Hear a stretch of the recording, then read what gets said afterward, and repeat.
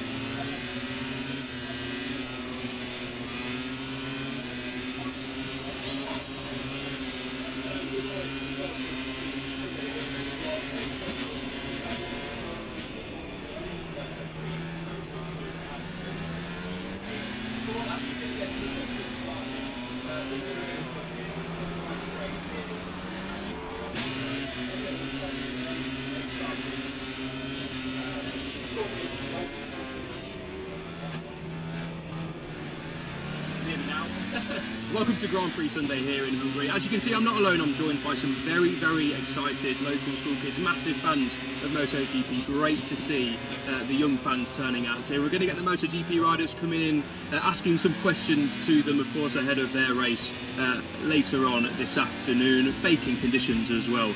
Fermin Aldiger, top in Mormont, I think he's one of the riders not joining us. We're going to get the riders coming in and I can just peer over my shoulder and see Raul Fernandez. So Raul, come join us. A round of applause for Raul Fernandez, guys and girls. How are you? So who's asking Raul Fernandez a question? Oliver. How are you, mate? All good? Hello. I am good. And you? Yeah, I'm fine. I give you this push. Thank you. Thank you. This is like Pancho, no? This is like my dog. Yes. What's your choice? Ice cream or chocolate? I am not really fan from the chocolate, so I will choose ice cream.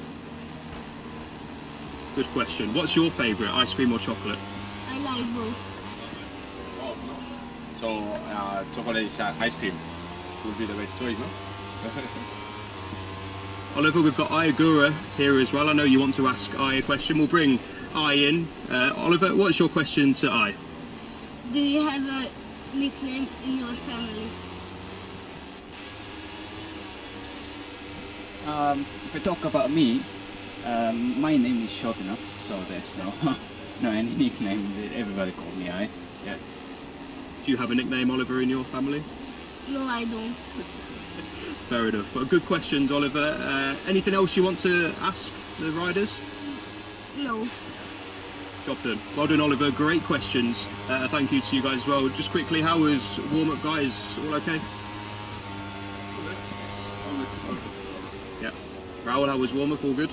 Yeah, it's a super short warm-up, but yeah, I feel good with the bike, so let we see on race. Good stuff, guys. And thank you to Trackhouse. Good luck and a round of applause for the Trackhouse racing guys.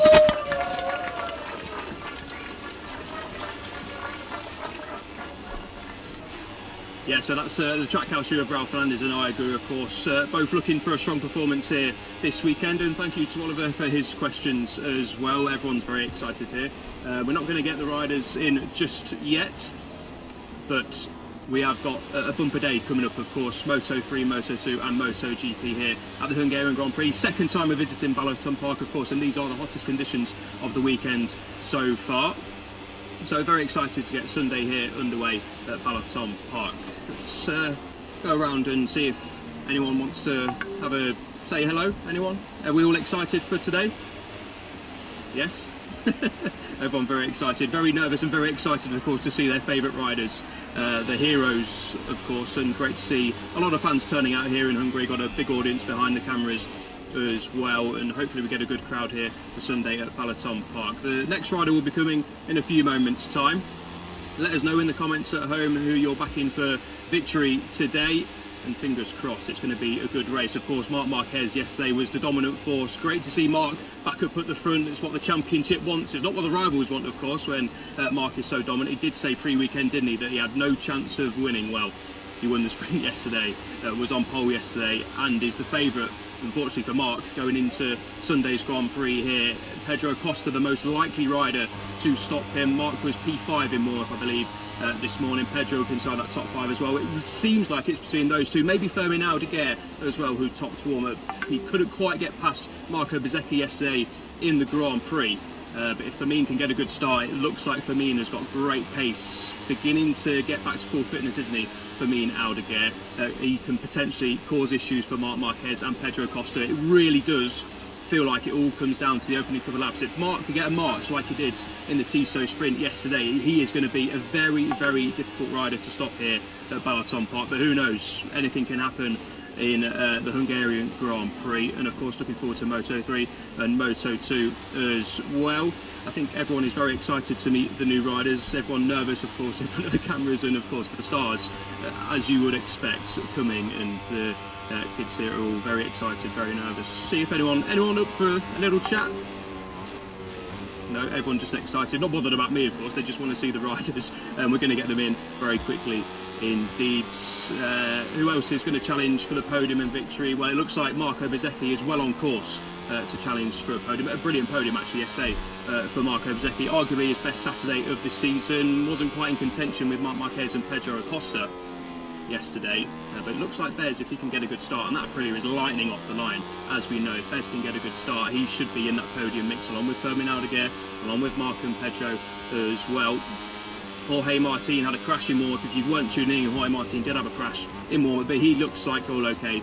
I saw him walking through the paddock on the scooter. No injuries reported for the rider, second in the championship. A little bit of a more difficult day for Jorge yesterday, but don't count Jorge out. If he can get a good start on that Aprilia, he should be well in the mix. We have another rider welcoming. A round of applause for Franco Morbidelli, guys and girls. Franco, how are you? All good? Hello, good morning. I'm good, thank you. Good. Right, who has a question for Franco Morbidelli? I believe it is Bianca. Here she is. Bianca, how are you? I'm really good. Excited to speak to Franco? Yeah.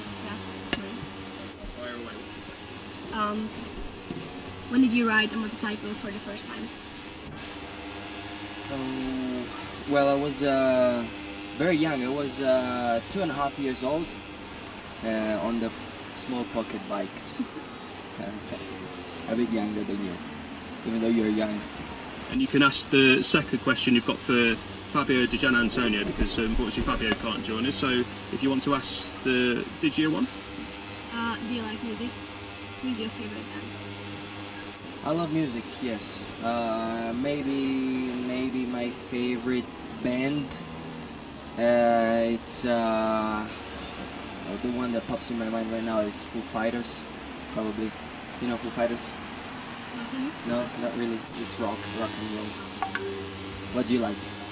My favorite band is Arctic Monkeys. Arctic Monkeys. I know them. I Good like choice. What's your favourite Arctic Monkeys song? Catapult. them. I don't know it. I'll listen to it. It's a good song. Have you got any more questions for Franco? Anything that pops into your head? No? Fair enough. Two questions to Franco. Bianca.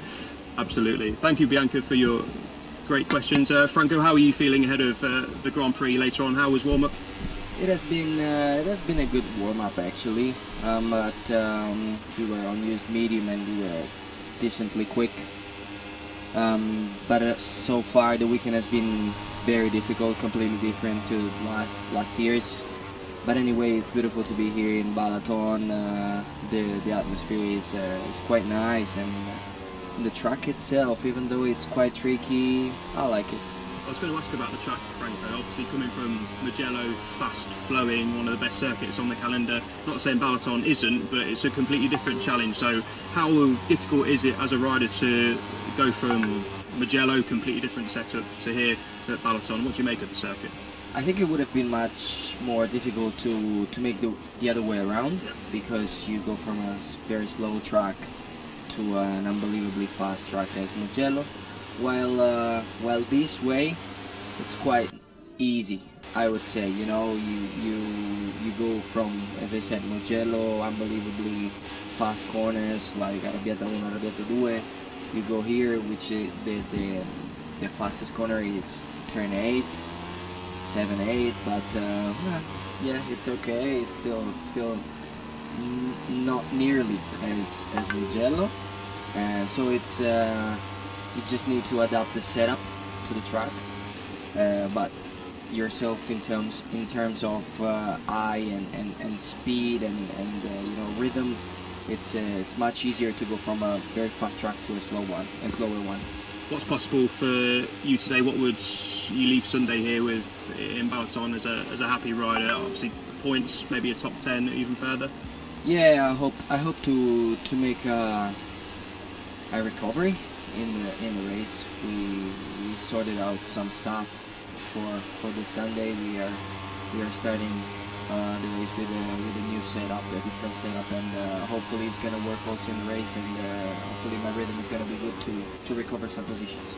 Thank you for your time, Franco, and round of applause for Franco Morbidelli, guys and girls. Good luck later on in the Grand Prix, Franco. Thank you for joining us. I believe we've got the Aprilia Racing duo coming up in a couple of minutes' time. As I mentioned, Jorge Martin crashed earlier on today. I also have a pen, Franco's got a pen, so it's all good. Yeah, the guys and girls here, very, very excited to meet the heroes, and great to have an interaction, really. We don't get to do this very often. Obviously, the hero walk is here at every Grand Prix for the riders to get up close and personal. We see that on a Sunday morning, don't we? But it's rare to have so many local school kids all absolutely buzzing that MotoGP is in town. Great for them to be here on Sunday inside the paddock as well, with a lot of fans here in the paddock and mixing it with their heroes. It's fantastic that our sport can allow these guys to realise their dreams. You can see the smiles on their faces as Franco gives them a signature, and a day and an afternoon to remember, a morning to remember as well, of course, and a weekend to remember. Fingers crossed we'll be back in Hungary next season. BalatonPark certainly provided some good racing last season, and I know the TC Sprint wasn't the best spectacle yesterday by any means. Marc Marquez and Pedro Acosta, the two sort of runaways in P1 and P2.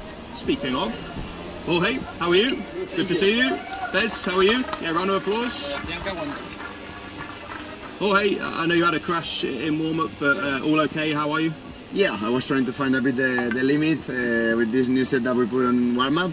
Anyway, I was feeling good. You know, with the full fuel tank is always difficult. So, yeah, nice warm-up, but for sure we need to continue understanding a bit more the things for the race. We've got some good questions coming up from the children here. So who have we got for asking questions for Bez and Martin? I believe it is Andras. Where are you, Andras? Here he is. How are you, Andras? All good? Okay, how are you? So, who's your first question to? Meki. It's how do you like Hungary? What is the biggest difference from your home country? I like Hungary. The food is it's quite similar. The weather is fantastic. The people is very kind, and pretty similar. My second is from Martin. So, what is your favorite ice cream flavor? Ice cream flavor. Yeah. That's a tough one. I will be between salted caramel and strawberry cheesecake. And bacho, also bacho, I love it. Yeah. Have you got some more questions? No. No, they're for That's other okay. riders. Very good. You can ask, have you got anyone else? Any other questions, sorry? Can I get an autograph from Yes, of Absolutely. Do you need a pen? I got a pen. course. You got everything. Some very, very special memorabilia coming up. Jorge, what's the target for today? A decent sprint yesterday. Yeah. It's all about getting a good start though, isn't it? Yeah, for sure getting a good start will be important, but then, you know, we are not as strong as we were in other tracks, so for me the important thing is to take the most out of the weekend, whatever will be good. The important thing is to finish the race and get good information. But you know, it will be a long race, so everything can happen. Thank you, Jorge, and good luck for later on. Bez, just a quick question to you. What's the feeling after warm-up, and how are you feeling ahead of the race later on? A good sprint yesterday. Yeah, the feeling was not too bad. Of course, this is a tough track, and we've been struggling a bit the whole weekend. So, as Jorge said, most important part is try to get out the maximum from the race and collect a lot of data and analyze everything. But my feeling was not too bad. Thank you for your time, guys, and best of luck later on in the Grand Prix. Round of applause for Jorge Martin and Marco Bezzecchi, everyone. Thank you, guys. Yeah, you're finished. Yeah, great to chat to Jorge Martin and Marco Bezzecchi, of course. Top two in the championship heading into the Grand Prix later on, and I believe it will stay that way no matter what the results are. Jorge and Marco Bezzecchi, two clear standouts so far in 2026, but not having it all their own way so far. Good to hear, though, that Jorge is all okay after his crash in warm-up this morning. As I mentioned, walking through the paddock, he was all okay, and you just heard it here first. He's got no issues heading into the Grand Prix later, just needs a good start. A good start is exactly what one of these riders got. Marc Marquez and Pecco Bagnaia. Round of applause for these guys, everyone. Some very big questions coming up to you guys. So who have we got for Marc and Pecco? Susie, I believe. Here she is. Susie, hello. Hello. Hi. She's very excited to ask you guys some questions. So, Susie, the stage is yours. Who are you asking first? Marcus, Okay.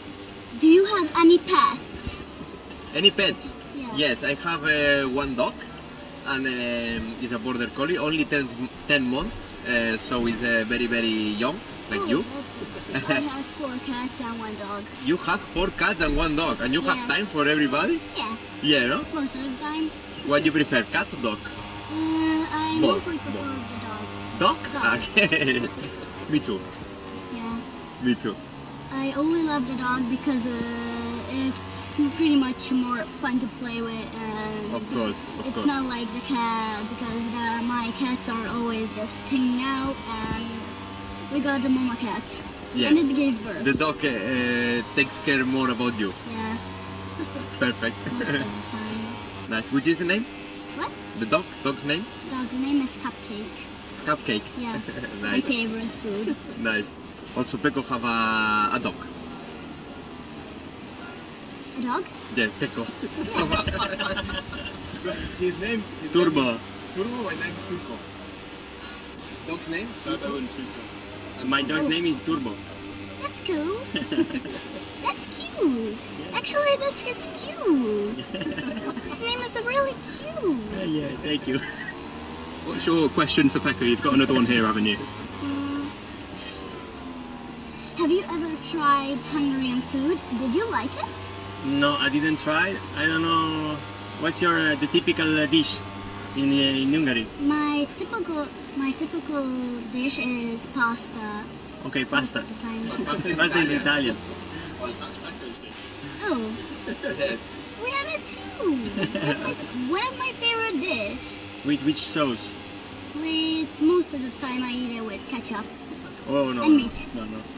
Ketchup, but no. I don't like ketchup on anything. You don't like ketchup. Yeah. On pasta, I never put ketchup on No. pasta. Marcelo, can I give you a gift? Of course. Always welcome. Special gift for Marc Marquez coming up. I believe it's a picture. Ah, nice. You did? Yeah. Nice, very nice. You like the flowers? Turn it. Ah, turn it. Ah, ok. Hostia, lo vedevo così. Ah, nice. You like the flowers? Yeah. Yeah? Very nice. I will keep for me, okay? Will give me a good luck today.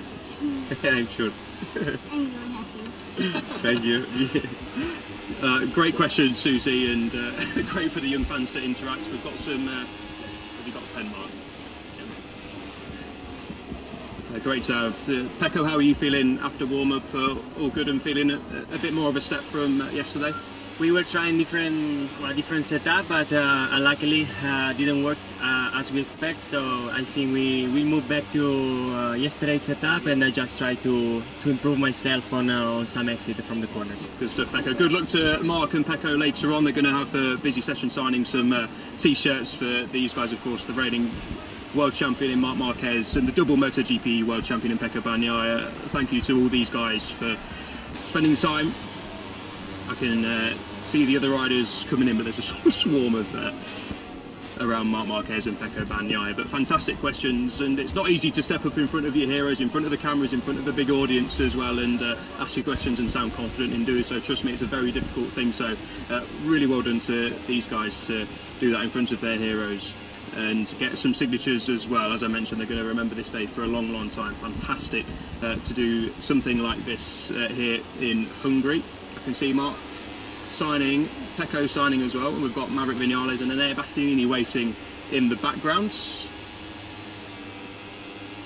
We'll try and bring the riders in. Maverick, Enea.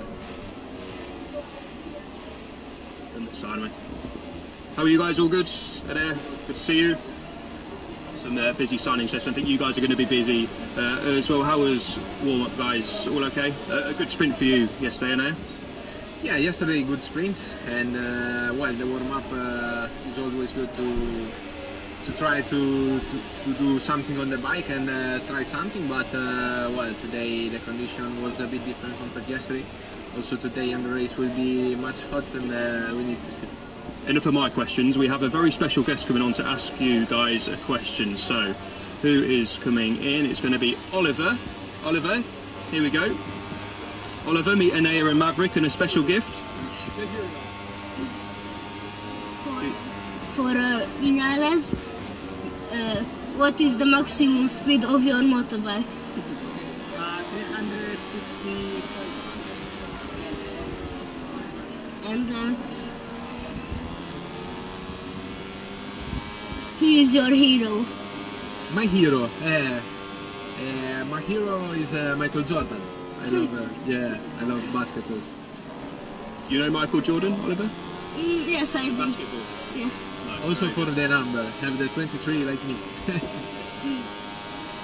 Thank you, Oliver, for your questions, and thank you. Thank you for the gift as well. What is it? A giraffe or? Yes, giraffe. Which is the name? You don't know. I don't know. Michael. Mike. Thank you, Oliver, for your great questions, and enjoy your day. Thank you guys for joining. Maverick, just quickly before I let you go, how are you feeling this weekend?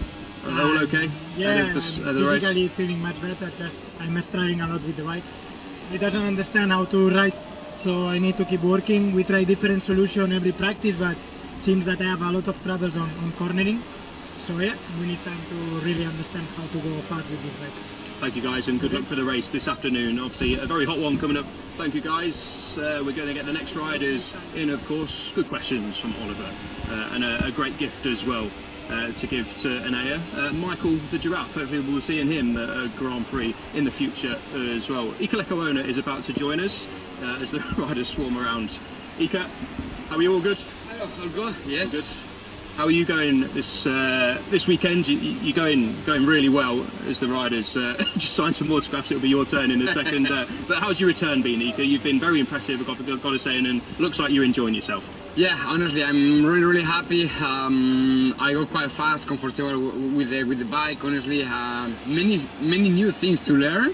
The bike changed a lot from the last 3 years that I'm not here, so I'm really happy with my performance. Let's see if the race we can find any point, because we are there. So yeah, it was good. What's been the biggest change on the motorcycle? Obviously, you've not ridden them for a few years. They've changed quite a lot from our point of view. We don't ride them, of course. You guys do. So what's been the biggest thing you've had to readapt to this weekend? Well, overall, I think the hot dog device, the rear device, and also the aerodynamic changed a lot. We have the base. I ride alone all the weekend. The bike works good, well. The thing is that when I go on the group, the bike changed. The bike balance changed with the slipstream, everything. So it's something that I didn't expect it, and I find many problems that before I don't have it, I say, oh, okay, what happened here, you know? And then I talk with the team and say, yeah, with all the aerodynamic, everything changed. So yeah, it's just I need to learn that area. No, it's the most critical point I want to say. Well, top job this weekend so far, Ika, and good luck in the Grand Prix. Later on, I think you're going to have to sign some signatures, which I'm sure you're happy to do for these guys. So I'll let you go. Thank you for joining us, and yeah, good luck for later on, and a really impressive weekend so far. I think we're going to have the Red Bull KTM factory guys coming to join us. I can see Pedro Acosta and Brad Binder, of course. Ika, if you want to just head that way. Yeah. And then we'll welcome in Pedro Acosta and Brad Binder. Brad, Pedro, how are you guys? All good? All good, buddy. You? Yeah, not bad. We're going to have some questions from some very special guests, Brad. I know you're a dad yourself, so I'm sure you're used to these sorts of interactions. Pedro, how are you? Quickly, all good? Yeah, not so bad. Good. Nice weather. Yeah, much better than yesterday. Let's win. Maybe this can help us a bit for this. Let's check it later. Right, are you ready for some questions? Who have we got? I believe it is Susie to step up again. Susie, welcome back. How are you? I'm good. Good. Susie's very excited to meet you guys. So are you ready for some questions? Susie, who's your first question to? Pedro, yeah. If you could ride a motorcycle with any person in the world, who would it be?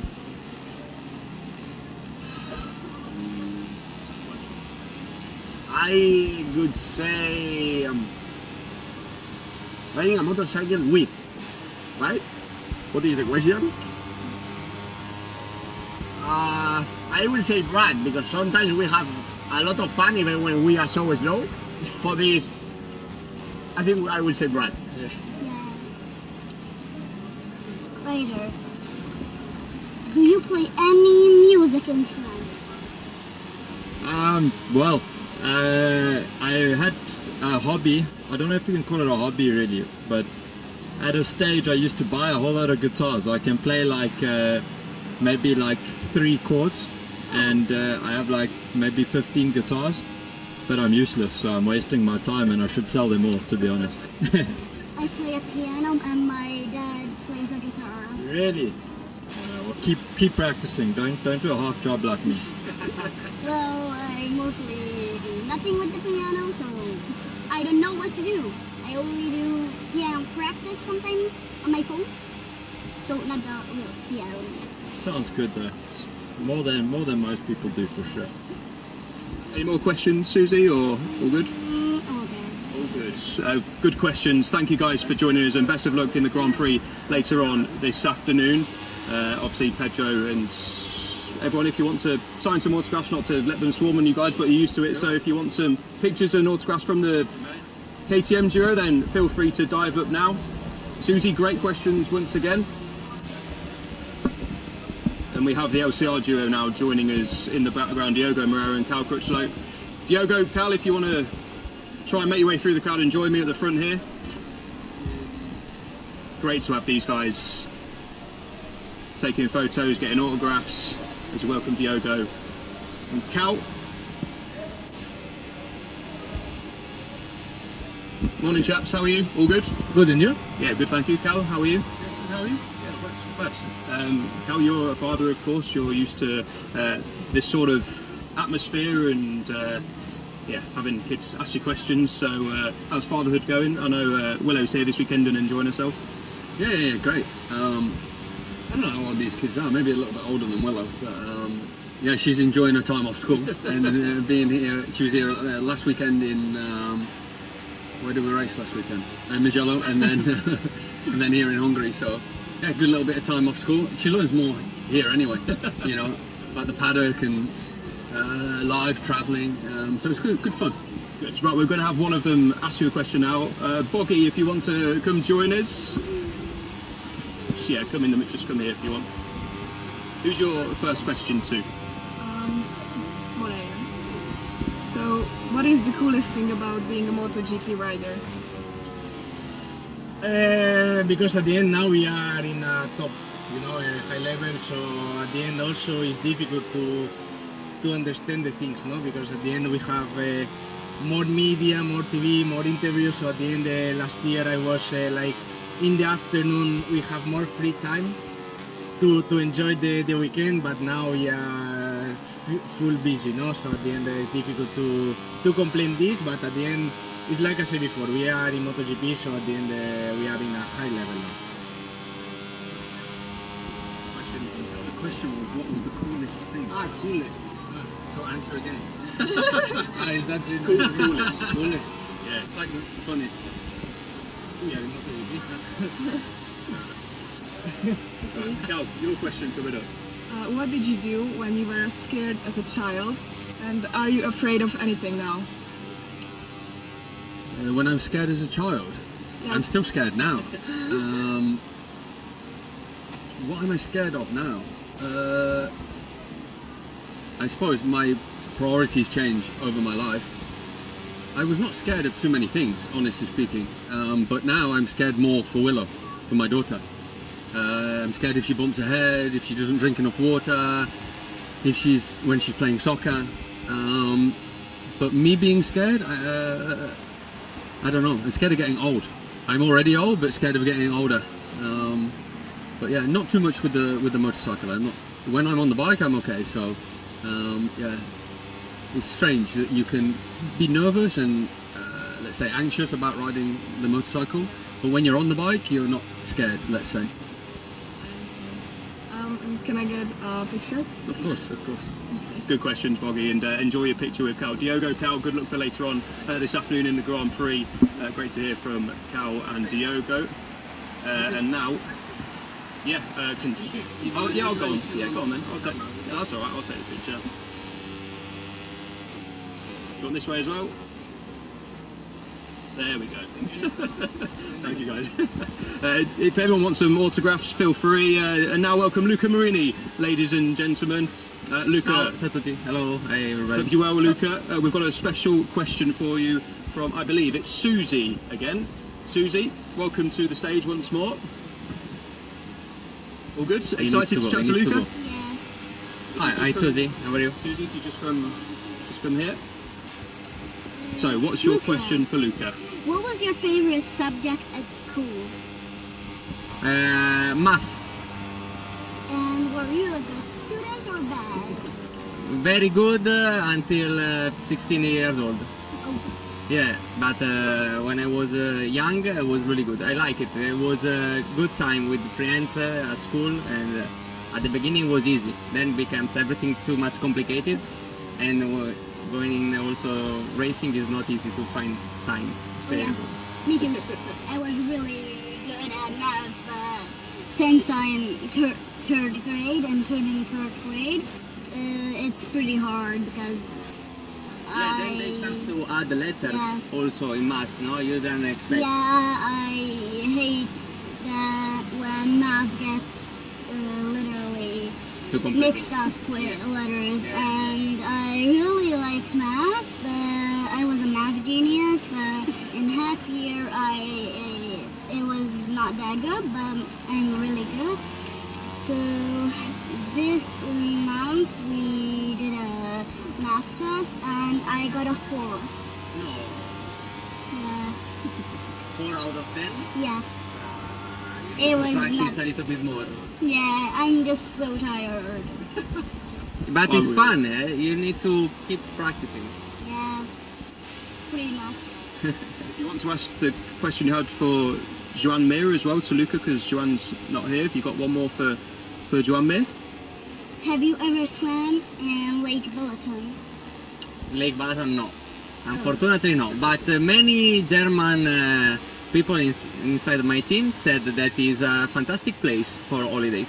Yeah, mostly summer because it got fishes. You can fish, of course. Sure. And there's a little stand where you can buy food, pet, like. There are fish. also some water sports. Yeah. Like.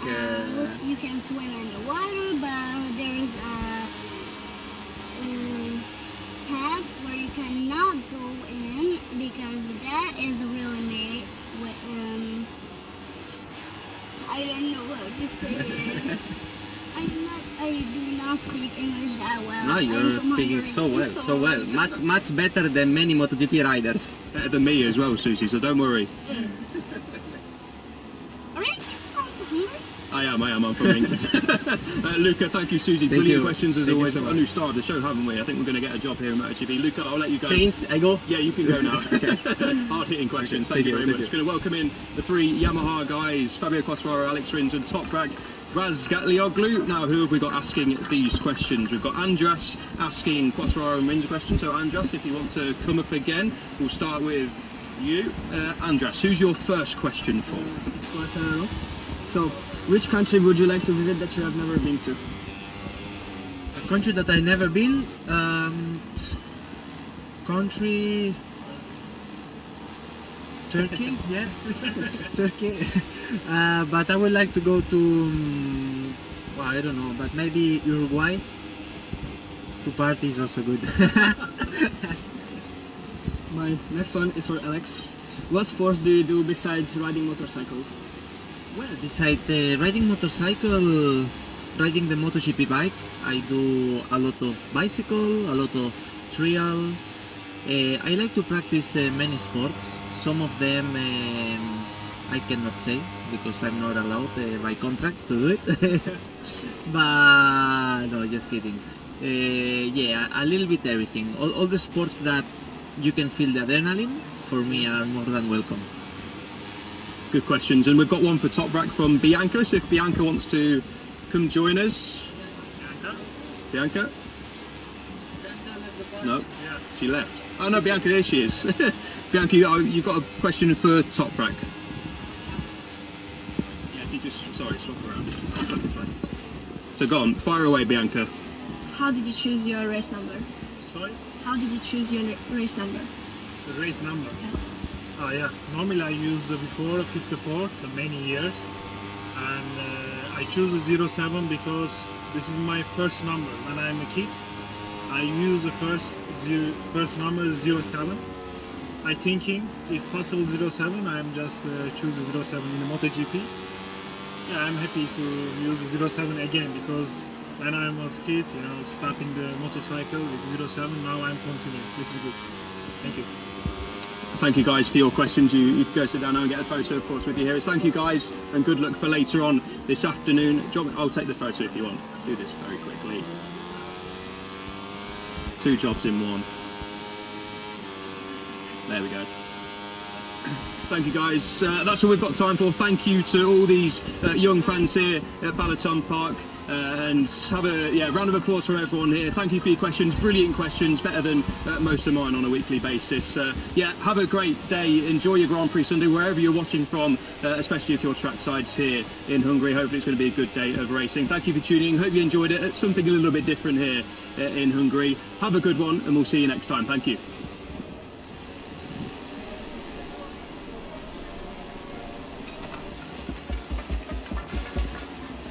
Well done, guys.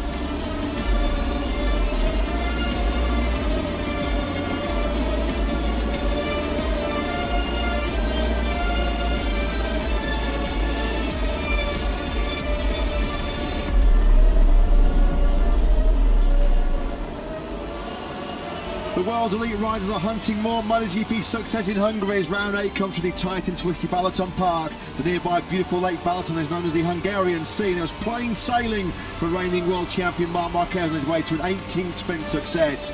Can the Ducati star dominate the main event? It's time to race in MotoGP.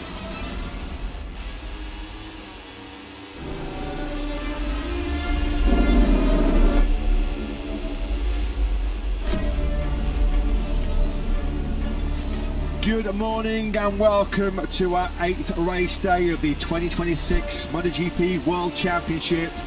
We are back at BalatonPark for just the second time ahead of what is just the 4th ever Grand Prix of Hungary in MotoGP history. And the weather gods have been smiling on us because we've got nigh on perfect conditions. It's a beautiful Sunday morning and it will be a beautiful Sunday afternoon here as well. as the European phase of this year's World Championship is now in full swing. Marco Bezzecchi, 20 points clear at the top of the MotoGP World Championship standings going into this afternoon's 26-lap Premier Class battle. But they're all chasing one rider as Marc Marquez chased his 100th Grand Prix success this afternoon. It's already been a superb Balaton weekend for the world champion, the factory Ducati star. Pole position yesterday, and he dominated the sprint from start to finish. Does another tremendous treble beckon for the 33-year-old Spaniard. Kicking off though, as always, our race day action in the company of Matt Burt, Lewis Sotheby in the commentary box, Jack Appleyard down in pit lane. It is the Moto3 World Championship, which I'm sure you're aware of by now, has taken a significant plot twist throughout this Grand Prix of Hungary weekend, involving Leopard Racing and in particular their star rider Adrian Fernandez, who came into this Grand Prix of Hungary third in the World Championship standings, but due to a technical infringement he now finds himself down 17th place in the World Championship. All the points he collected in the opening 6 Grand Prix have been taken away from him by the FIM technical inspectors. Lewis, this has been the hot topic in Moto3 so far this weekend. Yeah, unfortunately for Adrian Fernandez and for his fans, tech infringement, finding that the engines had been opened, the seal essentially had been tampered with, so the 6 Grand Prix for which the 2 engines where this was found have been scrubbed from the records for Adrian Fernandez. An appeal was held on Friday evening. Leopard were unsuccessful. We may still see further with legal recourse in this particular issue, but as far as championship standings are concerned at the moment, Adrian Fernandez has been eliminated from the first 6 Grand Prix. A major shame for him, of course. So sympathy for Adrian, who had no part, of course, in what was allegedly going on. What it ultimately means at the very top of the World Championship is what was a 52-point lead for Max Quiles of Alvaro Carpe, with their points tallies having been edited due to the 6 initial race results being changed, is that the gap between Quiles and Carpe is now 50 points. Yes, Adrian Fernandez's disqualification from those opening 6 Grand Prix meant he lost 2 podiums and 77 points. The big winners in terms of the championship, Bader Pratama found himself promoted to 3rd in the revised French Grand Prix classification, and now Pratama is 3rd in the overall World Championship standings. The Indonesian star Amaka Morelli promoted up to 3rd place in the Spanish Grand Prix in Jerez. Morelli 4th in the championship, a championship which so far in 2026 has been pretty much all about one rider. Max Quiles, 50 points clear, as Lewis just mentioned, in the revised championship classification, coming into this round 8 of the campaign. He is on the front row once again. Here is Quiles. He won this very Grand Prix here, our first visit to BalatonPark last August, from pole position in that dramatic photo finish with Valentin Perrone over the line. Podiums in 4 of his previous 7 front row starts for Quiles. 11th over last time out in Mugello, first time he's missed the top 6 in 14 Grand Prix. Of course, he'd been claiming 1st and 2nd places for fun in the early part of 2026, and we saw how angry he was and how upset he was, Lewis, at missing out on another victory, another podium 7 days ago in Italy. Yeah, some would argue that was a sign of perhaps youth and immaturity. Others, I think, and I would fall into the second category, that shows his winning champion's mentality. Anytime he's not on the top step of the podium or on the podium at all, it's almost a bit of a mini crisis for Max Quiles. First time this year he's finished the Grand Prix outside the top 2, having come from deep in the pack. He had dominated much of this weekend. He did fastest throughout practice, but was pipped to pole yesterday. The second Saturday in a row, of course, to pole by David Almanza. Superb, absolutely phenomenal performance by Almanza, the 20-year-old riding for Liqui Moly Dynabot intact. He was only released from hospital on Wednesday, missed the chance to start the Italian Grand Prix from pole position, laid low by a real nasty bout of tonsillitis. So severe was that case of tonsillitis. I think he could barely speak. His tonsils were so inflamed. He was hospitalised for 3 days. So coming here still under the weather and a little bit tired. Anybody's had severe tonsillitis will know it really does take it out of you. So to find a 1:45.686 to take his 5th pole position, first rider since Jose Antonio Rueda 1 year ago, actually, to claim back-to-back Moto3 pole positions. One of only 2 riders so far this weekend that were in the 45s, Almanza and Quiles. We've seen those two go toe-to-toe a couple of times already so far this year. That memorable super close finish as we kicked off 2026 at Buriram. Yeah, really mouth-watering front row of the grid, this one, for this Moto3 battle we had to come. Here is Max Quiles, who starts from second on the grid. The most recent winner, Brian Oriarte, completes the front row. Perhaps a rider who could have, maybe should have been there without a crash in Q2 is David Munoz. He has to come from 17th. He's talking to Jack. Yeah, all weekend long it's been about Almanza, Quiles and Munoz. You've had great rhythm. Obviously the mistake yesterday means you've got a lot of work to do, but with a good first lap, David, you must think you're still in the fight for the victory today. Yeah, so difficult for the victory because Quiles, he have a good pace, but step by step. I need to go to the front with a good mentality, and we'll see on the end. But I won't fight for the podium. Good luck. Thank you. Yeah, if he was high up the grid, you say he's pretty much nailed on for a podium challenge. Has given himself a bit of a mountain to climb here. In Hungary, Munoz really paying dearly for that crash at turn 17 in Q2. His lowest starting position, or his lowest qualifying, I should say, in over a year, since he was 22nd on the grid. Turn mass in 2025. Keep a close eye on what is a very heavyweight row further down the field. Guido Pini, Austin winners 16th on that same row with David Munoz, and Alvaro Carpe made a real hash last time out of qualifying. Let's go through the third row of the grid, then middle of that third row. CIP Green Park KTM rider Adrian Cruz has his best qualifying performance down the Jack. Yeah, career best starting position for Adrian, so I imagine as a result of that you're really excited for this one. Yeah, I'm really excited because yesterday we did a very good job, and today, yeah, it will be a difficult race because there are 2 riders that have a lot of pace, but yeah, we will see, we battle like always and enjoy it. That is important thing. Good luck, have fun. Thank you. Yeah, Adrian Cruz says thanks, Jack. The 19-year-old from Valencia, first time he's going to be starting another 3 race inside the top 10. Career best qualifying as well for both Ruche Moodley and Rico Salmela coming up in this Grand Prix. Second row of the grid once again is where we find Jesus Rios, 5th in qualifying last weekend in Mugello, 5th here today. Technically speaking, it's actually the 3rd race in a row he's qualified 5th. That's because there was another rider who got eliminated. Brian Oriarte got disqualified from both qualifying and the race in Barcelona, where he finished 4th, of course. So he loses 13 points from his particular talent. Tim Peroni, keep an eye on the younger Argentine. He started and finished the Grand Prix here 2nd last year. He's in that second row, 4th place. Let's get his thoughts with Jack. Yeah, front of row 2 for Valentin, who's got great memories of this BalatonPark circuit. Led so much of last year's race. I'm sure you're hoping to go one better today. Yeah, I hope so. I know it will be a difficult race as last year with a really fast pace, but let's see. I will give my 100% in every corner to achieve the goal that I want, and I will do my 100%. Have a good one. Thank you so much.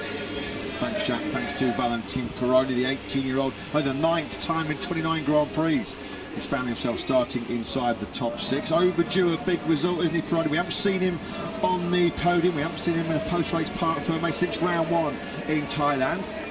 Aiming to be the first Argentinian to win in Moto3 is Peroni, as is Marco Morelli, who we find here on the front of the 3rd row of the grid. Morelli, as Matt mentioned, one of the big winners from the controversy surrounding Adrian Fernandez's Leopard Honda. He's now gone from 1 podium to 2, having gained that 3rd place back at the Spanish Grand Prix. 4th top 10 qualifying in a row for Marco Morelli on the 2nd of the Aspar KTMs. Well, what a performance, what a week, a topsy-turvy week it has been for David Almanza. High expectations for the Liquid Motor Dynamite Tag Team. Almanza on pole position, Munoz with podium pace 17. Let's get the thoughts on the boss, Peter Ertl. Yeah, obviously we've heard from David, who's hoping to come through to fight for the podium. So let's touch on the pole man, Peter. How much has the illness taken out of him going into this race? Hot conditions, we know it's going to be a really fast pace between him and Max, so what are your hopes? Yeah, of course, David Almanza hope he can go together with Quiles, set this strategy for him in this race. And what the practice show us that is possible, but sure not easy, because the other riders will try to keep to let it not happen. And David Munoz, of course, try to to come to the leading group in front as fast as possible, but there's also a risk. For Almanza, is he 100% fit, or are you concerned in the later stage of the race whether last week's illness could have an impact? Yeah, of course, he is not by 100% because he left the hospital on Wednesday evening, travel here and did fastest lap time in FP1, so it was incredible. But the race is different, and under this condition here is very hot, so will be sure not easy for him, but he is motivated to give everything. Thanks, Peter. Good luck. Thank you. Thanks, Jack. Thanks to Peter. Yeah, 3 riders in this upcoming Grand Prix have long lap penalty to serve. Eddie O'Shea, fresh off the back of his career best 6th place last weekend in Mugello. Long lap for disturbing a rider in Q1 at turn 8, or disturbing 2 riders. Vader Pratama, he's going from the back of the 3rd row 9th place. He's 70 on Indonesian. He's on a long lap as well. Balking Ruche Mouli at Q2 at turn 5, and Matteo Batali, the 3rd of that trio. You saw it on the graphic there, the 22-year-old Italian. He also will be through the long lap penalty loop.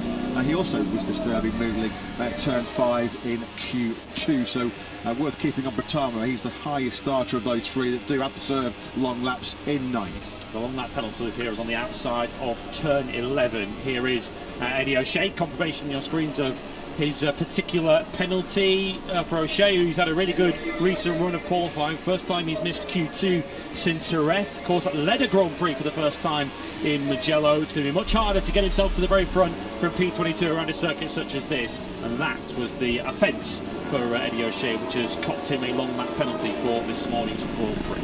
Yeah, disturbing the laps of both Nicolo Carrara and Zeb Matani, as you can see there. Yeah, just a 3rd Brit.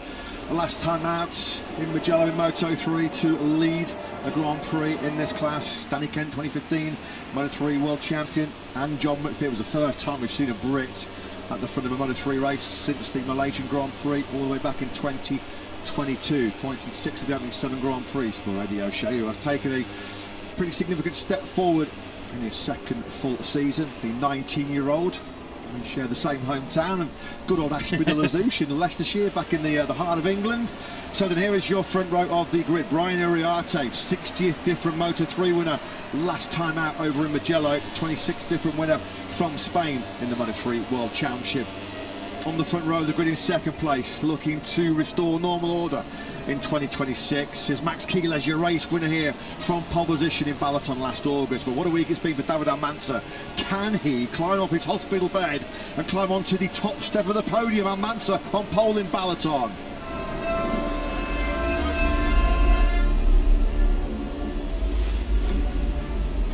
20 laps of BalatonPark to come in Moto3. What a thriller we had here 1 year ago. David Almanza starts from his 2nd pole in a row. Of course, didn't start from the previous one in Mugello. He does today from last year's winner, Max Quiles, and our most recent Moto3 winner a week ago, Brian Uriarte. Valentin Peroni fought for the win here last year. He starts 4th ahead of Jesus Rios and a career best 6th for Rico Salmela. Marco Morelli's next up ahead of Adrian Cruzes, his best by 3 places, with Vader Pratama and a long lap penalty to come for him from row 3. Joel Kelso, Adrian Fernandez and Casey O'Gorman on row 4, ahead of a career best 13th for Ruche Moodley. He's ahead of teammate Cormac Buchanan and Matteo Batali, who has a long lap penalty.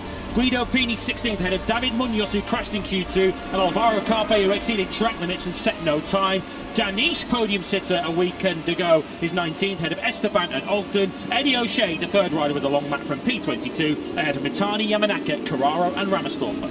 So 50 points is Max Quiles' advantage coming into this Balaton battle in Moto3. We got served up another treat, didn't we, last weekend in Mugello. 2.330 seconds in that Grand Prix of Italy, the 9th closest top 15 in Moto3 history. We had 6 different leaders over the line last time out in Mugello, which was the joint highest ever in Moto3, and the 12th time this happened in 265 Moto3 Grand Prix. So let's hope there's a lot of chopping and changing at the front of this Balaton battle coming up shortly. The vast majority of the riders in the field have gone for the medium front, medium rear combination. The outliers on the grid, Almanza from pole position has gone for the soft front tyre. Quiles and Uriarte on the front row alongside him, and medium front and rear. Jesus Rios on row 2 has gone soft front and rear. So have the Hondas of Vader Pratama and Adrian Fernandez. It's been very much the Quiles and KTM show so far this season in Moto3. making a turn on 6 of our opening 7 Grand Prix of Pratama there. Just dress rehearsals, the long lap penalty loop. Honda's only success so far this season has come from that young man in the middle of the picture, number 94, Guido Pini. Well, we saw, didn't we, on social media, so many Malaysian fans were absolutely buzzing after hacking Danish's brilliant podium last time out in Mugello. Fantastic performance by Danish, only the 3rd Malaysian to podium with Idam Pawit and, of course, Fahmi Khairuddin. But if he's going to make it back-to-back podiums, he's got an awful lot of work to do, coming from 19th place on the grid. John Esteban and Scott Ogden will start alongside Danish. Surprised to see Esteban so far down the grid as well in 20th spot. Alvaro Carpe, his worst ever World Championship qualifying performance yesterday. Had all kinds of issues with track limits. Didn't even register a lap time in qualifying. Did Carpe.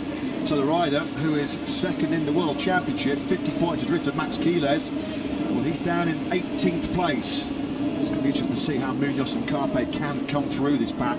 Not the easiest of circuits to make manoeuvres and get yourself through the field here around what is a very tight and twisty BalatonPark circuit. Green flag though has cleared at the back. Race day 8 is about to get underway here on the glorious sunshine in Hungary. Lights out, and we're racing in Moto3 here at BalatonPark. Superb start from Almanza from that pole position. Quiles already trying to get closer to attack him on the brakes into the first corner. Quiles won't be close, and Morelli's gone charging into the first corner. Quiles is Aspar's teammate. Morelli's going to hemorrhage position now as they go through turn 2 with Almanza. It is that leads. Yeah, and I think that's Peroni trying to go up the inside there of Uriarte to take 3rd place. Salmela also taking advantage of that, so the Finnish rookie's now up into 4th.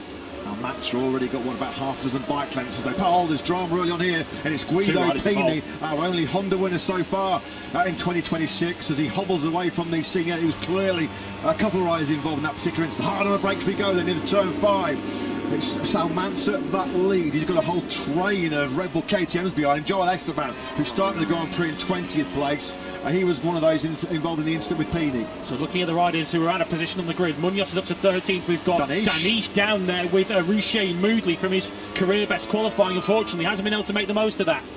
We mentioned before, haven't we, about how hard it is to overtake and make clean passes around Balaton, and already we've had 2 separate incidents involving 4 different riders. Just having a quick check on Marco Morelli, who went charging into that first corner. He started the Grand Prix in 7th. Disastrous run through that first turn, because he came now, well, he's 14th. Down to 15th now. Adrian Fernandez, who's also been delayed on that first lap, has passed it. Carpe straight up into the top 10 from 18th on the grid, up 8. Munoz only up 4. He's still in 13th. Has now passed Kelso, so Munoz now runs 12th. Munoz has just taken 7th back from Adrian Cruces. Cruces in 8th, which is exactly where he started this Grand Prix. So Moodley and Danish caught up in some early drama. Carpe's charge is getting better. He's just picked up Buchanan now. Carpe then from as low as 18 on the grid. He's picked up already 9 places on this opening lap.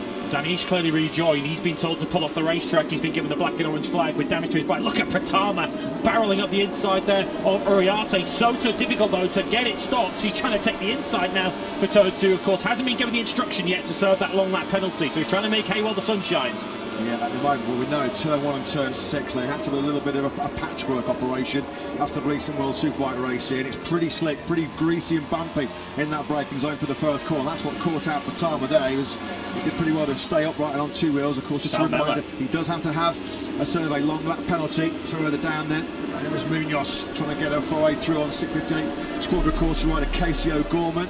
Let's have a look at the race start then. So we need to be looking sort of mid-pack. We're going to see Morelli there come steaming through up the inside there of Peroni and going straight on into the corner. That's Fernandez running what must have been Moodley wide. That's why he was back with Danish. And then into turn 2, Esteban up the inside there of Guido Pini. It looked like Esteban going for a gap that ultimately wasn't there.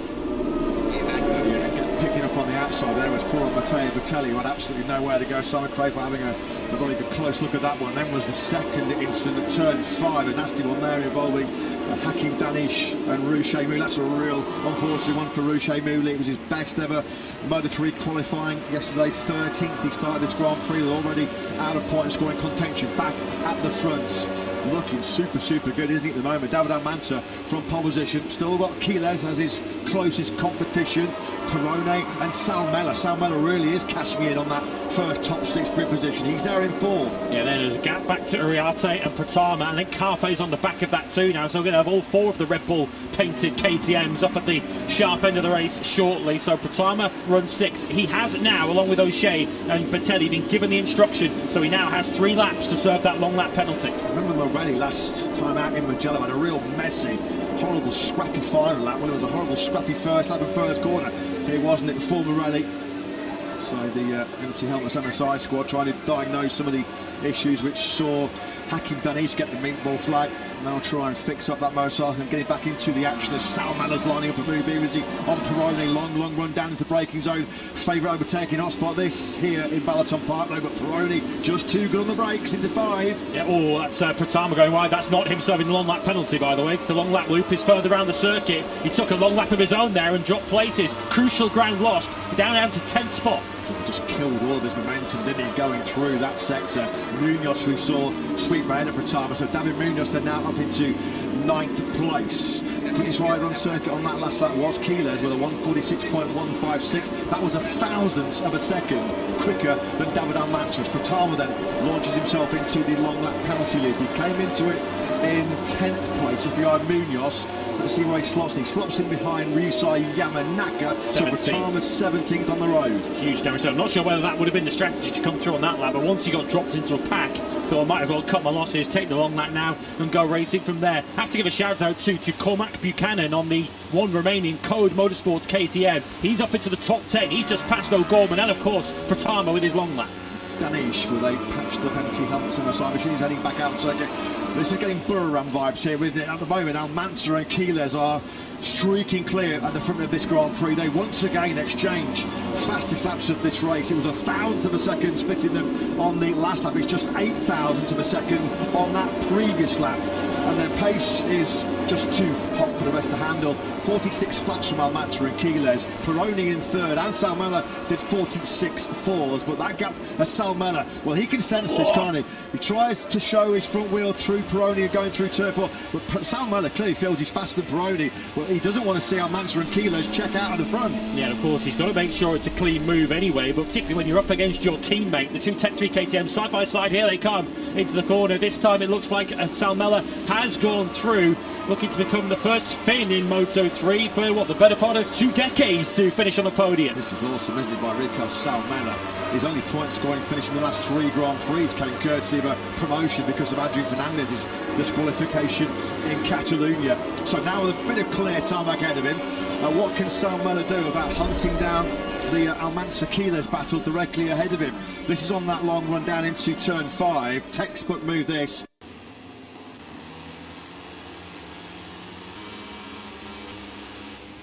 One of the best overtaking opportunities you will get here in BalatonPark, and he picked that opportunity perfectly there. Lovely that by Sal Mellor. He's a second behind Quiles, second to 3rd, so that's the kind of gap if Sal Mellor does have more pace, but he's got to try and close in. The Tech 3 pair, they've then got a second and a quarter back to the 2 Red Bull KTM IO teammates of Uriarte and Carpe, who run 5th and 6th. Munoz has now clambered his way up to 7th. It's been a heck of a recovery that by Munoz. Fair play to Morelli, hasn't made no further progress really. He was 14th on that first lap after careering into the heavy braking zone for turn 1. That's where he is still stuck at the moment. Almanza a 145.897. He's dragging Quiles along for the ride as well. Almanza and Quiles, the only riders now that are in the 45. It's a hot pace at the front of this Grand Prix. Carpe takes Uriarte for 5th, and having passed Peroni, Sal Mellor immediately pumped in his personal best lap of the race on a 146.1. That was only a quarter of a second slower than the pair ahead of him, and of course he spent the first sector behind his teammate, so we'll now find out what kind of pace Sal Mellor has and whether he can drag his teammate back into this leading battle. Carpe.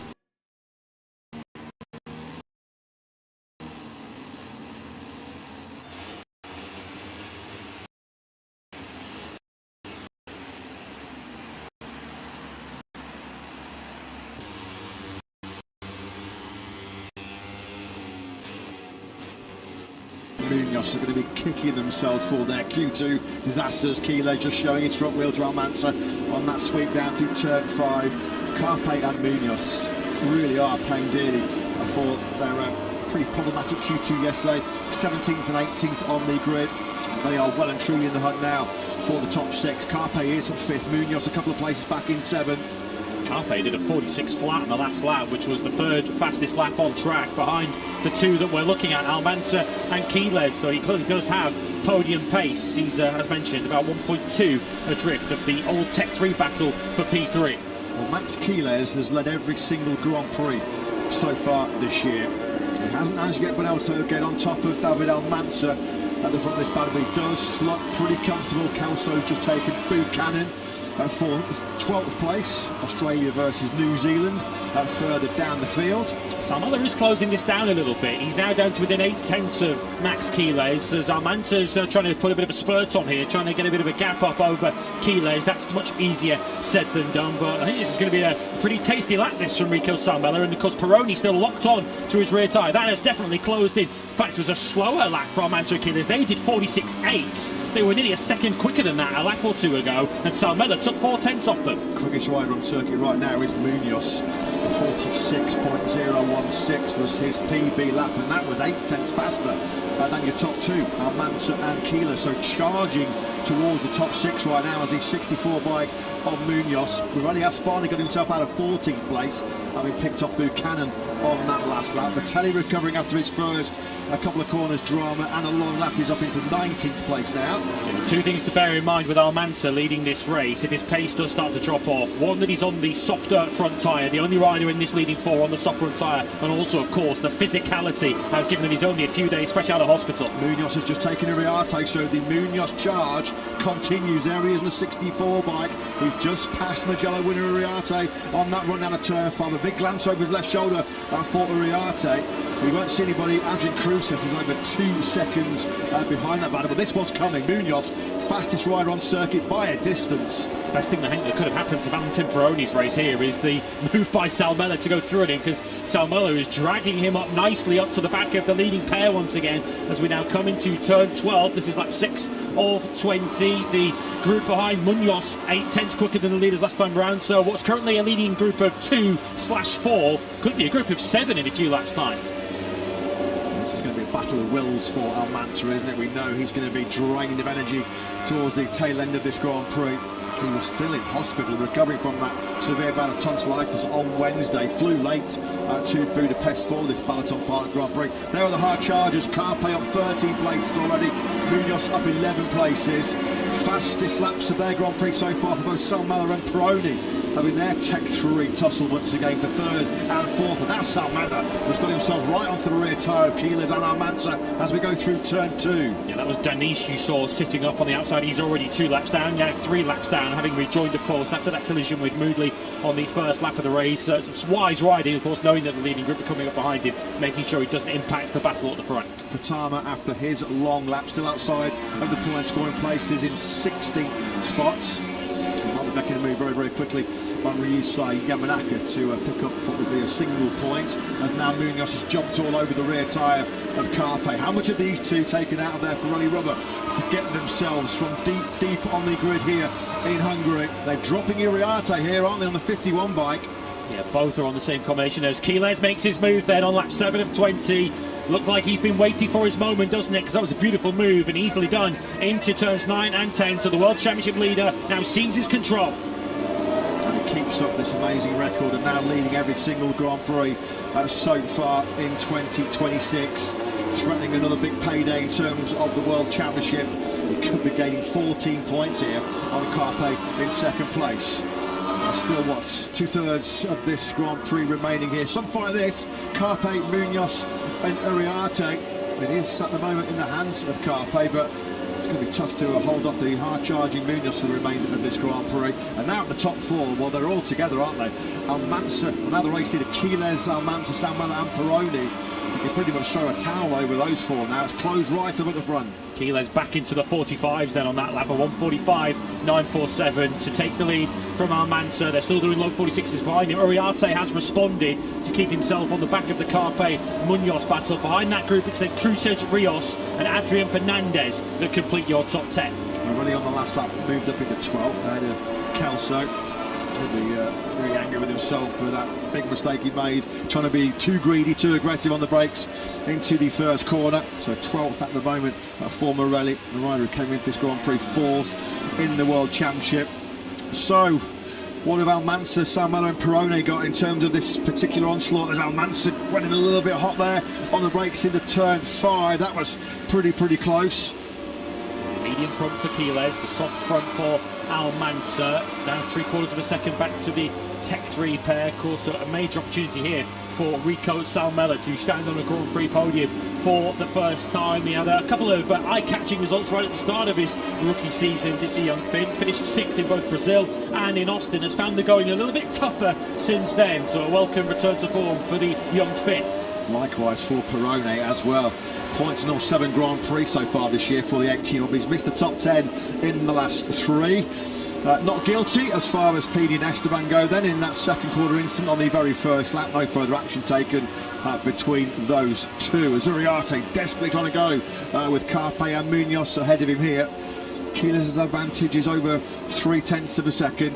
He's just starting to build some pressure here on Almanza. Test Almanza behind him. He wants revenge, doesn't he, as well, for Buriram, doesn't he, when they locked horns right to the checker flag in Thailand. And as soon as Quiles has taken leadership of the race, they've started to drop Salmello and Perrone again, with Quiles now backing up a 45.9 with a 46.0. Almanza is able at the moment to go with this pace of Quiles, but it looks like it's already starting to drop Salmello and Perrone into their own personal battle for P3. Munoz just cannot find a way through, can't make a clean pass as yet on Carpe in their fight for 5th place.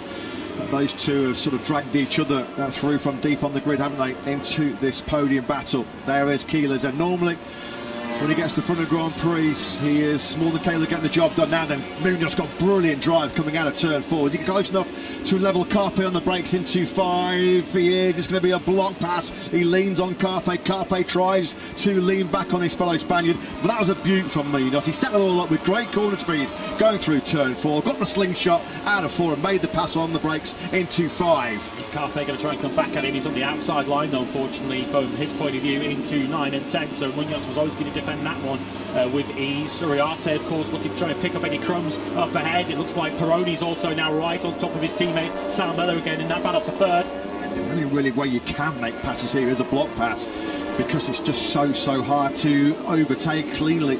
Not a lot of overtaking opportunities around here. Turn 5 is probably the most favourite of them all, as Munoz demonstrated quite brilliantly there.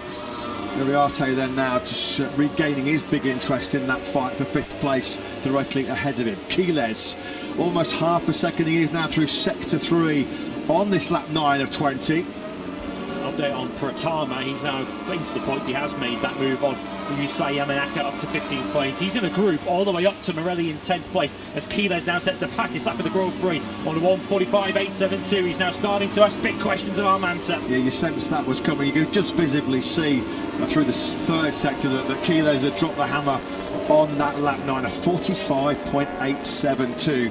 Almost 0.6 of a second he was then clear of Almanza.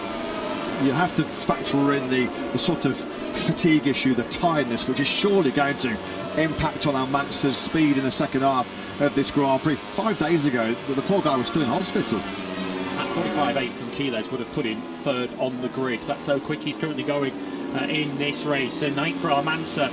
And of course, he's going to be incentivised by what's going on behind him, with the gap opening up back to the Tech 3 duo. Of course, desperately wants to win, but as long as he's beginning to pull clear of the Tech 3 pair behind him, he's in a fairly safe 2nd place. Carraro has crashed out at the first corner.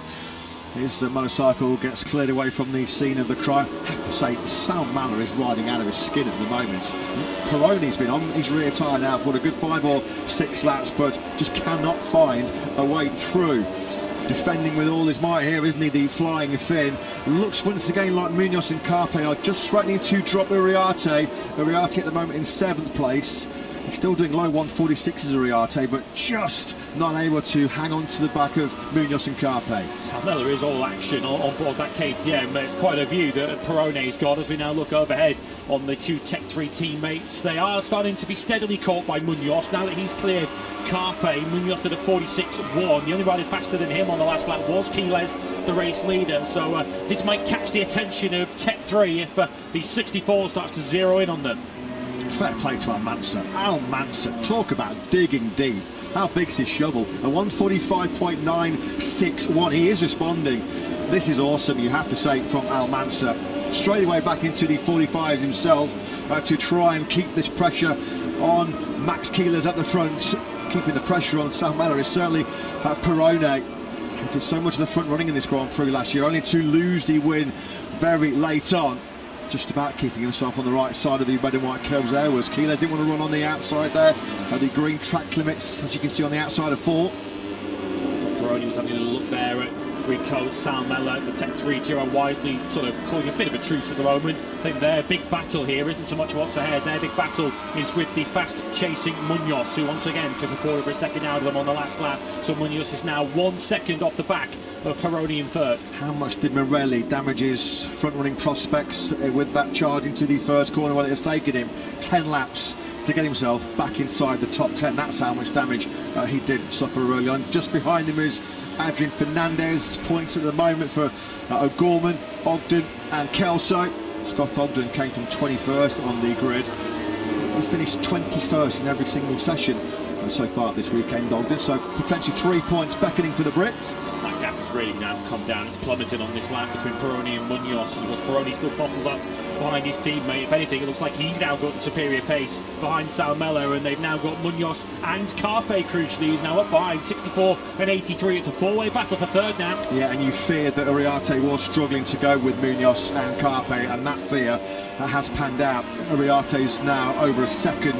He's been cut well adrift of the Munoz-Carpe battle. 1.5 seconds now. He was in the mid-46s. Was Uriarte. So it doesn't look like he's going to be winning back-to-back Grand Prix in 2026. Keylers and Almanza, both in the 45s. As Sam Mellor goes in a little bit hot, just a little bit hot already, maybe overworking that Pirelli front tyre. So Perrone then does seize third place there, over 2.5 seconds behind your race leader, Keylers. But this is like Thailand all over again, isn't it? Keylers and Almanza on a different level. Yeah, comfortably clear of the rest of the field. Just could not get it stopped there into turn 1. Of course, it is a slightly slippery and greasy turn 1. Perrone more than happy to take advantage of that opportunity. Can he bolt up the order now and try and build a bit of a buffer while his teammate holds Munoz back? Just at the top of your pitch there, you can see Cruces and Rios there, 8th and 9th respectively. Adrian Fernandez has just put in his best lap of the Grand Prix. Seems like he's getting towed by the Aspire rider Morelli ahead of him.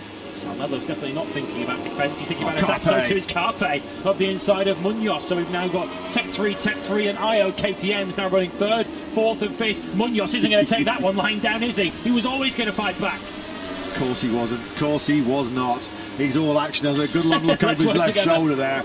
And just has a glare, a stare into the face of Carpe. Of course, while this quartet start beating each other up, I mean, already Keyless and Almanza are long gone, but if they had any hope of dragging themselves back into the victory contention, well, they can kiss goodbye to those hopes. As you can see, just in the top of your pitch there, moving into the final chicane, 15 and 16, it's still Keyless, just about keeping Almanza at bay. Nothing between them at the front of this Grand Prix.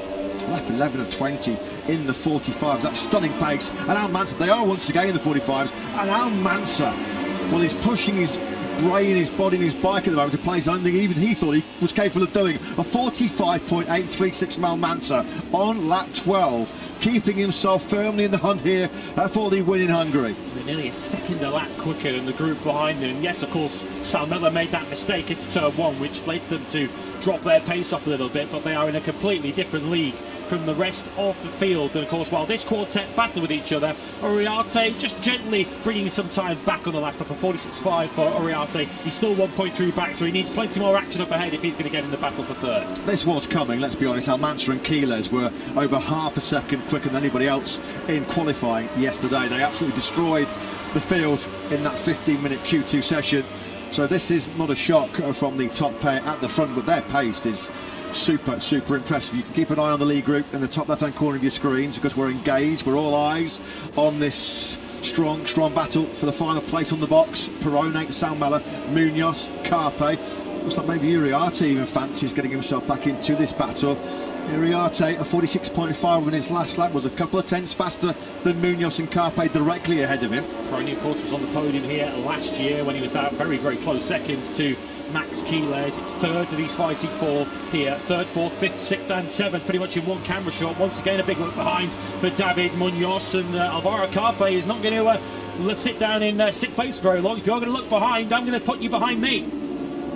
Yeah, Carpe then needing no second invitation into the final chicane, final corner now. We negotiate. This is turn 17. Long gone up the road are Quiles and Almanza, who've just dipped into the 46s.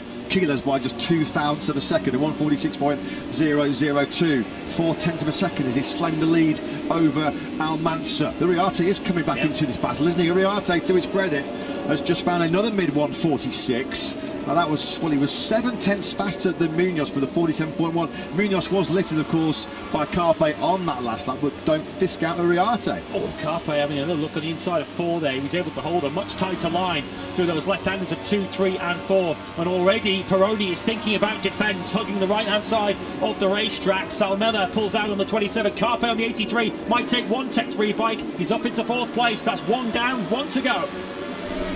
PB lap on the last lap from Morelli, keeping a close eye on his recovery of 46.740. I mean, that is podium pace. Unfortunately, his hopes of the top 3 were ended at the very first corner. Here comes Carpe, showing Perone his front wheel. What a battle this is. Uriarte's right now. It's now, well, what was it? A quartet, a battle of 4 for the podium as Carpe sends it on the inside of Perone going through turn 11. Well, it's now a battle of 5 for the final spot on the box. That's 3 riders he's passed in a lap, isn't it? He passed Munoz into 15 on the previous lap, and 2 Tech3 overtakes in the space of around 6 corners for Alvaro Carpe, the 83. Of course, he's going to lose points at the moment. As it stands, he would lose 9 of them to Max Quiles, but again, Carpe limiting the damage to a certain extent. He's never had 3 podiums in 3 successive races, has Carpe. Looking for a late birthday gift here as well. He turned 19 here in Hungary on Friday. Right in the mix, isn't he, Carpe? 3 podiums in the last 5 starts, 6 top 5 finishes so far this season. Quiles now then. That was a big lap from Quiles, a big lap 14. You feel he was almost half a second quicker than Almanza. That gap between those two, that's going to be tight between Perone and Carpe on the brakes into the first corner. Out of nowhere, the gap between Quiles and Almanza jumped up to over 0.8 of a second. That was the height of ambition there from Valentin Peroni. He was wise to back out of that one. He could well have skittled himself and Carpe out of the Grand Prix. And now that Almanza is nearly a second behind, and with 4.6 seconds of empty tarmac back to that 5-way fight for third, is this the point where David Almanza thinks, do you know what, 20 points in second place will do me just fine today? Yeah, heroic riders. Munoz, he's got the inside line there, hasn't he, on Peroni? That's getting really tight. Salmela is, and that's gone now back into 4th place. What a battle this has been for the final place on the podium. Anybody's guess who's going to win out at the end of this particular tussle. At the moment, it is still Carpe.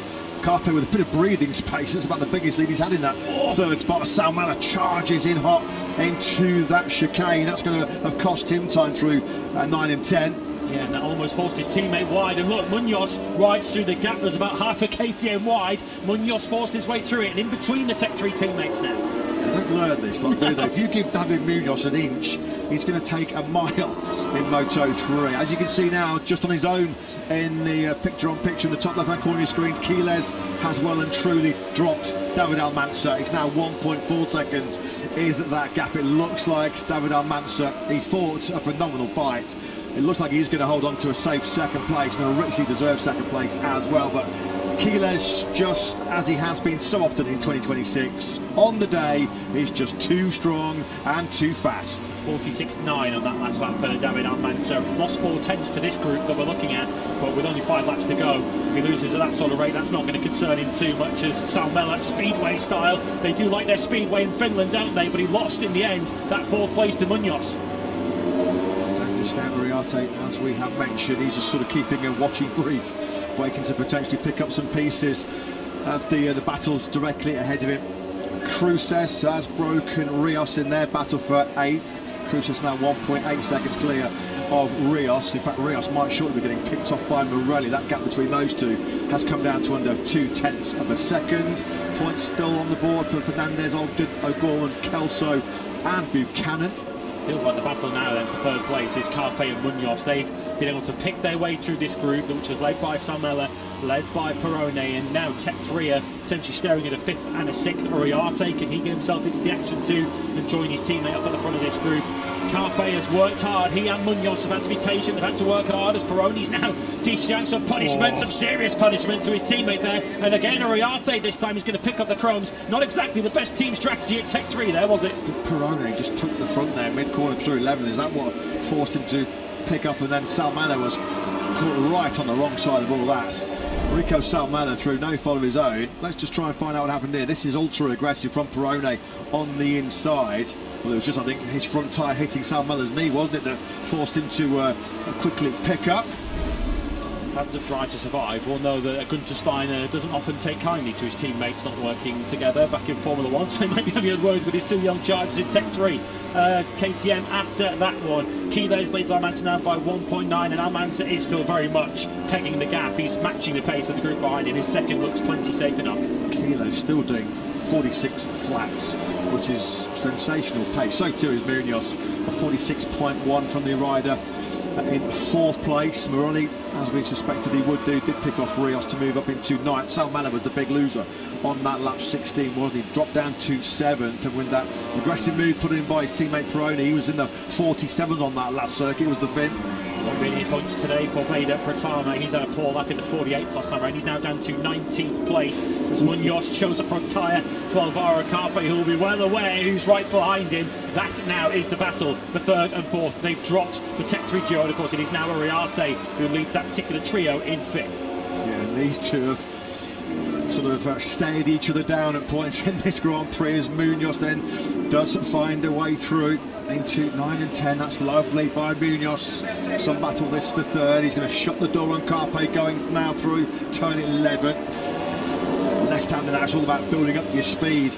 Charging towards his second chicane, and a little long look over his left shoulder from Carpe. He's got a little bit of breathing space. The rider he'll see immediately behind him is his teammate Brian Uriarte, who a few laps ago we thought was being dropped into what would have been a fairly lonely 7th place, but Uriarte demonstrating some good late race pace here, which might yet still give him a say in the battle for the podium. Shout out to Buchanan, 15th at the moment. He's just putting his best lap of the Grand Prix, a 1:47.124, which is that's pretty much as fast as Rico Salmela managed on that last lap. 46 flat again from Quiles. Masterclass this once again from the World Championship leader. 2.2 seconds, he is now clear of Almanza. Munoz then immediately is able to take a 1/4 of a second advantage out of Carpe as he now sweeps through the first corner. So Munoz looking super good. What a performance this would be, 17th to 3rd, and a potential double podium incoming for Dynavolt. Who've both had their injury issues so far this season, haven't they? Of course, Munoz carried the injury which ended his 2025 season, the broken leg that he sustained in Mandalika, which certainly hasn't made his life easy in 2026 so far. And of course, Almanza's had injury and more recently illness to deal with, as Salmela at the back of the picture comes back through. That's a bit of revenge that he's dished out there on his teammate Perrone. This will be the 9th time in his career that David Munoz is going to be on the podium potentially, having qualified outside of the top 10. He's a charger, he's aggressive, he's not scared to get the elbows out on Sundays, is he, the Spanish rider? This is not a given though, he's got this one covered off for a podium. He's got a freight train, a whole group of Red Bull KTMs that are fancying snatching that 3rd place away from him. You just saw them moving out of the picture. Out of turn 11 goes David Almanza, who is on course for a heroic 2nd place here in Hungary. I think he's going to be close enough there to attack Munoz as we go into the chicane of 12 and 13. Top Honda in this race is Jesus Rios. He's a comfortable 3 seconds clear of an all Honda battle at the moment between Adrian Fernandez and Casey O'Gorman there in 11th and 12th ahead of Ogden Kelso and the aforementioned Buchanan, who's just had another PB lap into the 46s now. Yeah, that's successive PB laps from Buchanan, doing a top job. He needs that kind of pace as well, because he's only 0.6 of a second clear of Joel Esteban, who was involved in that first lap drama with Guido Pini and Matteo Vitelli. PB laps from Uriarte and Salmela. They're now in the low 46, and it's another 1:46 flat again from Quiles. He's doing 46 flats for fun. Salmela was millimetres there from the rear tyre and potentially tagging Uriarte, who's the second of the Red Bull painted bikes in this trade. It's a test of the identification with 4 near identical bikes all running together up behind David Munoz, who still leads this 5-way fight. A lap and a half for this all to be settled for the final place on the podium. is Almanza just moving through your pitch. They fan out almost 2-3 abreast on this long run down to turn 5. They're all now ganging up, aren't they, on the rear tyre at Munoz. Munoz is under some immense pressure here. He needs to hang on to that podium. There he is on the 64 bike. Carpe still his closest contender. Another glare back once again from Uriarte. Carpe was hot into 5 though, and that cost him the opportunity to attack here, where we know is one of the big overtaking opportunities in Moto3 into turn 9. That mistake into 5 cost him 3 or 4 bike lengths. That was all it took. Not sure what happened to Cormac Buchanan on that previous lap, because he was comfortably doing sort of 46 as he did a 47.8, a second slower than Joel Esteban, which has seen the Kiwi bumped out of the point scoring places, unfortunately. But with his first time inside the top 15, he can still, of course, try and rectify that situation. Back with this pack then, fighting for third place. Munoz has been at the front of this pack now for a good 4 or 5 laps, and we know how good he is at attacking, we know how good he is at defending as well. It's going to be a tough task to get on Munoz's rear tyre and then to find a way through to make the pass. 46.4 from Quiles as we move on to the final lap here in the Grand Prix of Hungary. Surely it's back-to-back wins in Balaton for the World Championship leader as Uriarte comes from a long, long way back. That's brave into the first corner. He's picked up Carpe. Uriarte looking for back-to-back podiums. Io on Io, and it's Uriarte with the advantage now over his teammate. The Tech 3 pair not out of this yet. It's Salmela still leading Peroni. Salmela, as it stands, on course for an equal career best in 6th. Can he better it on this final lap? Oh, so much pressure here on Munoz. He's just going to brake as late as he dares on the run down to turn 5. Nobody's going to be close enough. Carpe trying to make a move back on the inside of Uriarte. There is no way through. Carpe was dangerously close to the green there, coming out of turn 4. I think he was just about okay, but of course Carpe knows from yesterday in qualifying what kind of damage track limits can do to your weekend. Poor Munoz is going to have to do some serious defending here late on. He had a bit of a wobble there, didn't he, as well. Here comes Carpe. Here comes Carpe. Wow. Two-pronged attack here as Munoz gets lifted into the chicane, and now Carpe then has taken that third place. Although there is a wobble, he has a head shake as now they go to the left-hander of turn 11. Oh, contact again. Munoz is trying to elbow his way through on Carpe, and now he makes contact. Oh. Massive accident on the back straight. Huge accident involving Munoz. You can see at the front of this Grand Prix though, it's going to be Max Quiles that will win. Still upright in that battle for the third place is Carpe and Salmela, but out of the final corner once again, just as he did in 2025, Max Quiles having a ball at BalatonPark. We've got a late red flag here, a late red flag after the incident involving Munoz, Peroni and Uriarte. He will not take the win away from Max Quiles. It will not deny David Almanza a heroic second. What a ride by Almanza. Carpe then does take third, Salmela fourth, but at the moment, of course, our thoughts are with that trio of riders that crashed on that dramatic last lap here in Hungary. David Munoz, Brian Uriarte, your Mugello winner, and Valentin Peroni on the podium here last year in Hungary. Nowhere for the riders behind to go. It was Munoz that went down first. I think he must have clipped the rear tyre of Carpe up ahead of him, and then nowhere for the riders behind him to go. So we'll see what that means for the overall race result once it's all settled out. Basically, Peroni is up on his feet, but of course, out of the Grand Prix, our thoughts with Munoz, who looked like he was collected. So all that late drama pushed Marco Morelli up to 6. Rios, O'Gorman, Fernandez and Ogden inside the top 10. There is Brian Uriarte as well. So the two Red Bull KTM riders, they have been able to leave the circuit under their own steam. Let's hope David Munoz is okay, of course. He's had his well-documented injury problems. Suffered a serious femur fracture in the Indonesian Grand Prix on our flyway tour last year, and he's had 6 or 7 operations since that point to try and get himself back to full fitness. There'll be points for Kelso, Esteban, Buchanan, who does take 13th, Batelli and Vader Batama, the rider who was third in the standings going into that Grand Prix.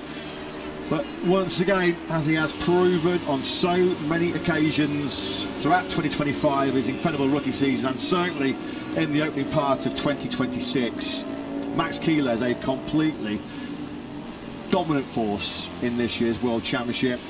Wins now in Goiânia, in Jerez, Le Mans, Barcelona, and now here once again in Balaton. He remains undefeated here in the Grand Prix of Hungary. That was not in any doubt, was it, in the latter stages for Max Quiles. So angry he was after his poor finish by his standards. That's good news on our screens that at least all riders are conscious, particularly given that certainly it looked like, I think it was Peroni who ran into Munoz as he was on the racetrack. So we hope Munoz is okay. At the very least, we know he is conscious. But Max Quiles, by far and away the dominant force in Moto3 in this season, and that was a postcard of what Quiles is all about. 5th win of the campaign. And the way it's going, we're giving him the trophy at the start of the flyways. He is just on a different level. You always feel like he's just got that extra gear to go to if he needs it. He was pretty frustrated yesterday to miss out on pole position by just 600ths of a second, but there was no doubt whatsoever was there about where the race-winning silverware was going to go today. It's for the 8th time in his Grand Prix career. Max Quiles is your victor.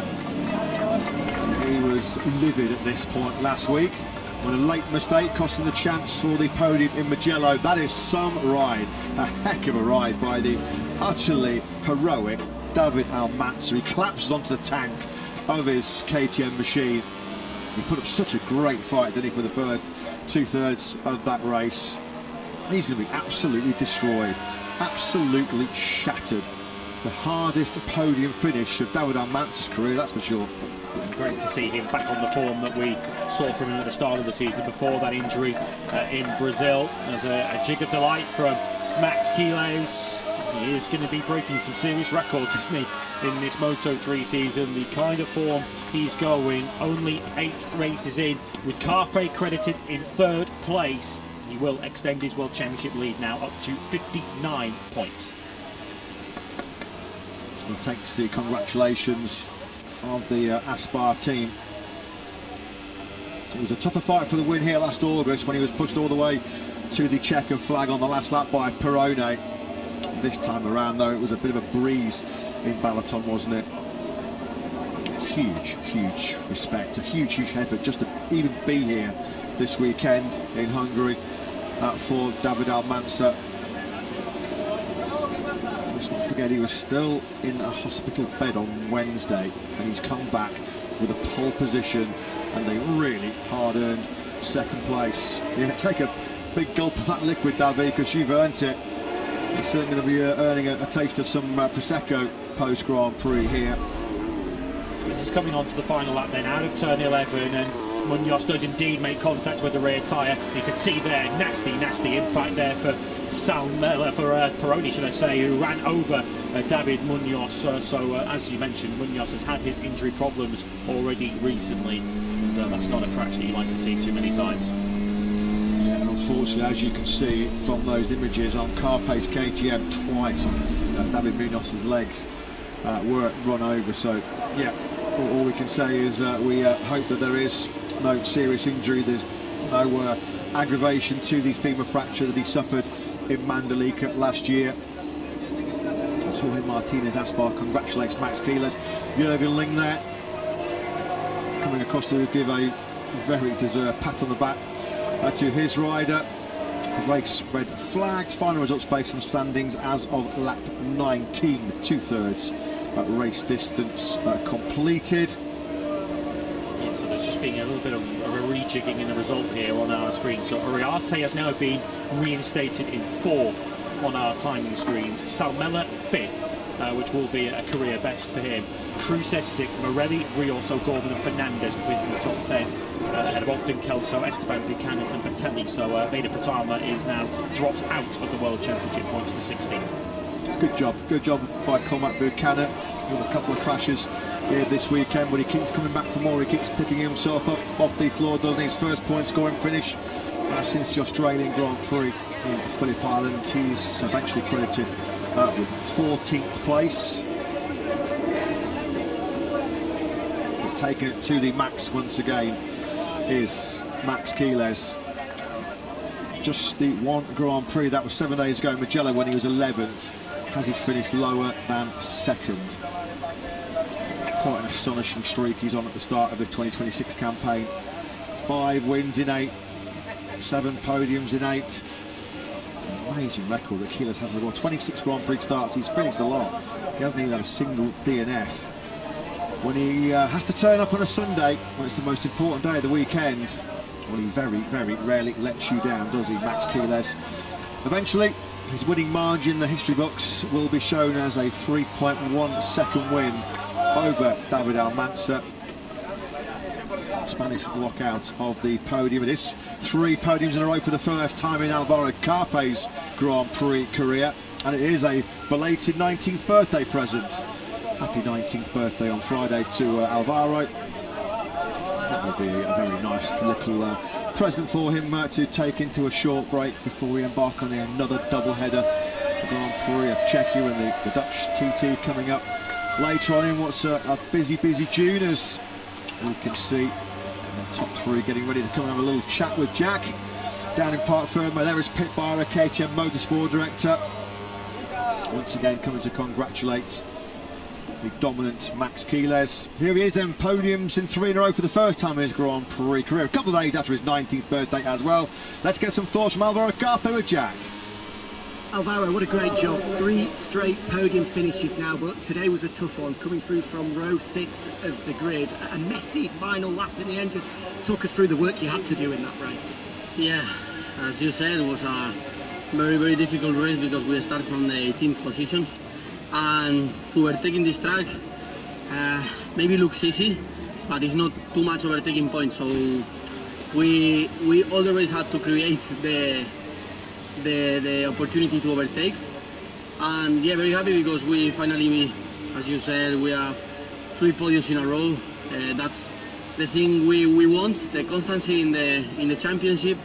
And yeah, very happy with all the team because this weekend was not a very easy weekend. In the quali we made a lot of mistakes.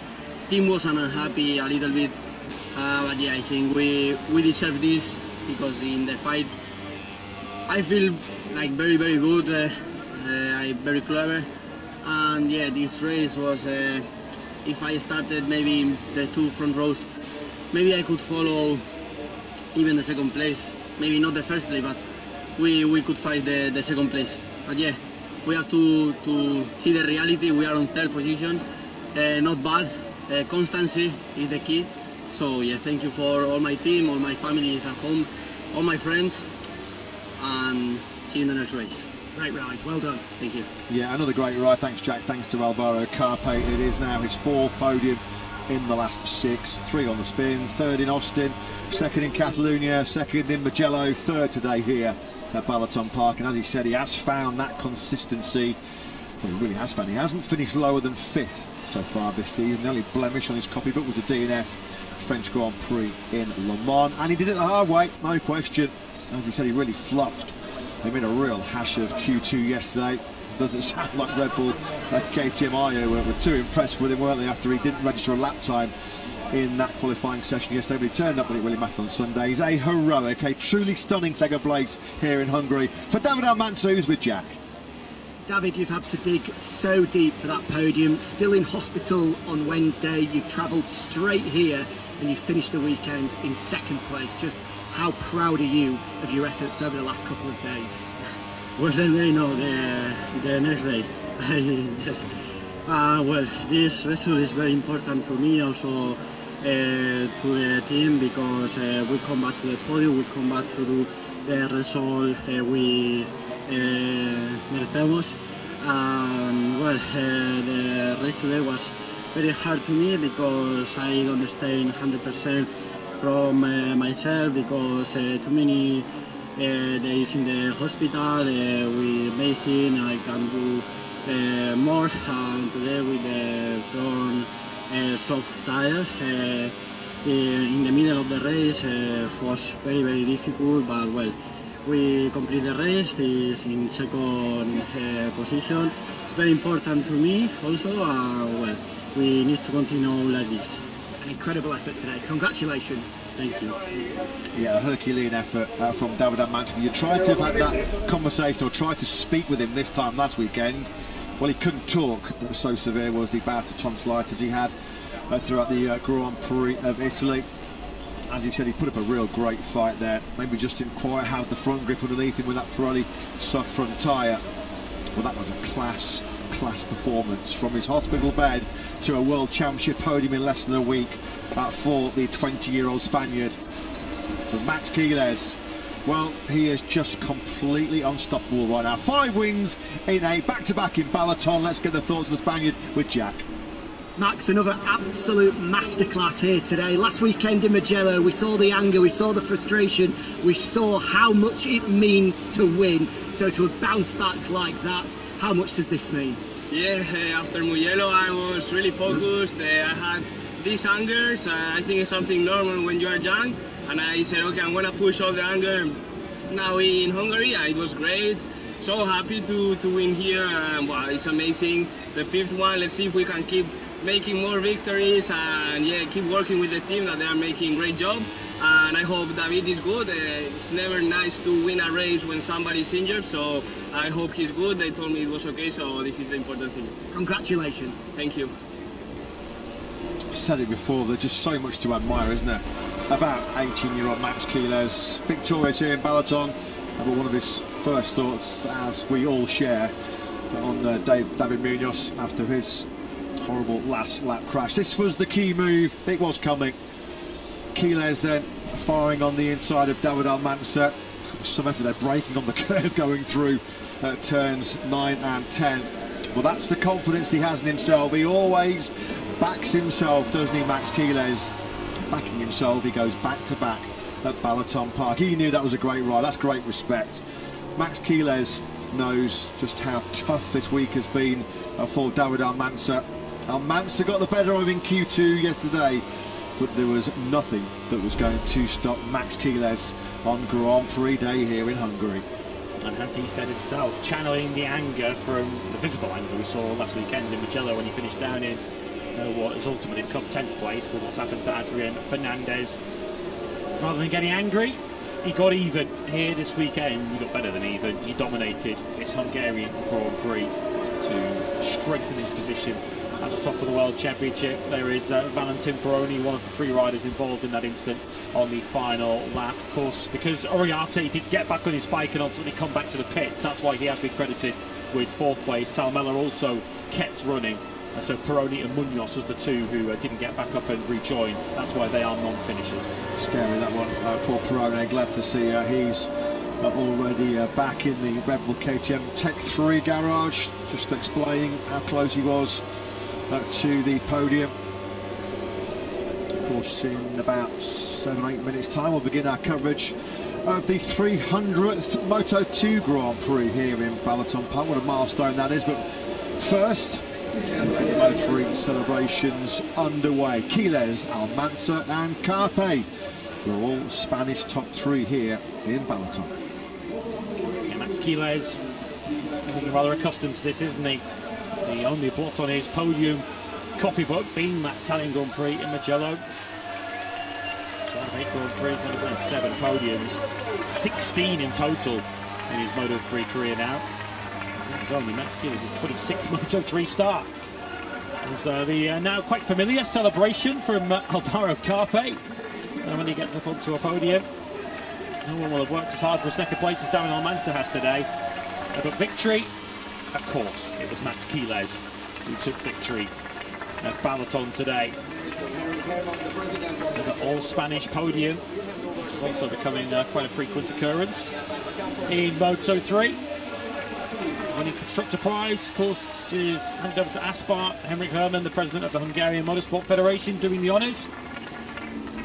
Alvaro Carpe, as Matt mentioned, having a very good podium run this season. That's 4 podiums for him now. The first time he's achieved 3 in a row. He's 9th in total. Unfortunately, I guess if you want to find it negative, none of those are wins so far.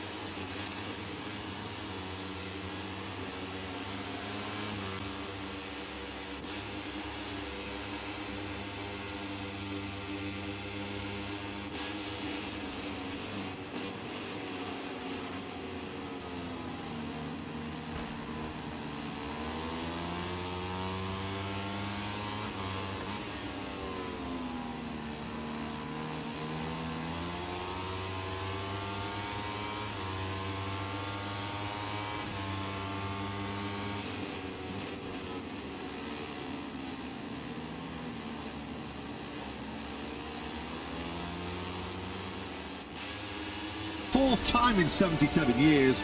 BalatonPark is in the heart of an area known for the arts and is home to some of Hungary's prime vineyards, with Marc Marquez looking to taste his first Grand Prix success in 9 long months. It's time to race in MotoGP.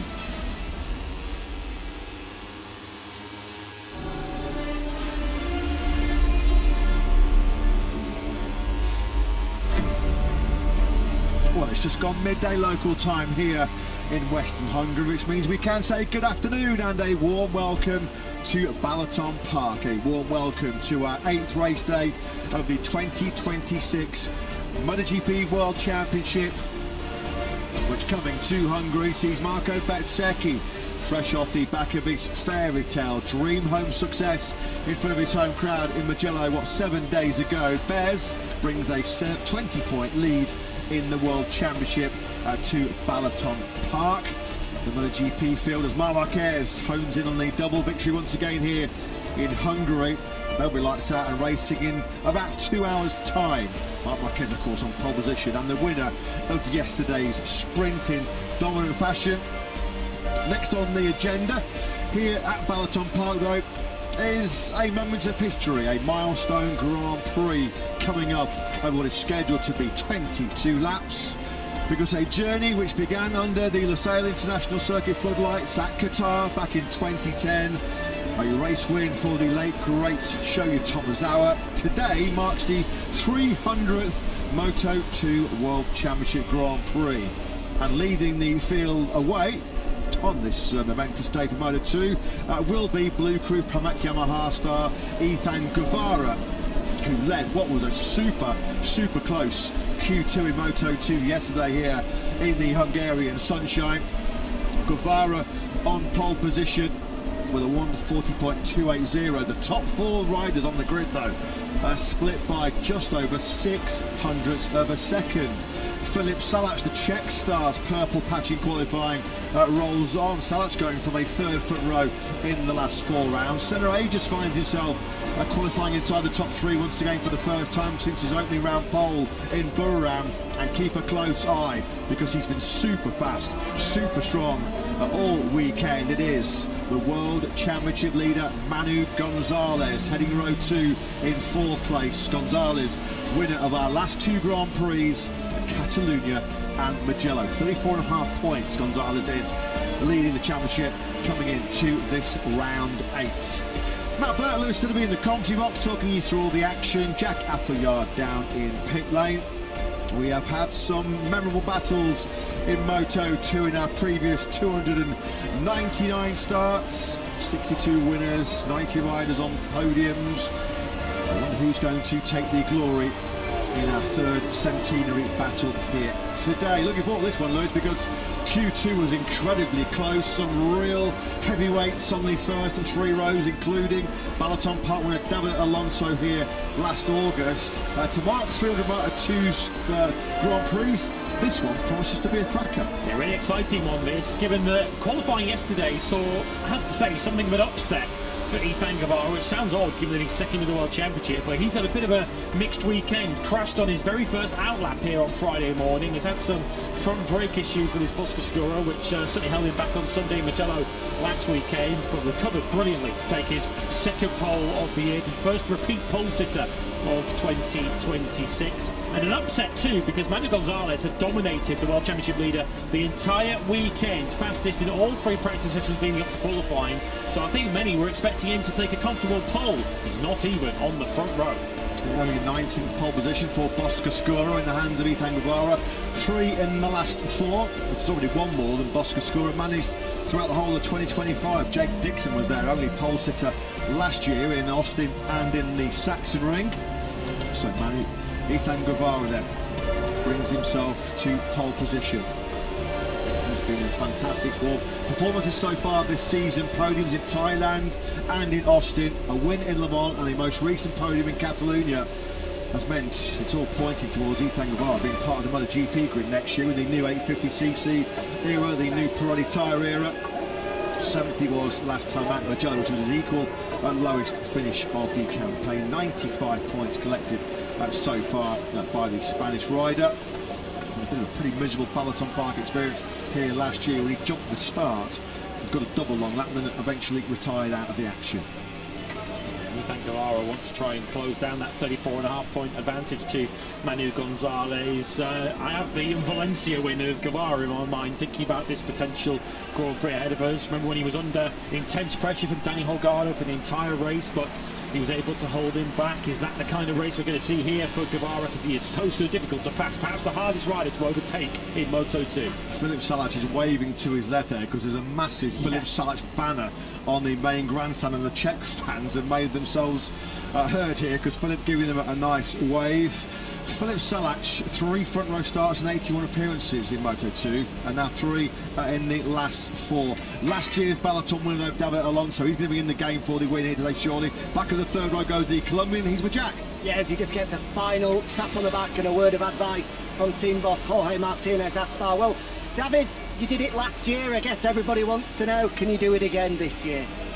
Yeah, already 8 year change, you know. Here is a different condition. So let's keep focus on what the situation we have now and make a good start with all the eyes on the first corner, and then just try to go like rider by rider. Just no matter where I finish, just try to take the rider in front and be focused till the finish line to try to be on a bubble all the race. Good luck, have fun. Thank you so much. Thanks, Jack. David Alonso was pure box office here in the Balaton Grand Prix last year. He ended lap 2 11th, just before the halfway point of last year's Grand Prix. He was over 4 seconds off the lead before he passed Manu Gonzalez on that thrilling final lap to become the first Colombian rider in Intermediate World Championship history to win a Grand Prix.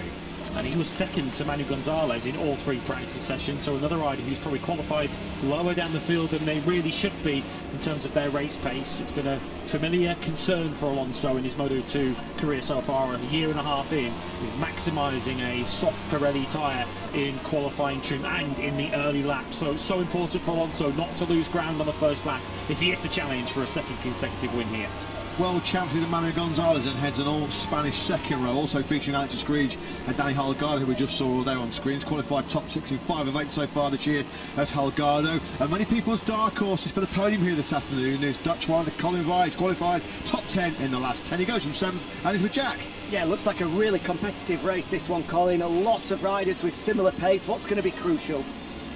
First laps, and I think then the pace will be, because it's a very long race. So I think tyres stay quite well here normally. So I think the pace will be very fast from the beginning on, and let's try to see if we can get into mix for that. Good luck, have fun. Thanks, Jack. 4 top 10s so far this season for Colin Weiss. We just saw there once again shining in qualifying. Clint Racing Team forward rider Alex Escrig, middle of row 2 in 5th place. The 22-year-old Spaniard has qualified top 6 now with 5 of 8 Grand Prix. Although after point scoring finishes in 7 in a row, he's hit the buffers of late, none in any of the last 3. Back to the front row of the grid. Aussie star Senna just qualified 3rd. He's with Jack. Yeah, brilliant job yesterday by Senna to get onto the front row of the grid. In, as I just said to Colin, looks like a really competitive race, but feels as though you're going to be one right in the mix. Looking forward to this, Senna. Yeah, of course I am. I had a great weekend. I had a lot of focus on Friday to get up to speed really quick. Missed the Grand Prix last year, so it's nice to be here.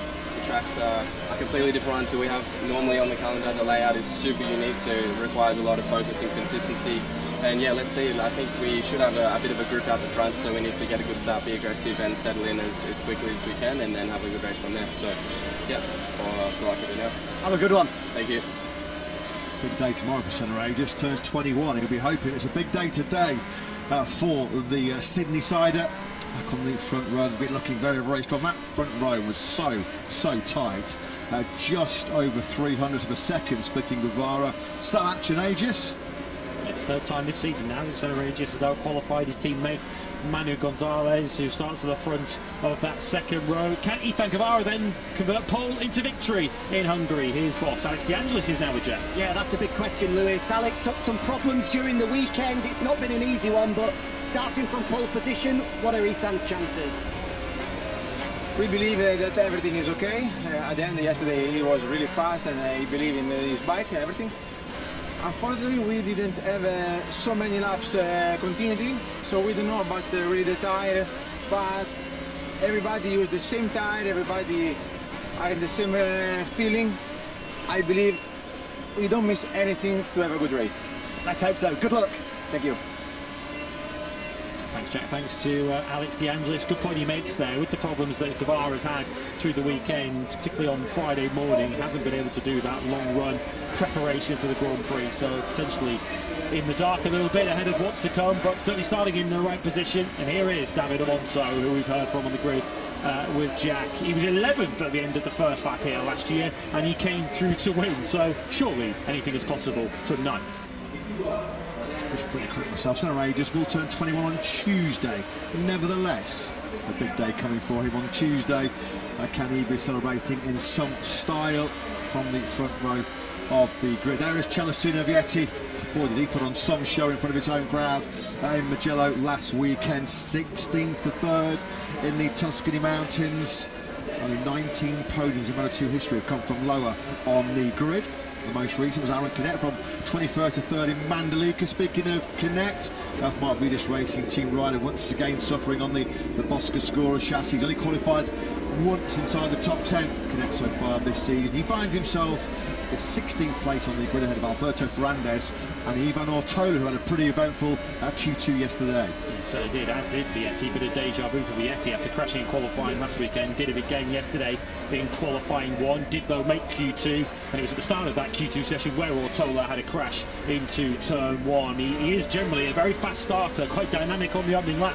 Is Ivan Ortola. Boy, is he going to need to be from the back of row 6. Yeah, and that issue he had which ruled him out of the podium battle in Mugello last weekend did end a very promising run of 9 successive points finishes for the 21-year-old. But yeah, his hopes of a decent qualifying completely ended by that crash at the first corner. BMW safety car then has peeled away at the front of this historic Moto2 grid here in Balaton.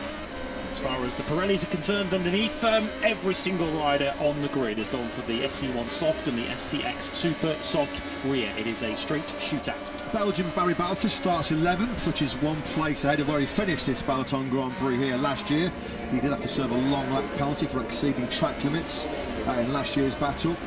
8th over the line in Mugello last weekend, only his 2nd top 10 of the season so far, which has been a bit underwhelming, you have to say, for a rider who dazzled last year, finishing 3rd overall in the World Championship. It's on to Van den Gorber, the 20-year-old from the Netherlands. His best qualifying in 16 Grand Prix. He goes from 13th on the grid. Last time he qualified that well, it was right here on the front row of the grid at BalatonPark in late August. He feels that progress is now starting to be made on board that machine, heading in the right direction, as is the Moto3 World Champion, Jose Antonio Rueda. It is not a career best qualifying for Rueda. He was 9th in Barcelona, but this is a first automatic Q2 for the young Spaniard. Definitely getting the hang of Moto2 now. He really is. Back-to-back points scoring finishes. 12th in Barcelona, 13th last time out in Mugello. Senna Aegesen on the front row of the grid in P3. 3 front row starts in the last 4 Grand Prix for Filip Salac, looking for a big home race boost with Brno coming up later on this month. But Ethan Guevara, can he stop the Manu Gonzalez winning machine of late in Moto2? The Spaniard starts from pole.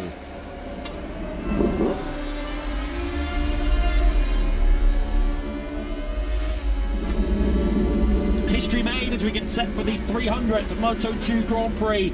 It's BalatonPark. It's the Hungarian Grand Prix. Ethan Guevara, second pole of the year from Filip Salac and Senna Aegesen, who out-qualifies his teammate Manu Gonzalez for the 3rd time this year. He starts 4th, having topped every practice session ahead of Alex Escridge and Danny Holgado, who was on the podium a week ago in Mugello. Colin Viner, he fought for the podium here last year. He starts 7th ahead of Alonso Lopez, who came through Q1, and last year's winner, David Alonso. Equal best qualifying of the year for Danny Munoz in 10th ahead of Barry Baltus and Celestino Vietti, who crashed for the 2nd Saturday in a row. Zonta van den Gorberg 13th ahead of Jose Antonio Rueda, Tony Arbolino and another Q1 graduate, Aaron Canet. Alberto Ferrandez, he was in the top 6 on Friday, starts 17th ahead of another qualifying crasher, Ivan Ortola. Imu Sasaki is ahead of Tayo Borosato and Luca Lanetta on row 7. Then we find Joe Roberts, Denis Onchu, Xavi Zunatusa, who is now the permanent rider at forward. They've parted company with Jorge Navarro, Sergio Garcia, Jacob Ralston is in for the injured Mario Aggi, and Adrian Puertas complete your grid. So for the 300th time in Moto2 history. The riders set for action. What a journey has been since Shoya Tomozawa won the first Moto2 Grand Prix in Qatar all the way back in 2010. 62 riders have won in Moto2. 90 riders have finished on the podium, 66 different riders have taken pole positions. Marc Marquez, of course, the most successful ever Moto2 World Championship rider with 16 wins. Tom Luthi still very much part of the Moto2 project. Center agent Manu Gonzalez, he's the rider mentor for. He's got the most podiums with 53. It has been some stepping stone for future MotoGP stars. 17 of the 22 riders in MotoGP coming up later on have won races in Moto2. 7 of those are Moto2 World Champions, including our last two, Ayagura and Diogo Moreira, and of course 2 other Moto2 World Champions on the current MotoGP grid are not here, with Alex Marquez and Johan Zarco. Johan Zarco, the only rider that's won 2 Moto2 World Championships. Manu Gonzalez searching for his first. He's 34.5 points clear of Ethan Guevara. Guevara starting from pole position for the second time in the last 4 Grand Prix. Who is going to claim the glory here in Hungary and this milestone 300th Moto2 battle? All that is about to be completed. This, just a quick reminder, is a scheduled 22-lap at Moto2 scrap. Philip Salat on the front row, 5th in Mugello last time out. That was only his 9th top 6 finish in 84 appearances in the Moto2 World Championship. Best in 20 since his Aragon 5th. Pretty much a full calendar year ago. So Moto2 Grand Prix 300. It's Guevara, former Moto3 World Champion. Looks like he'll be in MotoGP next year. He's used this Moto2 World Championship as the platform, as the launch pad to Premier Class stardom, as so many riders have done in the last 16 or so years. Here we go then, green flag clears at the back here in Hungary.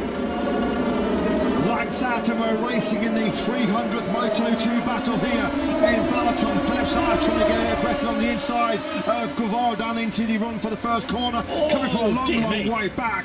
Is that Alonso Lopez? Well, he's so fortunate and nobody had caught him. Alex Escrees made a really good start from 5th place on the given. He's struggling to keep himself inside that top 5. But there's Salac, the Czech rider, his home Grand Prix in Brno, coming up in a couple of legs. Who leads? Contact with the intact teammates, I think they're through turn 3 as well. Not sure what corner Alonso Lopez thought he was braking for, but it wasn't the 35-mile-an-hour turn 1, and it's Philip Salac who was the big winner out of that to take the lead. As Lopez got a flight to catch in Budapest in about 2 minutes' time, it is Salac who leads them for just the second time in his Moto2 career. Buriram back in 2022 in the rain conditions, the last time Salac led, first time he's ever led a dry Grand Prix in Moto2. And Gonzalez took Guevara into turn 5, top 2 in the championship. Guevara trying to fight back into 9 now, so crucial early moves for Manu Gonzalez. He's passed his teammate and he's passed Guevara, just Salac up ahead of him. Dream first lap so far, hasn't it been, for Gonzalez? Just where he would have wanted to have been. Try and make some early ground, avoid some trouble in that first corner.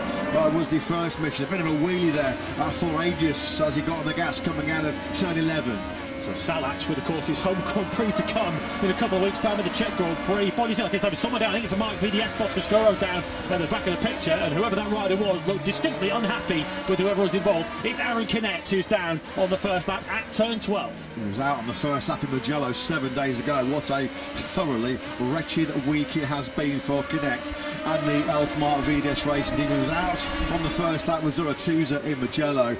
Out on the first lap now here in Balaton. First lap which is led by Salac. Gonzalez had a superb first lap, up 2 places from 4th to 2nd, just cutting out slightly tighter inside line there on the brakes as Guevara. Did he took the front there? I think he did. He just comes on through. Guevara almost wipes out the front on the Boscoscuro. It's not been a lucky corner for him. That's 2 in a row where he's had issues on the first lap. I think he was the rider who really did have to check up and pick his bike up, with Lopez barrelling up the inside, cost him the lead to Salac, and he's now behind Gonzalez, his teammate. That's Center Aegis running now 3rd. Guevara 4th, and under pressure from Holgado now. No great big strides made forward so far by last year's winners. Holgado now picks up Ethan Guevara. This has been a terrible second lap so far for the pole side. I was just about to say Alonso, who started in 9th place, has got himself up into 7th. He's certainly a lot higher than he was at this stage of the Grand Prix here last year when he was outside of the top 10. Still came careering through to win. So Screech runs 8th when he was staring at the lead when he brakes for turn 1. Lopez, after all of that, is only 1 place lower than he started in 9th place. Then it's Munoz. Vietti's only gained the 1 place on the first lap. He needed to make a little bit more ground than that on lap 1 if he was to get involved in the podium battle. You know, Alonso Lopez just waited for everybody else to brake and then braked himself about 50 metres later, didn't he? Thankfully, nobody was caught up in that first corner drama because there was a big melee here in Balaton on lap 1 last year. We're on board then with Guevara, who's been picked off in this second lap, hasn't he? Looking towards fellow Spaniard Danny Holgado. Salach who continues to lead at the front of the race. I don't think Guevara will panic at the moment as long as it's Salach at the front, not Manu Gonzalez, although Gonzalez, of course, would extend his World Championship lead if you put the flag out now. Lap 3 of 22. The exchange fastest laps on a 1:41.2. Gonzalez a fraction faster than the Czech out front. He has been threatening a big result, hasn't he, Blake Salach? Top 10s in his last 3. Alonso's got through on Via, so Alonso then now up into the top 6. His charge well and truly underway there. He is on the 80 bike on the red limiter. They go through turns 3 and 4. So Alonso then has found himself up into P6 now. Ivan Artola is making progress from his crash in qualifying. Started in 18th place. He's gained 5 spots on the first 2 laps. Artola is now up into 13th. He's a couple of spots behind Vietti. On that last lap, with a mistake at the first corner and then the pickup of Danny Holgado, Ethan Guevara was the slowest rider in the top 7. He was only riding the top 7 in the 42s, a 42.3 from Guevara. Looking so good, looking fantastic at the front of this Grand Prix is Czech rider Filip Salach at the moment. Gonzalez seemingly quite content just to sit a little bit, 3, 4, 5, 6 bike lengths off the rear tyre of the American racing rider. And it'll be in Filip Salach's mind as much as it's in all of ours of how difficult it is to overtake around this BalatonPark circuit. So Salach will be thinking, it's all up to me now. If I make no mistakes, then it's going to force Manu Gonzalez to take some serious risks behind me to take the lead. And Manu Gonzalez with a championship mentality, 34.5 points in the lead. He's not going to try barreling on the inside of the rider chasing his first Moto2 win from too far back. They don't tend to have any issues flogging tickets for the Czech Grand Prix in Brno, do they? But if there's any tickets left, they're going to get snapped up if Filip Salach wins this Balaton Grand Prix. Put himself in a phenomenal position. He's just set once again the fastest lap of the race at 1:41.064. Guevara trying to find a way back through on Holgado. So Salach then came over the line just under 3/10 clear of World Champion Gonzalez. Yeah, it looks like Guevara has settled things down now in 5th place, but he's trying to clear Holgado as quickly as he can. Oh! That's Artola into the side of Danny Munoz, both down at turn 3. That's a nasty object. It looks like Munoz just got sandwiched like a pincer he was there in between the 2 motorcycles. It looked like he was able to get to his feet relatively quickly, but that's a controversial one going through 3. Artola trying to find his way back through. He clearly was on the inside. Wrong place, wrong time for a Taltrans rider Munoz. He is thankfully quickly back on his feet because that could have turned nasty. Yeah, it's a corner where, of course, you're going left through 2, 3 and 4, so you're always going to want to try and carry a little bit of a wider line. Long lap penalty for Ethan Guevara. I did wonder, off the start line, because he made a poor start and then moved across towards Salach, so a tough start has got worse now for Ethan Guevara. We've seen that for Baltus and Lopez, didn't we, in Austin at the start of this season, so yeah, I mean, this is not playing out how Guevara and Blue Crew Pramac Yamaha expected at all, because top 10 with that. Yeah, he's going to be really struggling here. Let's have a look then. Pole position for Guevara on the 28 bike, and he just cuts across. I mean, his argument will be, there's not much I can do there with the front wheel in the air. It's just natural momentum, natural trajectory, which is moving him to that right-hand side. So probably that will be his defence for sure. But what is not up for debate is he's going to have to come through the long lap. Starts another lap in the box where he's at the front of this Grand Prix. Pace is holding up behind him. Aegis and Guevara have just set PB laps. Yeah, Guevara has now passed Holgado for that 4th place. He now needs to leg it up the road for the next 3 laps to try and build up as much time as he can before he comes back out of that long lap penalty loop. It's going to cost you a good 3 seconds. If you add 3 seconds to Guevara's time at the moment, you drop him behind Vietti in 10th. So the unsafe change of direction at the race starts. That's what the F1 MotoGP stewards have looked at, and they decide to bust Guevara with the long lap penalty. We're on board then with Gonzalez. This is the battle for the victory. Gonzalez, of course, will be unaware of all the drama unfolding behind him for his chief championship rival coming into this Hungarian Grand Prix. What about Celestino Vietti, who's third at the moment in the rankings? Vietti is just inside the top 10, so he could actually be taking second place away from Guevara in the standings if it plays out as is. Yep, there's a Guevara then went a little bit hot into the chicane of 9 and 10. There must be a bit of frustration and anger boiling under the helmet of Ethan Guevara at the moment. Just hasn't gone his way for a variety of reasons from the moment this Grand Prix got underway. Yeah, when he sees long lap on his dashboard, he might be thinking, well, yeah, what the heck's that for? Don't think I've done anything wrong. So just got to keep calm here, keep his composure. Has Guevara. Have to say though, at the moment he's not had anything for the trio of Calexes directly ahead of him. Still Salac is doing a stellar job at the front of this Grand Prix. Gonzalez though, looking very, very menacing, isn't he, Manu? Just looking like he's just playing the waiting game, playing the patient game, and just working out where Salac is strong, where he's weak, and perhaps be able with the optimal moment. The centre Aegis finds the first 1:14 lap of this Grand Prix. That is some pace this by Aegis. A 1:40.996. That was 3/10 quicker than his teammate Gonzalez directly ahead of him.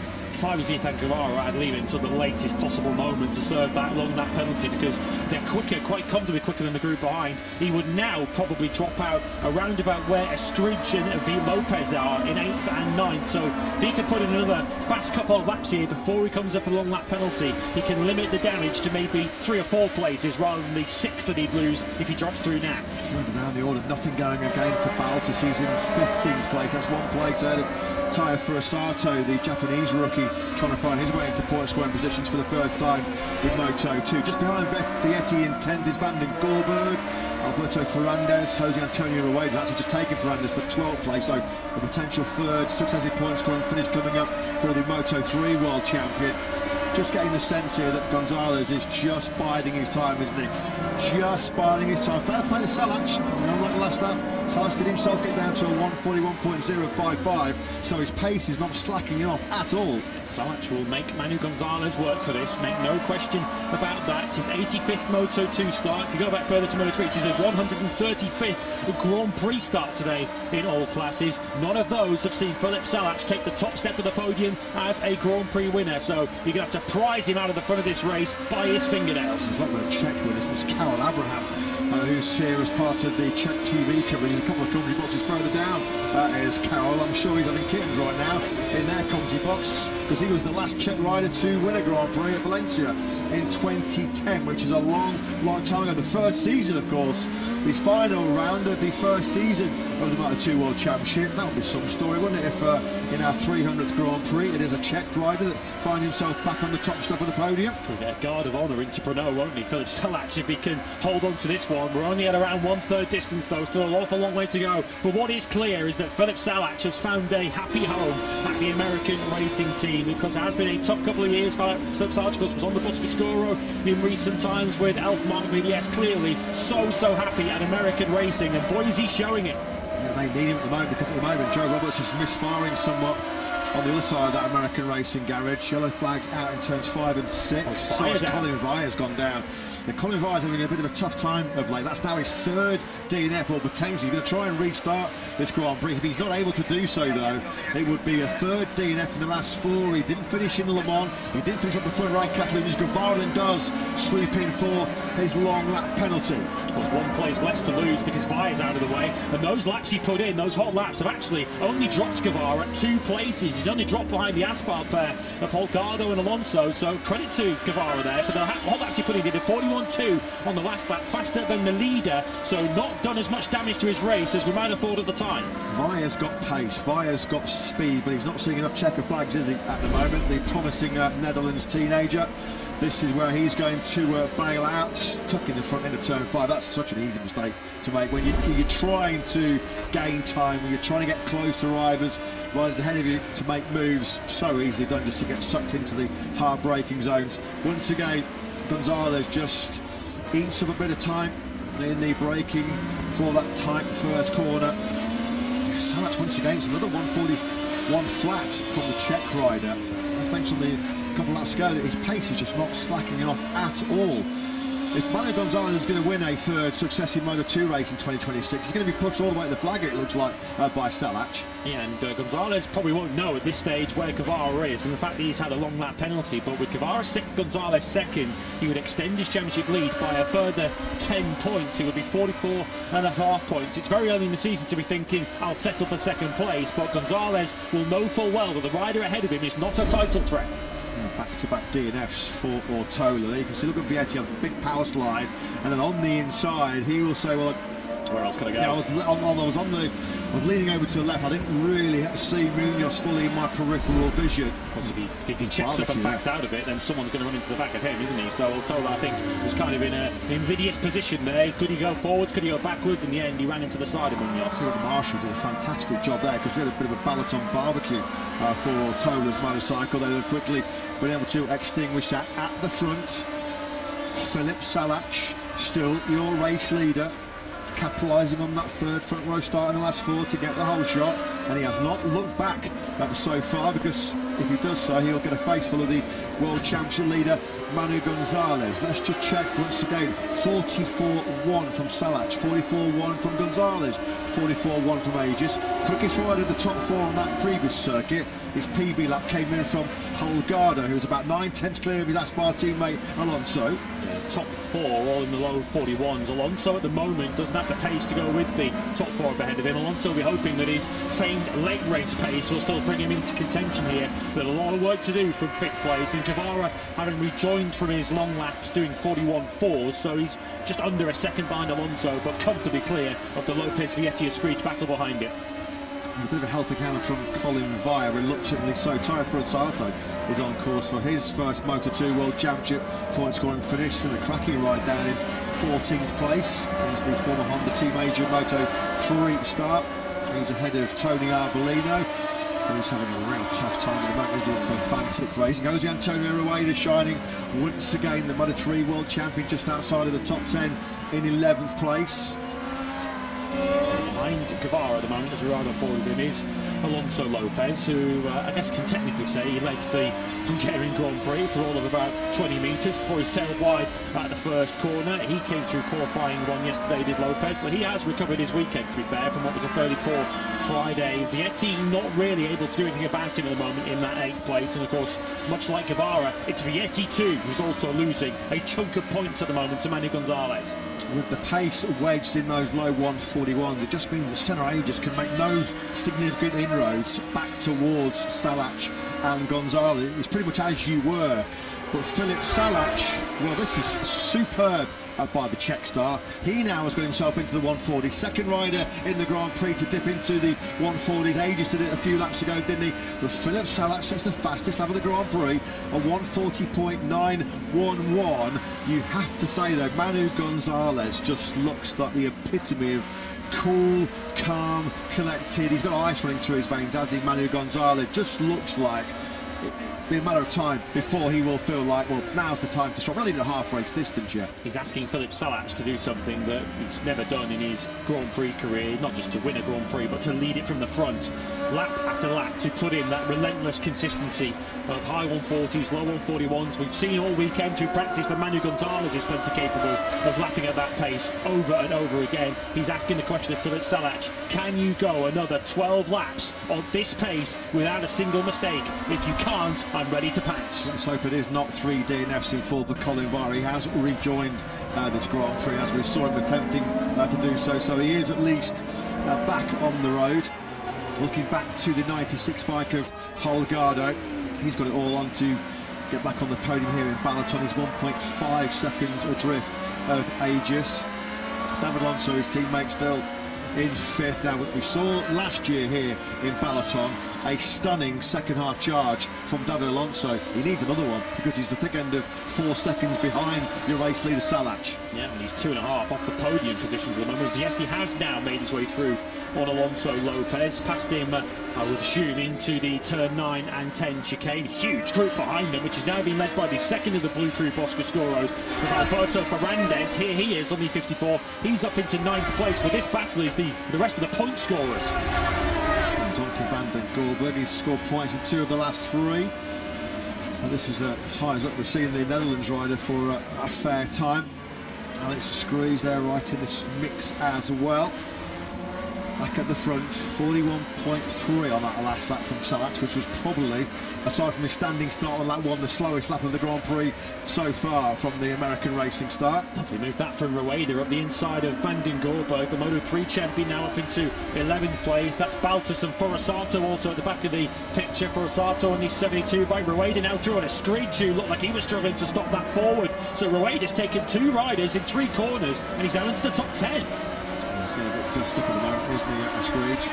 We'll keep a check on your lead group. You can see Salac and Gonzalez in the top left-hand corner of your screens, as you were between those two. Just out of shot is Senna Aegis, who's been sort of 8 or 9 tenths off the rear tyre of his teammate Gonzalez for 7 or 8 laps now. Just, he's matching the pace of his team. Again, Gonzalez and Aegis, 1:41.1s. But when the sort of, it's not static pace, but when the times are static in terms of what they're producing, it means that there's just no, Aegis cannot cut the gap, can he?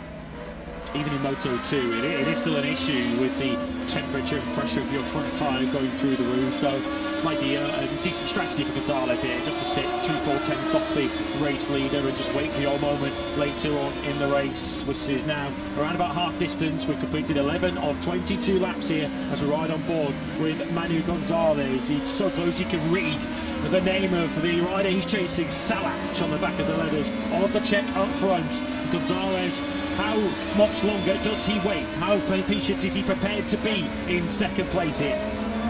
Yeah, he's well on course to be the first rider since Fermin Aldeguer on that golden run at the end of 2023 to win 3 on the spin. 13 riders have done that previously in Moto2. He's getting in a bit close here. That was time. What a time to ride on board that was with the World Championship leader, as he almost ploughed into the back of Salac on the long run down into turn 5. Yeah, Alex Screed is starting to suffer here. Screed now is back in 15th. Oh, here goes Gonzalez. That is the optimal time then. He has decided this is his moment. Through he goes then on Philip Salac into the chicane in 9 and 10. And is that game over for Gonzalez? He would be 44.5 points clear of Guevara in the championship. Philip Salac, what have you got? Yeah, it was almost like Manu Gonzalez set his stopwatch. The alarm went off. Right now is the moment to pounce. Got a huge run on him, didn't he? Through 7 and 8 and just straight up the inside into turn 9. And Philip Salac certainly at that particular moment had no answer. And is Manu Gonzalez now going to crank the pace up, crank the pressure up on Philip Salac? Salac must have known that was coming in, have heard that calyx behind him as they braked into turn 5. It was a great time to ride on board with Manu Gonzalez, who at the moment is just proving so many massive points about 2027 and beyond, because as it stands at the moment, despite a few murmurings linking in with a couple of potential MotoGP seats, at the moment there's no rock solid concrete news about whether Manu Gonzalez will have a spot on the new 850cc powered MotoGP grid next year. I mean, it just seems like he's on a one-man mission to show MotoGP, do not ignore me. Like Cal Crutchlow, don't ignore me. It's hard to ignore Manu Gonzalez at the moment with the form he's putting in. He is racing away from the front of the Moto2 World Championship at the moment with Guevara down in 6th. There's a battle building up between the Aspar duo for 4th and 5th now. We are now starting to see David Alonso demonstrate his potential and his performance in the second half of a race, which we are now in. Alonso was the next fastest rider behind the intact pair of Gonzalez and Aegis last time around. He's now right behind his teammate Holgado for 4th. With nothing from the Aspar duo in terms of a podium threat so far. It's been all about these three, hasn't it, at the front. We saw briefly Ethan Guevara in the mix after his early dramas. But Holgado is 2.5 seconds behind Aegis. He's about half a second in turn up the road ahead of Alonso. Whatever happens from this point onwards, it's been an absolutely brilliant performance by Salac coming into this Balaton Grand Prix. He'd only ever led 3 laps before in Moto2. So what, he led the 11 of the first 12. Superb this. Is it game over already? Manu Gonzalez, it looks like it is, just starting already to stretch out his legs and stretch a lead, which very, very soon will be about 3/4 of a second. More than that to come across the line. It's about 6/10, but a personal best lap. Gonzalez, with empty tarmac ahead of him, jumped straight into the 140s once again. Manu Gonzalez has everything under control at the moment, doesn't he? Not just in this race, but in the Moto2 World Championship. Well, he mullered them in Mugello 7 days ago with one of the most dominant performances in Moto2 ever at the Italian Grand Prix. Had he not rolled out of it late on, he would have won by north of 6 seconds. And he's inflicting some more big punishment as well. He runs wide coming out of turn 4 onto the green paint. Another massive day coming in terms of the World Championship for Gonzalez, because he is the leader. 25 maximum points potentially going his way. And with Ethan Guevara still in 6th place, a relatively safe 6th spot, although credit to Guevara, he's just set his best lap of the Grand Prix so far with a 141.099. Potentially 10 more points going the way here, at least, of Gonzalez. The race is getting worse for the forward team. We've got Screech falling down the order like an elevator with the cable cut. He's down in 19th place now, and his teammate Xavi Zurutuza has been given a long lap penalty for exceeding track limits once too many. He's down in 22nd place. Senna Aegis must be sick of the sights of seeing plus 0.8 to Salac or Gonzalez, because that's where he's been stuck for the whole of this Grand Prix. Bragging rights at stake here in Hungary for the Aspar duo. And all of a sudden Alonso has jumped all over the rear tyre of Danny Holgado. Has Alonso got time and the late race pace he demonstrated so brilliantly here last August to get himself maybe back into the podium battle? It's a big ask, because Senna Aegis is just reeling off 41-1s, 41-2s for fun in 3rd. Credit to Salac, he responded with a 41-1. He was actually slightly quicker than Gonzalez on the last lap, so he's not giving up on this one just yet. Nico Tirol and Jorge Martinez Aspar will be, I guess, a little bit edgy watching this, because it is fair to say that in their time as teammates in Moto2, that Holgado and Alonso have got a history for running into each other. Who saw this coming? The prospect of going to round 9 in the World Championship, still awaiting a potential first podium of the campaign for David Alonso, who pre-season was many people's picks to be favourite to run away with this year's World Championship. Zurutuza then confirmation on your screens, he's got a long lap penalty to serve. Alex Screech is suffering some kind of major issue. He's doing mid-44s at the moment, Screech. On the last lap he lost places to Huerta, Sasaki and Onju. He's now in 20th place, Screech. It's Alonso having a look there at Holgado. We saw a lot of moves from Alonso last year into 9 and 10. They're side by side at the top of the picture, but it is Holgado still ahead as we get confirmation that Barry Baltus is the latest now to receive a long lap penalty. He's running in 12th position, and looking at where he is at the moment, that will drop him to the back of that group behind his team at Arbolino and Forasato. Well, who says lightning does not strike twice? Barry Baltus took the checker flag 12 here last year, having to serve a long lap for exceeding track limits. So it's deja vu as far as the Belgian goes. Manuel Gonzalez, the World Championship leader and race leader, he's now been given a track limits warning, so something that the punch leader has to be a little bit careful of and keep in his mind now, with still 7 laps to go in this Grand Prix, and Salac is certainly not letting him run away with it. Yet again, consecutive laps, that the 12 was faster than the 18, so Gonzalez hasn't got this sewn up yet. Yeah, this is smart by Salac, because he's got a front row seat. He'll see the fact that Gonzalez keeps touching the green, and he'll think, well, if I can keep this pressure on, push him into a few more mistakes, well, there might be a long lap penalty coming their way here for Manuel Gonzalez, who's going to have to be picture perfect in the final stages of this Balaton battle. Some battle is still raging. The blue on blue between 96 and 80 in Aspar.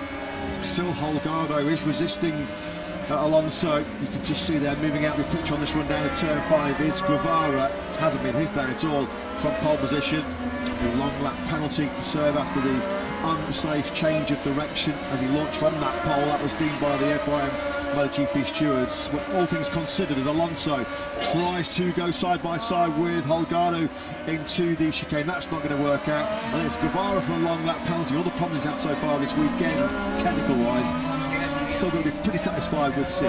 Yeah, it would be a decent damage limitation, John. He's been in the top 7 in every Grand Prix, and the pace he's had since serving that long lap, I don't think he would have been able to match Gonzalez, Salac and Aegis at the front of the race. He certainly would have been ahead of this battle between Holgado and Alonso. So Guevara not under any pressure from behind either, with Vietti some 4.5 seconds further back. In terms of the championship, Guevara and Vietti have just signed up for the Philip Salac fan club.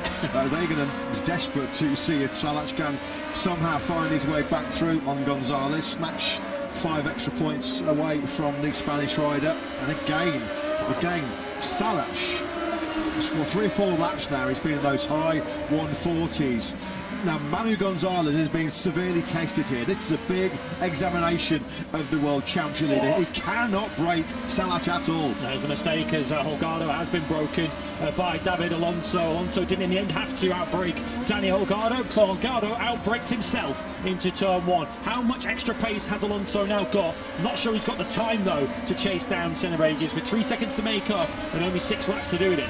Yeah, this looks like a given that Salac is going to win his first podium in 33 Grand Prix since Motegi at the end of 2024. Some performance this, some ride. Surely one of the best drive performances we've seen in his Grand Prix career from Filip Salac. Not too many riders in 2026 have taken the challenge.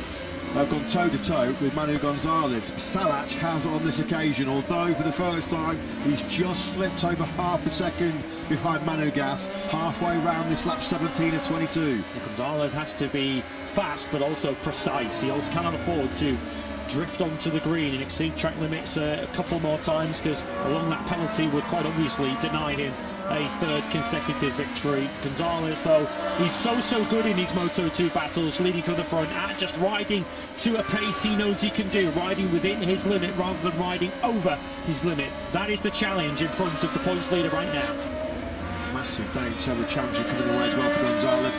Coming into this Grand Prix, his 34.5 point lead was the biggest after 7 rounds in 11 seasons since Johan Zarco in 2015, and he is now hammered down. Manu Gonzalez has started to really push Filip Salac. A 1:40.893 from Gonzalez, then fastest lap of this Grand Prix. That's why he was able to jump out half a second clear of the Czech rider. And they've totally dropped Aegis now, who's doing mid-41s in a very lonely third place. Alonso, now he's cleared Holgado. He was some 6/10 quicker than him on the last lap, but only 2/10 quicker than Aegis, so he's not going to be able to launch much of an attack on Aegis for that first podium of the season. Arbolino just taken 12th from Zonta van den Dorber. Joe Roberts has just picked off Luca Lunetta. So Salac's American racing colleague finally up into the point scoring places. Further down, Alex Scrooge is still stuck down in 20th place. He has slightly regrouped and he's lapping a lot faster than 2 or 3 laps ago when he was marooned in the 44s. Arbolino should gain another one shortly. We're still awaiting the long lap penalty for Barry Baltus, who's just passed Rueda for 10th, but it's a bit of a forlorn challenge that from Barry Baltus, because he's soon going to have to come through the long lap at turn 11 and he'll give up that place in the top 10. This has been such a great ride, hasn't it, by Salac? Such a phenomenal performance. He has been building his confidence back on a Kalex chassis, of course, this year. He had his troubles with Mark VDS and the Bosca last year. This is why American Racing gave him the chance to stay on the Moto2 grid.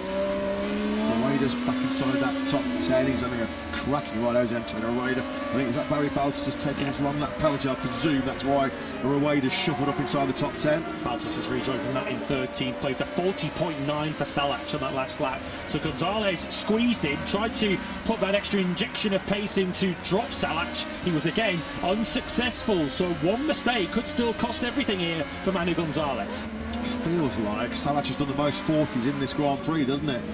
He's been been able to reel them off lap after lap after lap. It's been brilliant, this by Salac. Alonso's getting on with business as well. He's down to a 1:41.119, his best lap of the Grand Prix. Second year in a row then, this potentially late fireworks coming from the Colombian, and this is a bit of trouble maybe brewing for Aegis, because on that last lap Alonso was 7/10 quicker than the Aussie. 41.8 for Aegis on that last lap. That kind of pace won't cut it in the final 4 laps if Alonso continues in the low 41, so maybe he isn't out of the podium reckoning just yet. We follow the 18 then through the chicane of 9 and 10, and a big second sector for Manu Gonzalez, responding to that 1:40.9 of Salac. He's now trying to deal the final blow to Salac's victory hopes. Alonso's found more time halfway around this lap 19. 2.2 seconds. He started this lap behind Aegis. That's now down to just 1.8 seconds. Aegis from Sydney in Australia. He turns 21 on Tuesday, trying to gate crash the early party here is Alonso, isn't it? Let's just check the gap between those two now through sector 3. What's it come down to? Is it stabilised? It's down to 1.7. Yeah, Alonso is starting to make big progress towards the Aussie. 3 laps to go at the end of this one. Gonzalez, I think now, has got this one firmly sealed up. I think this is going to be another 140 for Manu Gonzalez. It's a 40.929 for Manu Gonzalez. He's seen the challenge of Philip Salach behind him. He's responded. Surely now, with 3 laps to go, Salach can offer nothing. Sure, he will be the first rider since Aldeguer's purple patch at the end of 2023 to win 3 on the spin. Last time a rider took 5 successive Moto2 podiums was Aldeguer. He had that sensational ending to 2023, which earned him, of course, a seat in the Gresini Ducati team in MotoGP. Aegis, 1.6 seconds he is clear of Alonso, who once again is flying late on here in Balaton. Successive PB laps on the number 80. Here he is, hard on the brakes into turn 5.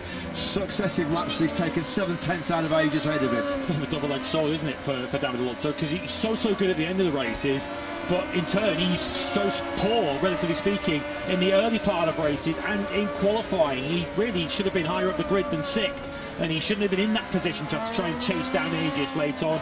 But those are the strengths and weaknesses that the Colombian has on the Moto2 bike right now. So good at the end of the race, but he's often trying to launch a late comeback. That long lap penalty has wound up Barry Pattleton, because he just did a 141.4, which is only 2/10 slower than Philip Salach. Channeling a bit of anger there is Baltus, his best lap of the Grand Prix.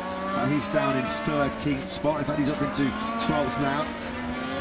So he's taken another, well, it's pretty much stabilised. He actually lost a bit of time in the first sector. He's got it back down to just under 1.6 seconds. So as potentially Senna Aegis recognised the potential peril that he was in the final 3.5 laps or so, and upped his pace a little bit. Gonzalez has now done a 41.3. Aegis a mid-41, only lost 2/10 that time to David Alonso. So his late charge to the podium might have had a steam a touch. Does not make life hard for himself, does he, Vietti? So far this year, 13th to 5th in Jerez, 16th to 2nd last time out in Mugello. He's had to come through from 12th here to what looks like at best being a 7th place.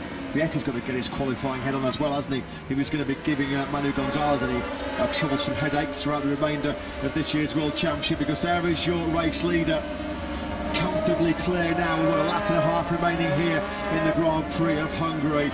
And this golden winning streak shows no sign of ending, as Sabi Zuratuzza's got a mechanical problem.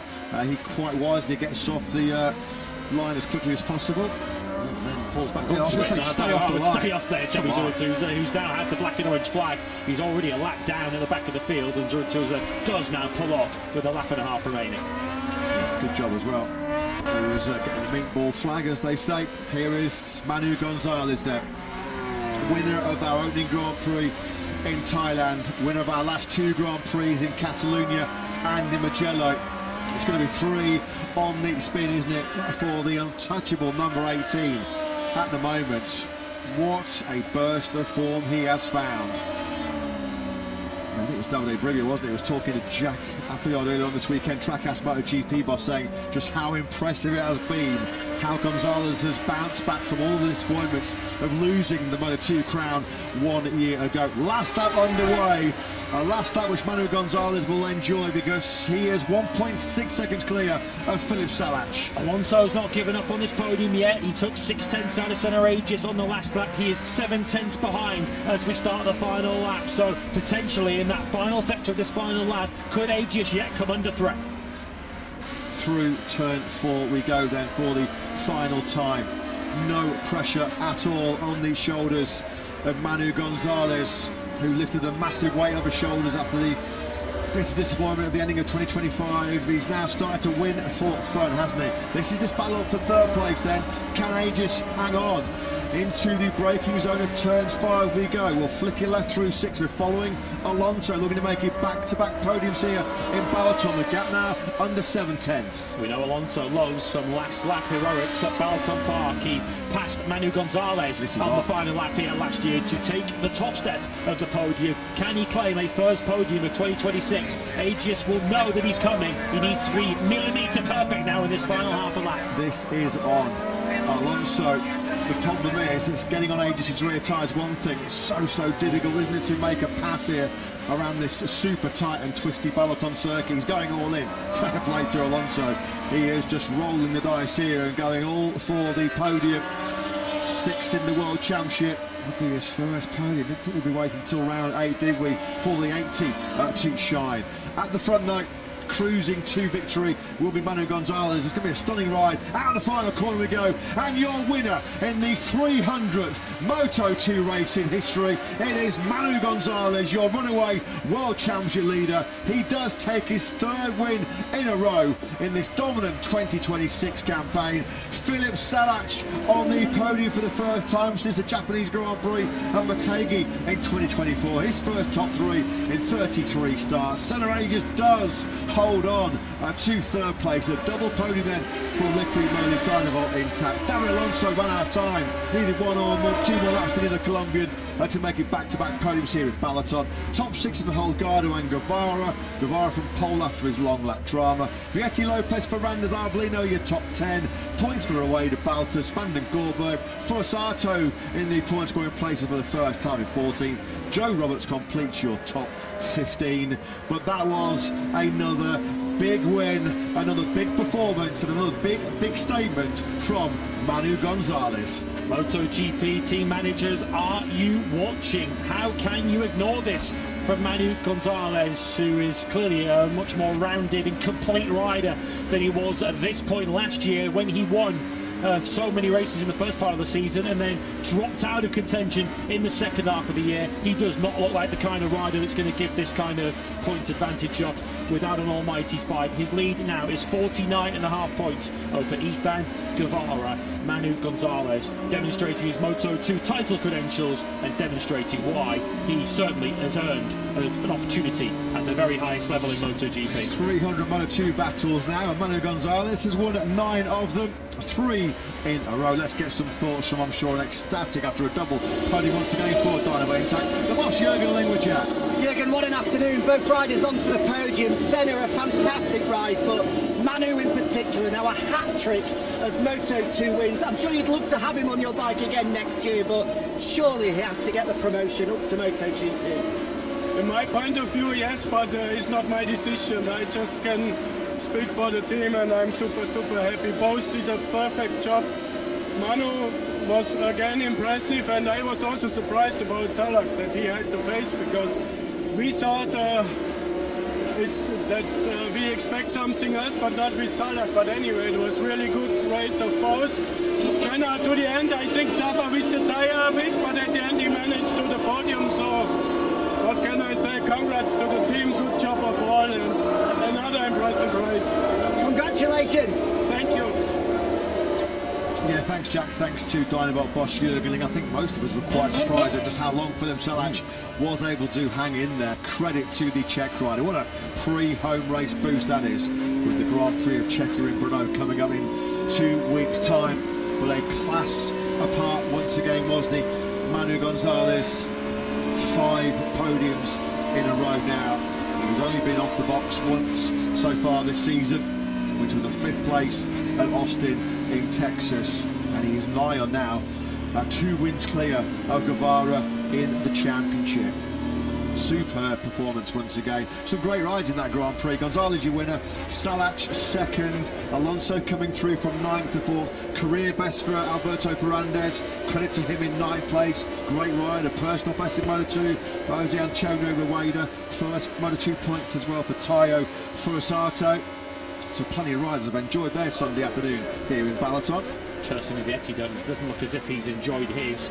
Down in 7th place. Once again, damage was done for Chelsea Vietti on Saturday afternoon when he qualified down in 12th. 7th for him, certainly not enough in terms of his championship prospects at the moment, as he falls now 52.5 points behind Manu Gonzalez, who is in the form of his Grand Prix career.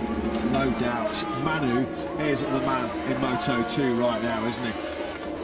This is not new territory. He did so much of the front running in 2025 before he got reeled in by Diogo Moreira's brilliance in the second half of the season. But for the first time since his home Grand Prix in Brno last year, Joe Roberts was the victor. American Racing find themselves back in Parc Ferme, and that was a heck of a ride, wasn't it, by Philip Salac? Superb performance. Led for so much of the early part of the Grand Prix. He really did pile the pressure, didn't he, on Manu Gonzalez when he was dropped back to second place. It looks like the blue crew Pramac Yamaha of Ethan Guevara has run out of juice late on. 6th place. He will get credited when he eventually makes it back to pit lane. 11.1 seconds behind Gonzalez. Confirmation, as mentioned in commentary, first rider to win 3 successive Moto2 races since Fermin Aldeguer went on a winning blitz. He won the last 4 of 2023. The last time any rider in Moto2 had 5 podiums in a row, well, that was Aldeguer in that sensational end to the 2023 campaign. That earned Aldeguer his chance in MotoGP.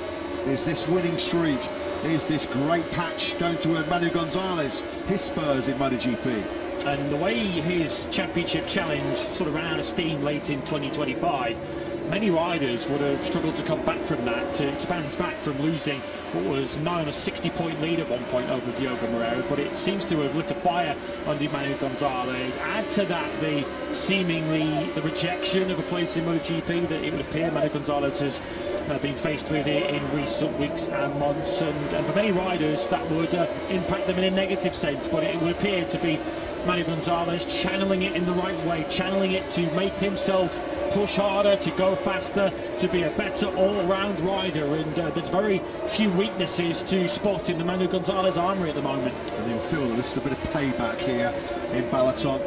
He led for the final stages of the Grand Prix here last August before he got passed on the last lap by both Diogo Moreira and your eventual winner David Alonso. Started the Grand Prix here last year, third, finished third. Today from the second row, he takes the victory. Stella Aegis, oh well, a very nice pre-21st birthday present for the Aussie. Third here in Hungary, and he's with Jack. Senna, what a brilliant ride. You really had to work for that podium, fending off David late on at such an important point in your career. How important did this podium feel to keep yourself in championship contention?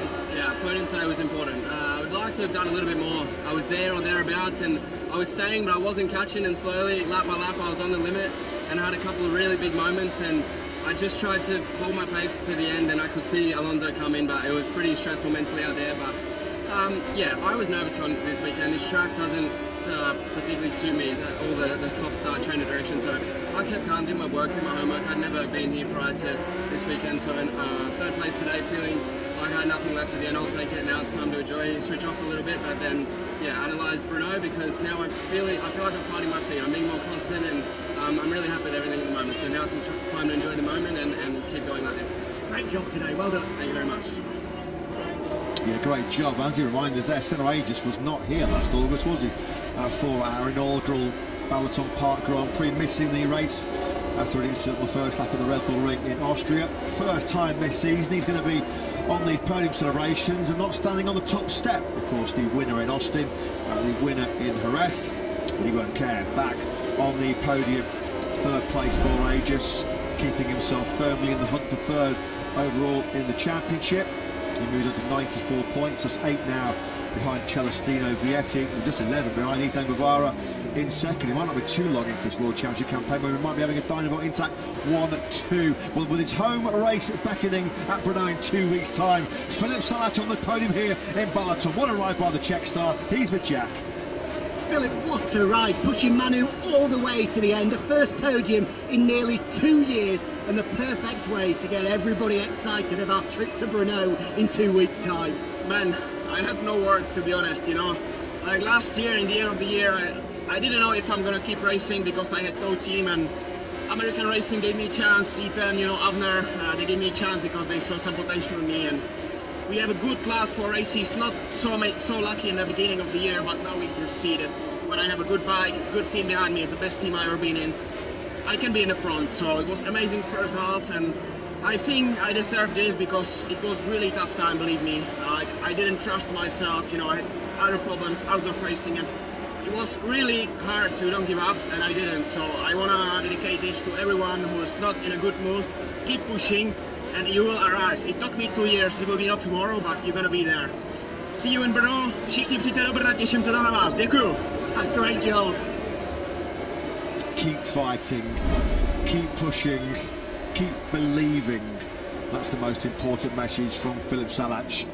better days are always ahead, and his day has come today. That was a brilliant ride, the ride of his life, certainly the ride of his Grand Prix career. Start number 135, it's just his 5th ever podium finish, and what a home race boost in Brno in 2 weeks' time.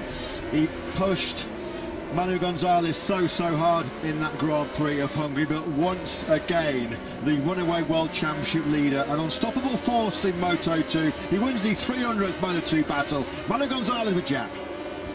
Well, Manu, Philip did not make it easy for you out there today, but it's yet another victory, now a hat-trick of Moto2 wins. What more do MotoGP team managers need to see? Really the race was so difficult in every aspect, physical, riding, condition of grip. Philip surprised me because he was riding so well that I had to adapt and change my riding in some corners. But from the middle of the race I said, okay, let's go first position and see if I can push. And I had my really good pace. 3 wins in a row, it's amazing. It was an objective, but every race I start like it's a new one. Nothing happened in the past. Again with the same work, again with the same push. So let's go to Brno, exactly the same as we come here. For sure we need some rest, but yeah, I'm so happy because it was a difficult race and we still managed to get P1, so let's keep doing. Congratulations. Thank you so much to everyone. Manu gas operating at full gas right now, isn't it? This was the key race finishing overtake. He got right onto the rear tyre of Salac on the brakes into turn 5, carried all of his momentum then through 6, 7 and 8. And that was the key attack on the brakes into the chicane of 9 and 10. You have to give credit to Salac. He did not give it up without an almighty fight. Well, that's how you celebrate, guys. Look at that, the pair of them with massive stand-up wheelies over the line. Some performance by Manu Gonzalez and Philip Salac to commemorate the 300th Moto2 Grand Prix. He's to the next 300. As Manu Gonzalez will head, well, the top 2 in that Grand Prix are going to head to the Grand Prix of Czechia in great spirits, aren't they? Gonzalez with a World Championship lead of almost 50 points. In second place in that Balaton Grand Prix, Philip Salac heading home brimming with confidence after that stunning second. Nathan Guevara's day today after his brilliant pole position yesterday. Had problems into turn 1 on each of the first 2 laps, one through his own making, one through Alonso Lopez's making. Of course, the long lap penalty that he picked up for the unsafe change of direction off the line. We'd love to know from Philip Salac if he had to shut the throttle off at that stage. It feels like a bit of a harsh one, but certainly consistent from what we've seen earlier in the season back in Austin, Texas. The way the race panned out, ultimately in the end, at the most, that cost Guevara perhaps 1 place. Yeah, it ultimately turned into a bit of a lonely Sunday afternoon, didn't it, for Guevara? 1.5 seconds behind Holgado, a mile up the road, 3.5 seconds clear almost of Vietti. He'll have to try and focus on the positives. The main positive of the weekend being that superb 1:40.2 he produced to take pole position here yesterday. But it's on Sunday when it really matters. It's on Sunday when the points and prizes are up for grabs, and collecting all of the last 75 available in the Moto2 World Championship has been Manu Gonzalez. He is going to be desperate to make sure that history does not repeat itself. He is not going to blow it this year. He's not going to fluff his lines. There's no Diogo Moreira hunting him down in 2025, just like there was last year. And victorious today when those closest behind him were suffering. Guevara 6th, Vietti 7th. And the clear big winners by a mile today were Lippi, Molly, Dynamo. For American Racing in second place with Philip Salac. How exciting must Ethan Buckle be ahead of Brno with home favourite Philip Salac on the form of his career. And of course his teammate Joe Roberts won that race last year. Senna Regis onto the podium in 3rd. But a leap for the delight for Philip Salac, who is reaching new heights in his Moto2 career. As we've already discussed, it's his first podium for the best part of 2 years, a 4th career podium for Salac in Moto2. But for Manu Gonzalez, it's a 4th win of 2026.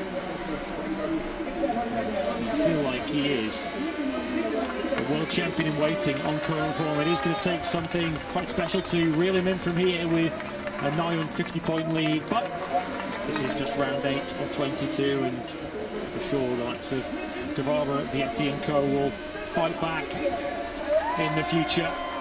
Third place for Senna Atius, who has had a bit of a mixed bag of results. His only 2 podiums prior to this were wins, but on his first visit to BalatonPark, he leaves with a trophy.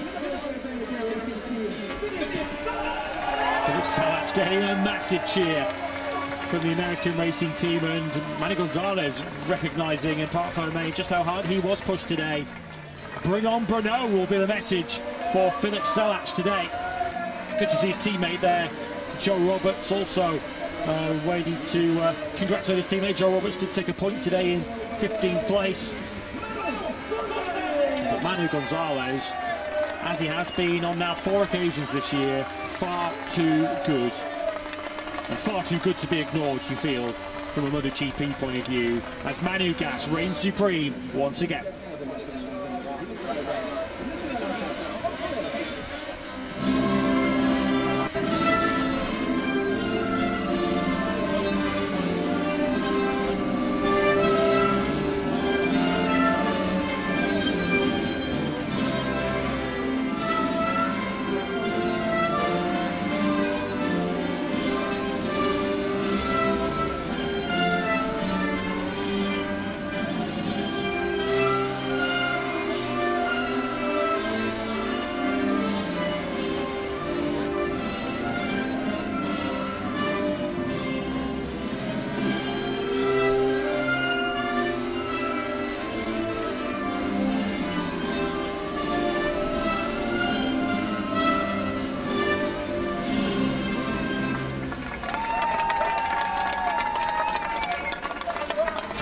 Moto2 race here today in Balaton, and now 3 wins in a row for Manu Gonzalez in what is turning out to be an outstanding 2026 World Championship campaign for the Spanish rider. Double podium for the German-based Dynamo Intact team, and a great day for those pockets of Czech fans who've come from the neighbouring country here in Hungary to witness Philip Salac, one of their own. No wonder he's got a massive smile on his face. Yeah, taking a big gulp of the Prosecco is Salac, the perfect tonic, the perfect Philip, I guess you could say, as he heads to his home Grand Prix in 2 weeks' time. So Gonzalez then now 49.5 points clear in the championship. Big smiles all round from your top 3.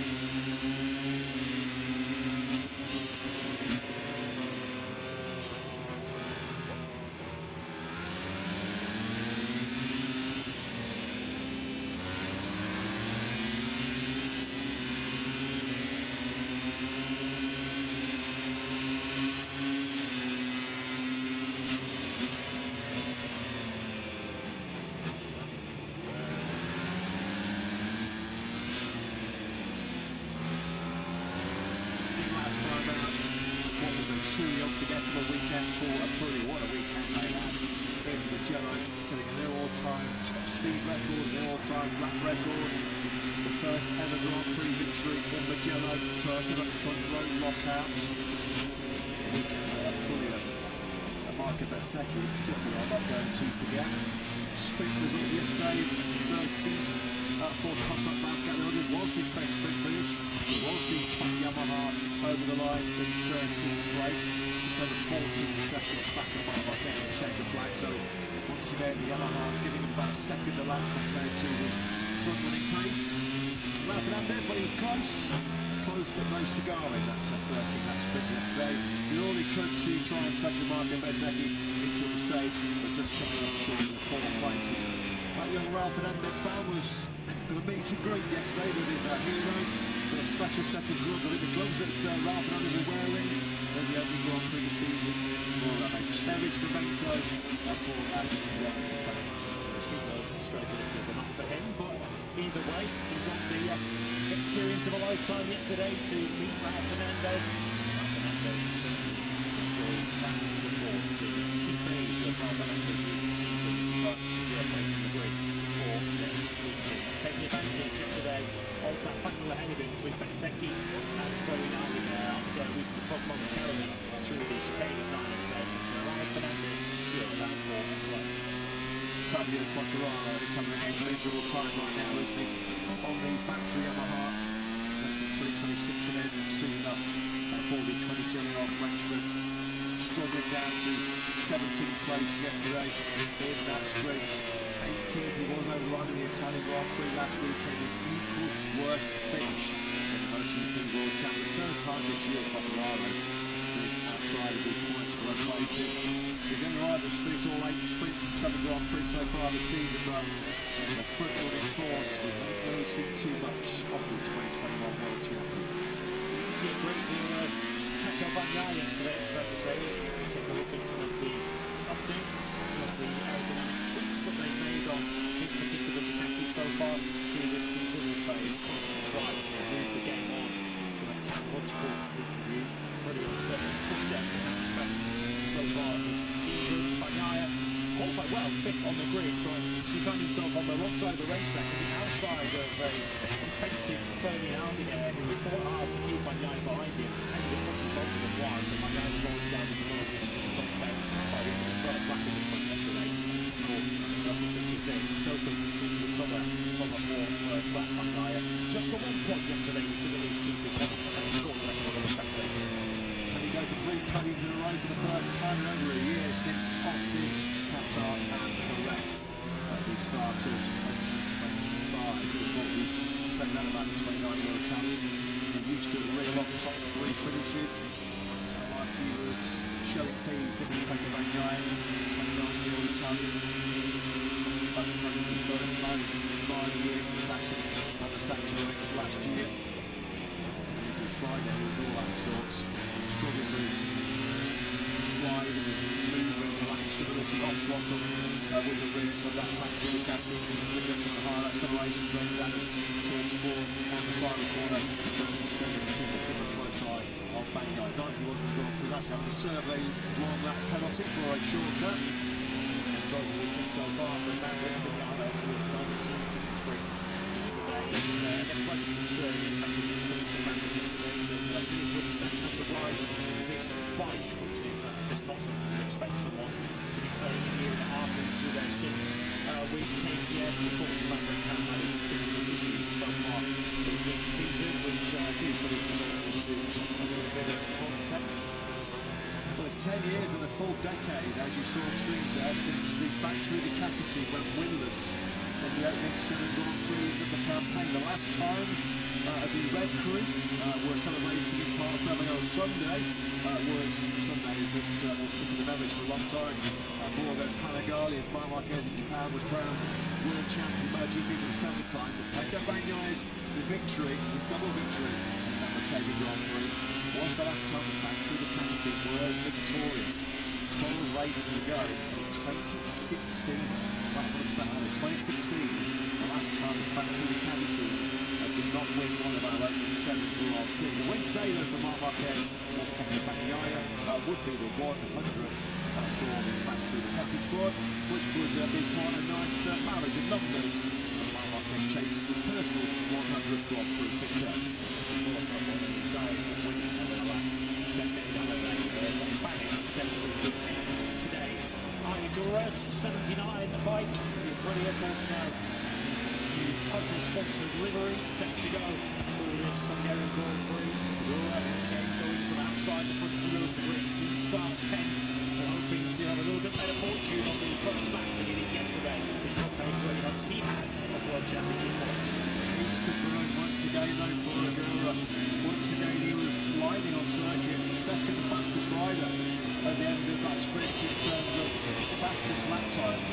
Marc Marquez threw in a faster lap than Igor in that sprint yesterday, but once again, came really for the average performance in qualifying. 10th on the grid, a great record though so far this season on Sunday. He's fought his way through into the top 5 in 5 of the opening 7 Grand Prix. A tough first experience here at Balaton last year with Igor Sat. 11th in the sprint.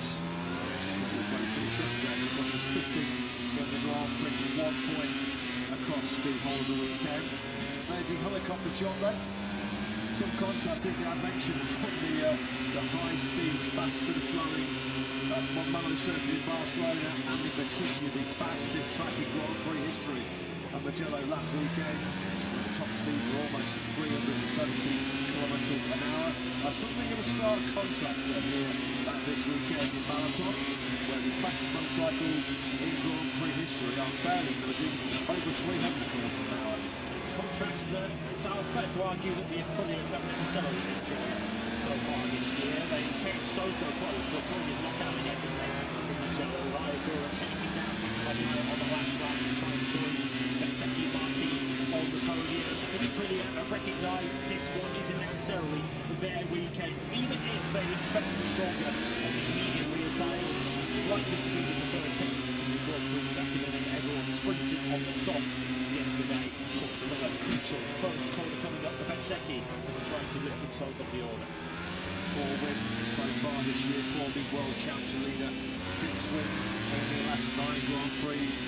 4 wins already in the opening 7 Grand Prix. The PB tally in the 20 class for Benteke. He won 3 times in 2023. He won 3 times last season. So that gives you a clear indicator already of what a sensational campaign Marco Benteke and the factory is squad are producing. He qualified the front over here last year, 7th in the sprint, so he was better yesterday inside the top 3, and he was 3rd in the main Grand Prix. Nothing about Marquez and Pedro Acosta. I think this BalatonPark Grand Prix last year was around that time when Marco Benteke really did start to stand up and show that he was going to pose the main opposition in the second half of that year's campaign to not the world champion Marc Marquez.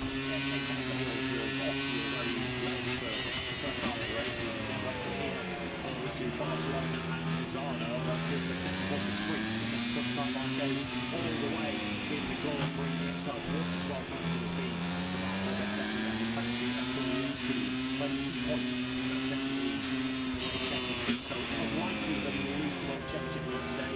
But on a weekend where once again Martin has been ever so slightly on his back foot, can Benteke take full advantage to strengthen his position at the top of the World Championship and head into a crucial phase of the season? Love that. I mean, on the sides of that, Bez is getting his elbow down pretty much through the final chicane. I mean, Marco Benteke's sighting man in Balaton will be a darn sight quicker than most people's fastest lap here around this Grand Prix monthly circuit. Bez always, soon you will be the number 1, he said on Man. Someone who's hoping to change that, it's Jorge Martin, who's on the grid for Jack. Yeah, great to be joined by Jorge so often in 2026. Jorge, we've seen some pretty special Sunday comebacks from you in the Achilles. Are we going to be treated to more of the same today? Yeah, well, I hope for sure I will try to put some faith. Obviously, the weather is not our best, our great weekend so far, but I think we still can remediate with the solid results. So it's a big target. I get the start in the beginning and I said there is a lot of very long. belting right here last year, did the Roy Martin. Thanks very much, Jack, and thanks to the 2024 World Champion, 16th to 4 in Balaton last August with Martin. He didn't get a memo about it being hard to overtake around this Grand Prix.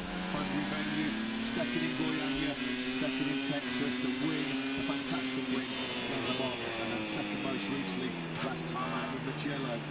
That's foul, just got 3 totals to go as we call it, Martin. That's why he's 20 points behind Betseki going into this Hungarian round. There's Marc Marquez there on course for what would be his 9th pole position sprint win and Grand Prix win treble. He fires away from pole. It's the great Marc Marquez, Pedro Costa and Bernie Aldeguer is your front row. The initial information is that they're all going for the soft rear tyre. So Marquez and Costa ran that in warm-up this morning. Gian Antonio 4 from Bagnaia, who is at the moment heading for the medium rear. Betseki starts 6th on the soft. Fernandez 7th from Jorge Martin and Luca Marini, 2 others on the medium rear tyre. Certainly appears to be a big split in terms of the tyre strategy. Iagura lines up 10th from Gilbert Herrera and Jack Milan. Troy Mir and Air Fast Medium. Fabio Quattararo are together on row 5. On row 6 we find the very impressive Iker Lecuona, 16th from the preceding strategy. We're expecting his weight replacing Alex Marquez back in front now. Brad Binder at top left joining on the 6th row. Matthew Mordelli, Alex Rins and Maverick Vinales on row 7 with the group completed by a BalatonPark debutant. First visit here for Cal Crutchlow. Mixed did report yesterday, tyre wear not an issue, very low here at BalatonPark. And so the information coming out from Piero Talmasso's media debrief last night was riders who want to complete the distance on the soft rears, no problem, they will go the distance. I think a few riders yesterday were saying they didn't go for the medium and the sprint just because it takes them 4 or 5 laps to really come in and really get up to full working temperature. Interesting though to see quite a big split as we saw from that grid rapid. Let's go and get some tyre info from now on the grid over, Jack. Yeah, there's going to be some very late changes on the grid. There's a lot of games being played here. As you can just see on the screen there are tyres being thrown left, right and centre. As it stands currently, 60% of the grid opting for the softer option rear tyre, 40% going for the medium option rear tyre, but that could all change. There's going to be some very last minute calls here. As we saw yesterday, as the riders told us, the opening 3 or 4 laps of the race, there's a big advantage of the soft, but then of course you've got to manage it in those final 4 to 5 laps. We know how important track position is here. Our riders going to be willing to give up the advantage you have at the medium at the end of the race to make sure you get track position at the start with that soft rear tyre. It's going to be fascinating to see who goes with what. Yeah, thanks very much, Jack. Right on cue, the 2 mission engineers hovering around the factory. The company. This was the exact quote released by Mission Motorsport boss Piero Talmasso last night. Tyre wear is low here at BalatonPark. Tomorrow, as in today's Grand Prix, it will be possible for riders who wish to do so to complete the 26 laps of the Grand Prix on soft tyres at the rear. It will all depend on each rider's strategy. Option is there. That was the view from Michelin here in BalatonPark last year. Why the track-out riders are going to go forward. Mark Fernandez and Iagura look in charge through the field. Let's go to a double A on the bottom, Jack. Yeah, great to be joined by Davide. We were just saying it seems like it's going to be one of those days, 50-50, when it looks to be rear option, rear tyre. At the moment, what are Raoul and I leaning towards, and why have they made that decision? It's a decision about the tyre. At the moment we like the soft tyre. I know it's a little bit different choice from the majority, but the four rider at the moment we are convinced about the soft tyre. Let's see if we confirm until the last minute, but it looks like now it's a time when you try to understand what the others are doing, but it looks like the majority is going in medium. Let's see. I think we think it's not. There's no wrong choice somehow. It's a different plus and minus, so you have to put together and take a decision. What are the chances of Raoul and I today? Raoul was a great ride in the sprint yesterday, so often we see I make progress in the field on a Sunday, but we sorted how difficult it is to overtake it. So what are their chances? Yeah, no, I think we have a chance. Yesterday I had the problem at the start. We lost a lot of position on turn 4. So if we are able to keep some position or even improve a little bit, then Then we wait for the high final race, hopefully. Even if it's the soft, so quite challenging, quite interesting to see what we can do by the end. Maybe with the soft tire compared to the other on the medium. It's very good on management, but today he has to be very good. He has to be as usual. So that's it. Interesting. Absolutely. Good luck, Davide. Thank you. Bye. It's going to be an interesting Grand Prix for him, because I think it is fair to say that yesterday Sprint didn't quite live up to pre-sprint expectations. That, of course, was thanks to the utter brilliance of the dominance of world champion Marc Marquez. So we heard that track house, both Ralph Fernandez and Ayagura, their preference, their favouring the soft, will keep a close eye. Could be a real tactical, strategic race this one coming up. It's the man who led the field on a merry dance yesterday. New tyre choice, so Marc Marquez would appear to have changed from the soft rear rack tyre you saw that used to be brought onto the grid by the factory Ducati team. It really was a medium rear tyre to be fitted into Marc Marquez. That produces the sign he was confident he was a feeling he needs the benefit of the soft rear tyre in those early stages. Does that potentially link Pedro Acosta to gamble on the soft to try and seize the early initiative from Marc? So Marco got second. Self-focused and into the zone, as you can see from the top underneath the gantry there on the grid. We are under 15 minutes away from the start of round 8. Yeah, the crowd enjoying the local dance ensemble before we get ready for the grid ceremony. And now in Pedro Acosta, he was second in yesterday's sprint to Marc Marquez. He was second in last year's Grand Prix to Marc Marquez. Can he better and topple the 92 athlete? Let's get the thoughts of his crew chief, Paul Trabac and Jack. Yeah, that's the big question there too. Great ride by Pedro yesterday. Just firstly, Paul, soft rear, medium rear, it looks like the big question is people taking different options and different plans. Yeah, to be honest, they've been really close. You know, it's all about more about the warm-up and maybe some stability. So it depends on which way you're suffering, you know. So I think we stick with the choice we did yesterday and we go for it. Mark going for the medium, does that mean in those opening laps an opportunity to attack? Yeah, sure. I mean, we've seen the medium take a few lefts to come up, you know. It's all about how they can bring this tyre up on the warm-up lap and see where we go from there. In terms of the battle itself, obviously Pedro is out here to fight for victory. From what we saw yesterday, do you think he can close the gap to Mark? Yeah, I mean, we got a little bit caught out in the beginning of the race. Our match pace was fantastic at the very start of the race.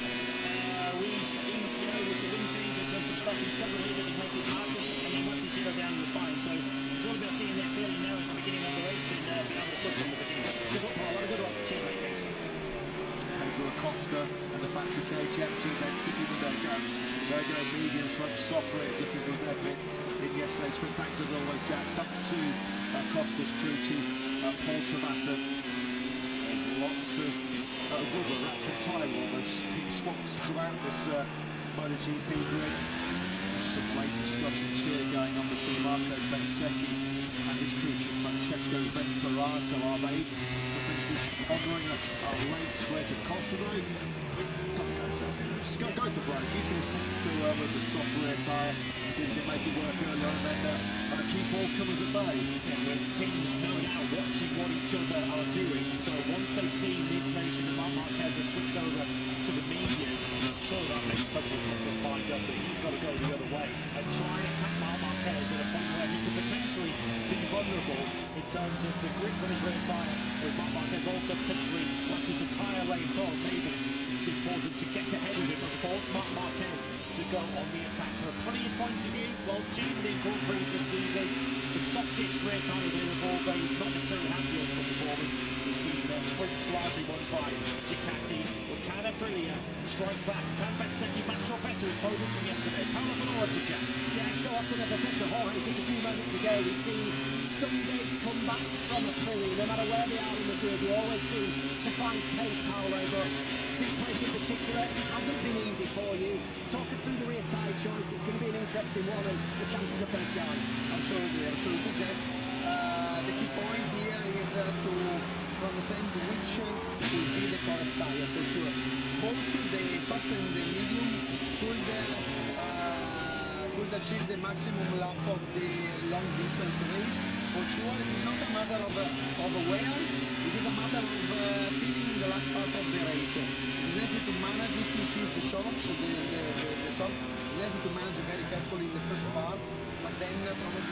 because you can have some more grip, but it's necessary to understand. It's not easy. To be fully honest with you, we are now still evaluating for each the four rider we have, which is the best option. Thanks, man. Good luck. Thanks. Yeah, thanks, Jack. Thanks as always to the brilliant boss, Paolo Benora. Do you go medium? Do you go soft? That's the big call, isn't it? Coming into this 26th lap Grand Prix of Hungary. There's the Hungarian national flag flying proudly. This is the fourth ever Grand Prix of Hungary. First one back in 1990, back here in 1992, and then to wait 33 years to make a return to BalatonPark in 2025. Our first two visits to this part of Europe came at the Hungaroring. Watching Jordan might be back there as early as 2027 then. That's a proud moment for Hungary. That continues performance and stunt shows throughout this weekend. Crowd then on their feet. We're about to witness MerliMollyMeki taking 100th Grand Prix victory.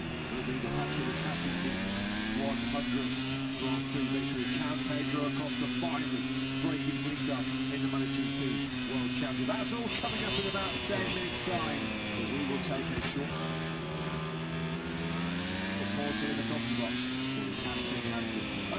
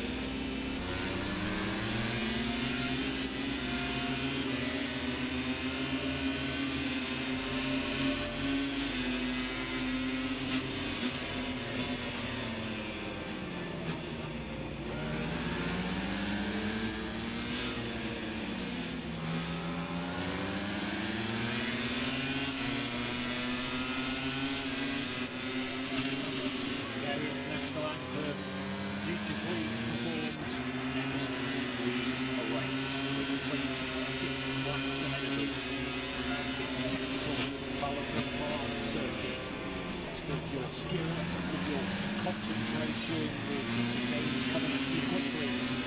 So difficult to nail the perfect lap as Czechna Sodor quite an afternoon. Well, 26.9 on perfect laps are going to be required to get to that 25 points and Grand Prix victory. Potentially awaiting at the end of it all for Marc Marquez, a 100 Grand Prix victory. Is Pedro Acosta potentially going to deny him that century and potentially playing his first in the Premier class from the middle of the front row this afternoon? Well, then on to our 300th Moto2 Grand Prix history with Fabio Di Gianantonio repeats his success in Catalunya easily. We'll have our 300th MotoGP success for Italy. Well then, can there be another Balaton treble in the making for Marc Marquez? Let's get some thoughts from the boss, Davide Tonos Jack. Yeah, huge 45 minutes ahead for Marc Marquez after his sprint win yesterday. What can be key to this race, Davide? We've seen some last minute changes for the rear tyre in the group, but looks like Marc going with medium, is that the case? Yeah, that's the decision. We've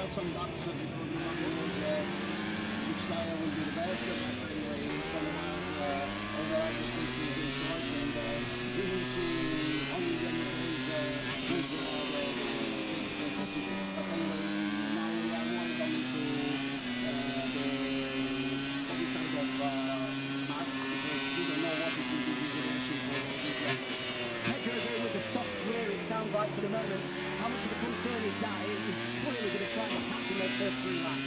Yeah, sure. After the end of the video, we realized that he needs to attack in the beginning of the race, but this is kind of strategy that he tried to have each one on his own. So, listen. Let's have a good look.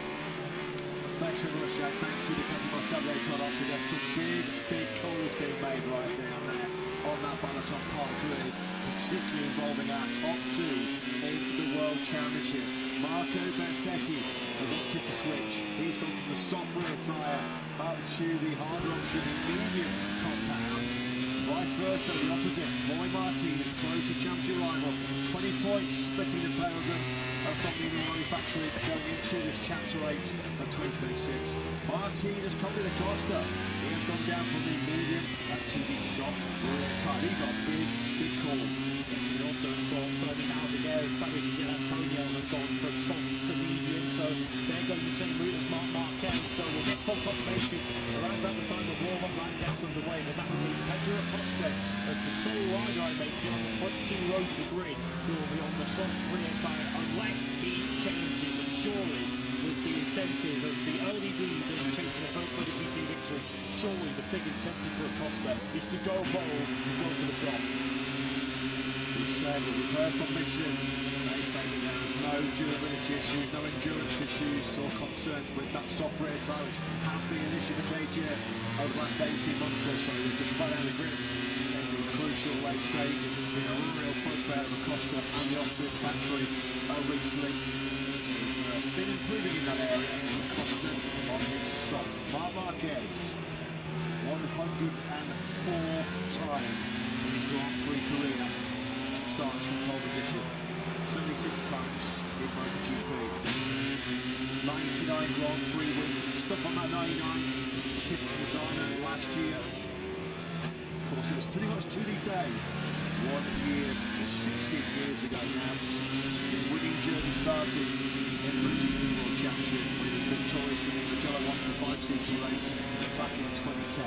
5 minutes we are then away from the start of this Grand Prix of Hungary in 2026. Soon we have the bang-up-to-date latest information on the tyre picks from Michelin.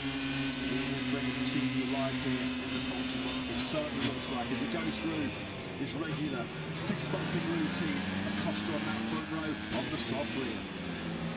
Time about a 300-metre run down to that first corner. How much will be decided in that chase to turn 1? So Acosta is the outlier then on that front row. First front row start of the campaign for Ferdinand Aldeguer. He's got medium on the Michelin tyre. Acosta then second on the grid. Can he win for the first time in MotoGP? And can Marc Marquez win for the 100th time in his Grand Prix career? World champion on pole!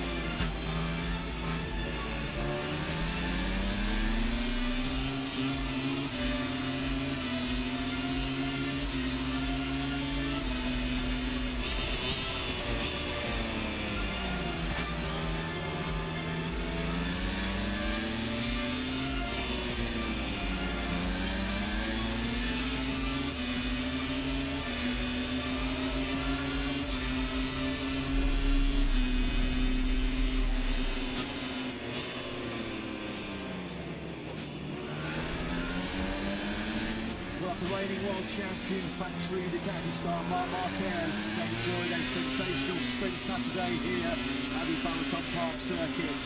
The world champion hungry for more success in the Grand Prix of Hungary. He's only claimed pole position number 76 in his MotoGP career yesterday, making that record-breaking Q2 session. He absolutely dominated the field. He thrashed the pack in yesterday's 13-lap TSO sprint. 3 sprint wins so far for Marc Marquez. On the front row of the grid he goes with Pedro Acosta and Ferdinand Aldeguer. Acosta's quest for his first MotoGP victory. Well, he'll be armed with Michelin's soft rear tyre. How decisive, how crucial could that decision be? We know Jorge Martin on the factory Aprilia, he also has opted for the soft rear tyre. Coming into this 8th chapter of 2026, what's been a stellar season so far for Aprilia. Marco Bezzecchi, 20 points clear he is in the World Championship standing. Let's go and get some latest time information from Jack down on the grid. So the big news is the only rider on the front 2 rows of the grid to go for the softer option rear tyre, as you guys have been saying, is Pedro Acosta. Marquez, Aldeguer, Gianantonio, Bagnaia and Bezzecchi all going medium rear. Keep an eye on Ralph Fernandez and Jorge Martin from row 3. They also go with the soft rear tyre. Thanks very much, Jack. Looking forward to this battle of Balaton in 2026. Marc Marquez then, he won the Grand Prix here last year by over 4 seconds. Acosta and Bezzecchi were completing the podium. Yesterday in the sprint, it was that same trio that took the medals here in round 8. Marquez from Acosta from Bezzecchi. Marco Bezzecchi, the leader of the World Championship. He's established that 20-point lead over his teammate Jorge Martin, thanks to a truly stunning start to the campaign. 4 weeks in the opening 7 Sundays, already his highest win tally so far in his MotoGP career. Warm-up run then is about to be completed here. Big opponents on the front row of the grid. Green flag then has cleared at the back of the grid. It's Lights Out racing in MotoGP here in the Grand Prix of Hungary. Big wheel spin there for Marc Marquez to go off the line. Is he going to try and tip it out the brakes with Pedro Acosta on the routine? He first got sideways, goes Acosta, and Jorge Martin out of shape, out of control. Aldeguer has been cleaned out, and so too has Marco Bezzecchi. Well, this is MerliMollyMeki, doesn't it? The Japanese Grand Prix sprint, blissfully aware of all the chaos, all the cars behind them. Marquez and Acosta going away at the front. Well, that was a big blunder by Jorge Martin. Yeah, it looked like it was all started by Jorge Martin. So Bezzecchi, Aldeguer, Gianantonio and Fernandez are also out. So it's the top 2 on the grid away. Bagnaia just cruised through all the chaos up in the 3rd place. 3 of the 4 Aprilians out. What was the big meeting, the big message to all the pre-riders pre the Italian Grand Prix Mugello? Let's race with respect. Let's race hard but fair. I mean, Martin just made a massive mistake there. We saw it from Quartararo last in the sprint and the front leg with some major contenders out. The top 3 in the World Championship are out of this Grand Prix. And Jorge Martin might well find himself into Moto2. We'll have a look at another replay, but from the overhead shot, it looked like Martin was completely out of control on the way into turn 1. So it's Marquez from Acosta, Bagnaia runs 3rd, Marini's up to 4th. We've got Miller and Quartararo in the top 6, ahead of Morera. So the Yamahas of Miller and Quartararo dodged that mayhem beautifully into turn 1. More friendly fire at Aprilia. It was Martin on Bezzecchi at the first corner in the Motegi sprint last year. Martin had his troubles with Ralph.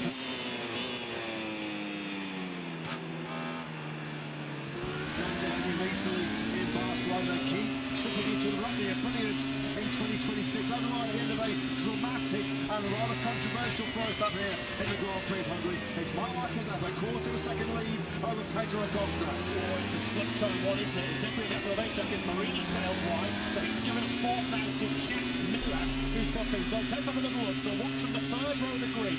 Jorge Martin, who starts from 8th position. He already gets a good start. He goes across the front of Luca Marini already. And you'll see here as he grabs the brakes, already now completely out of control, straight into Bezzecchi, Aldeguer.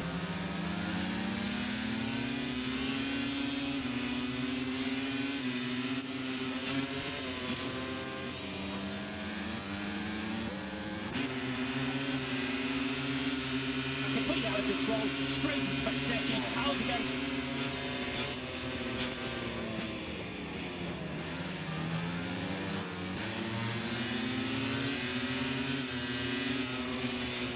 Antonio obviously with nowhere to go. Fernandez. He's in that zone where he's under investigation. Only one person was to blame for that one. 5 huge contenders then either out or delayed. Gianantonio did rejoin the race, but he's at the back of the field in 18th place. And Pedro Acosta is doing what Pedro Acosta has to do in this group. All that extra grip, that extra acceleration grip with that soft rear tyre on that KTM. Pedro Acosta just able to ease alongside Mark. Up on the brakes into turn 5.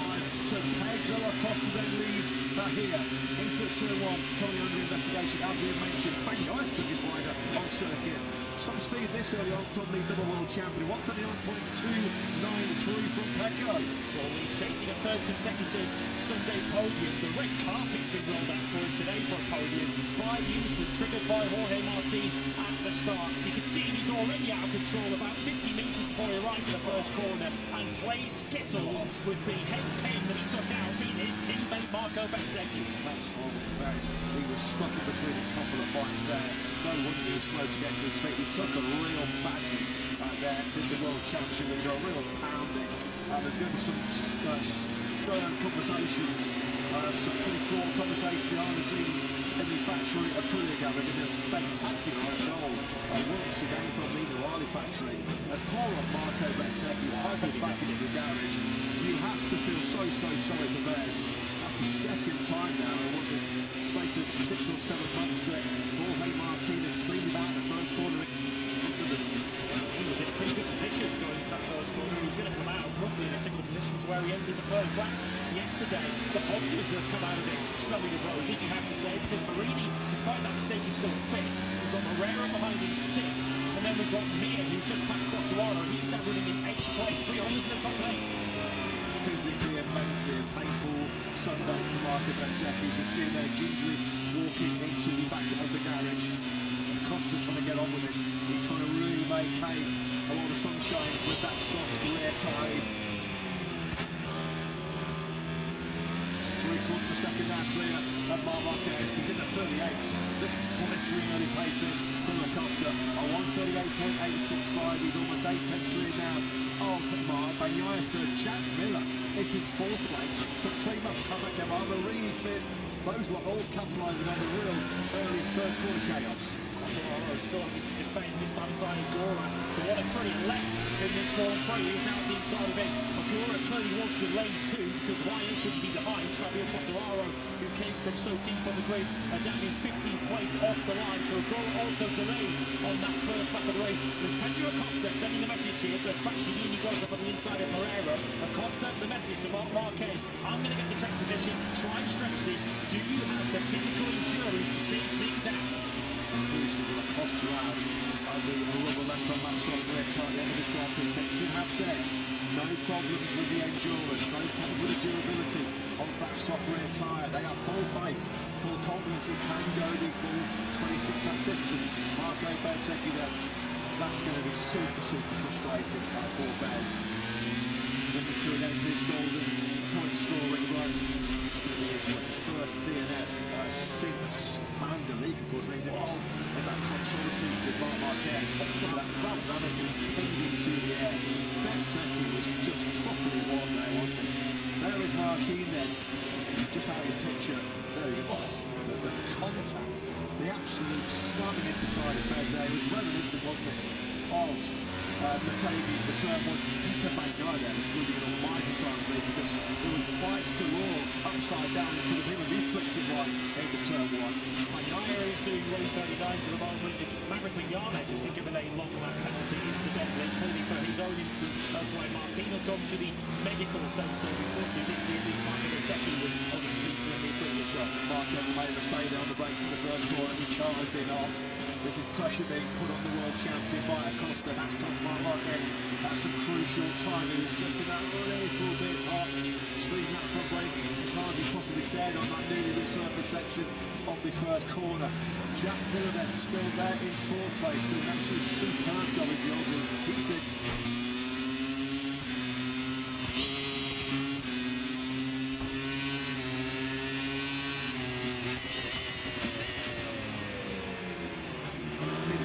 high 139s.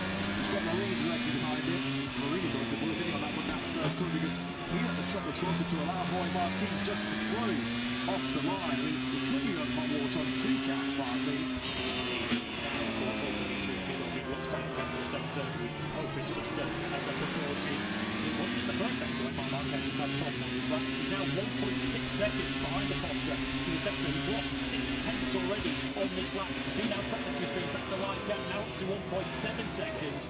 Acosta, of course, will have to manage that software at some point. No danger of getting to the end of the race, but of course, if you completely flash it in the first half of the race, then Marc Marquez could come back towards him. 49th MotoGP start for Acosta.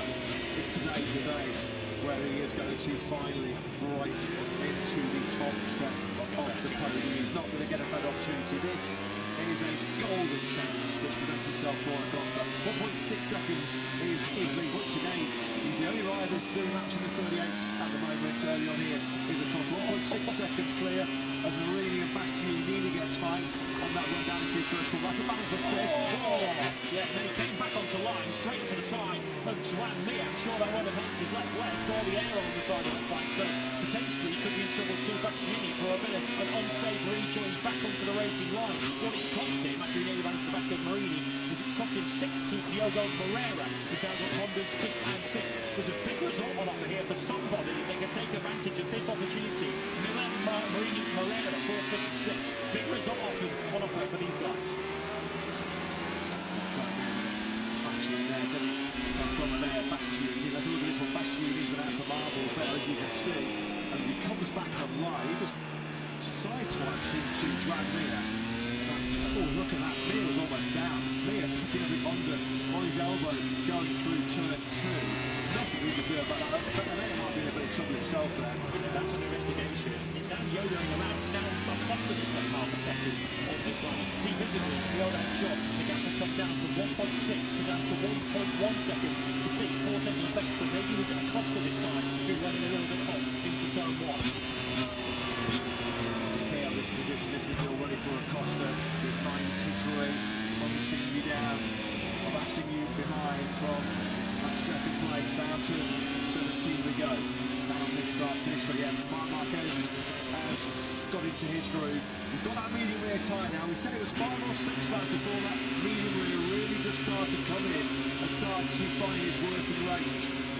Proving the point, right on cue is Marc at 138.687, 7 tenths quicker, and then Pedro Acosta. We've got a race on here, folks. Acosta's pace did also drop off slightly too. He's using the 38s for the first 3 or 4 laps. He's now doing mid-39s.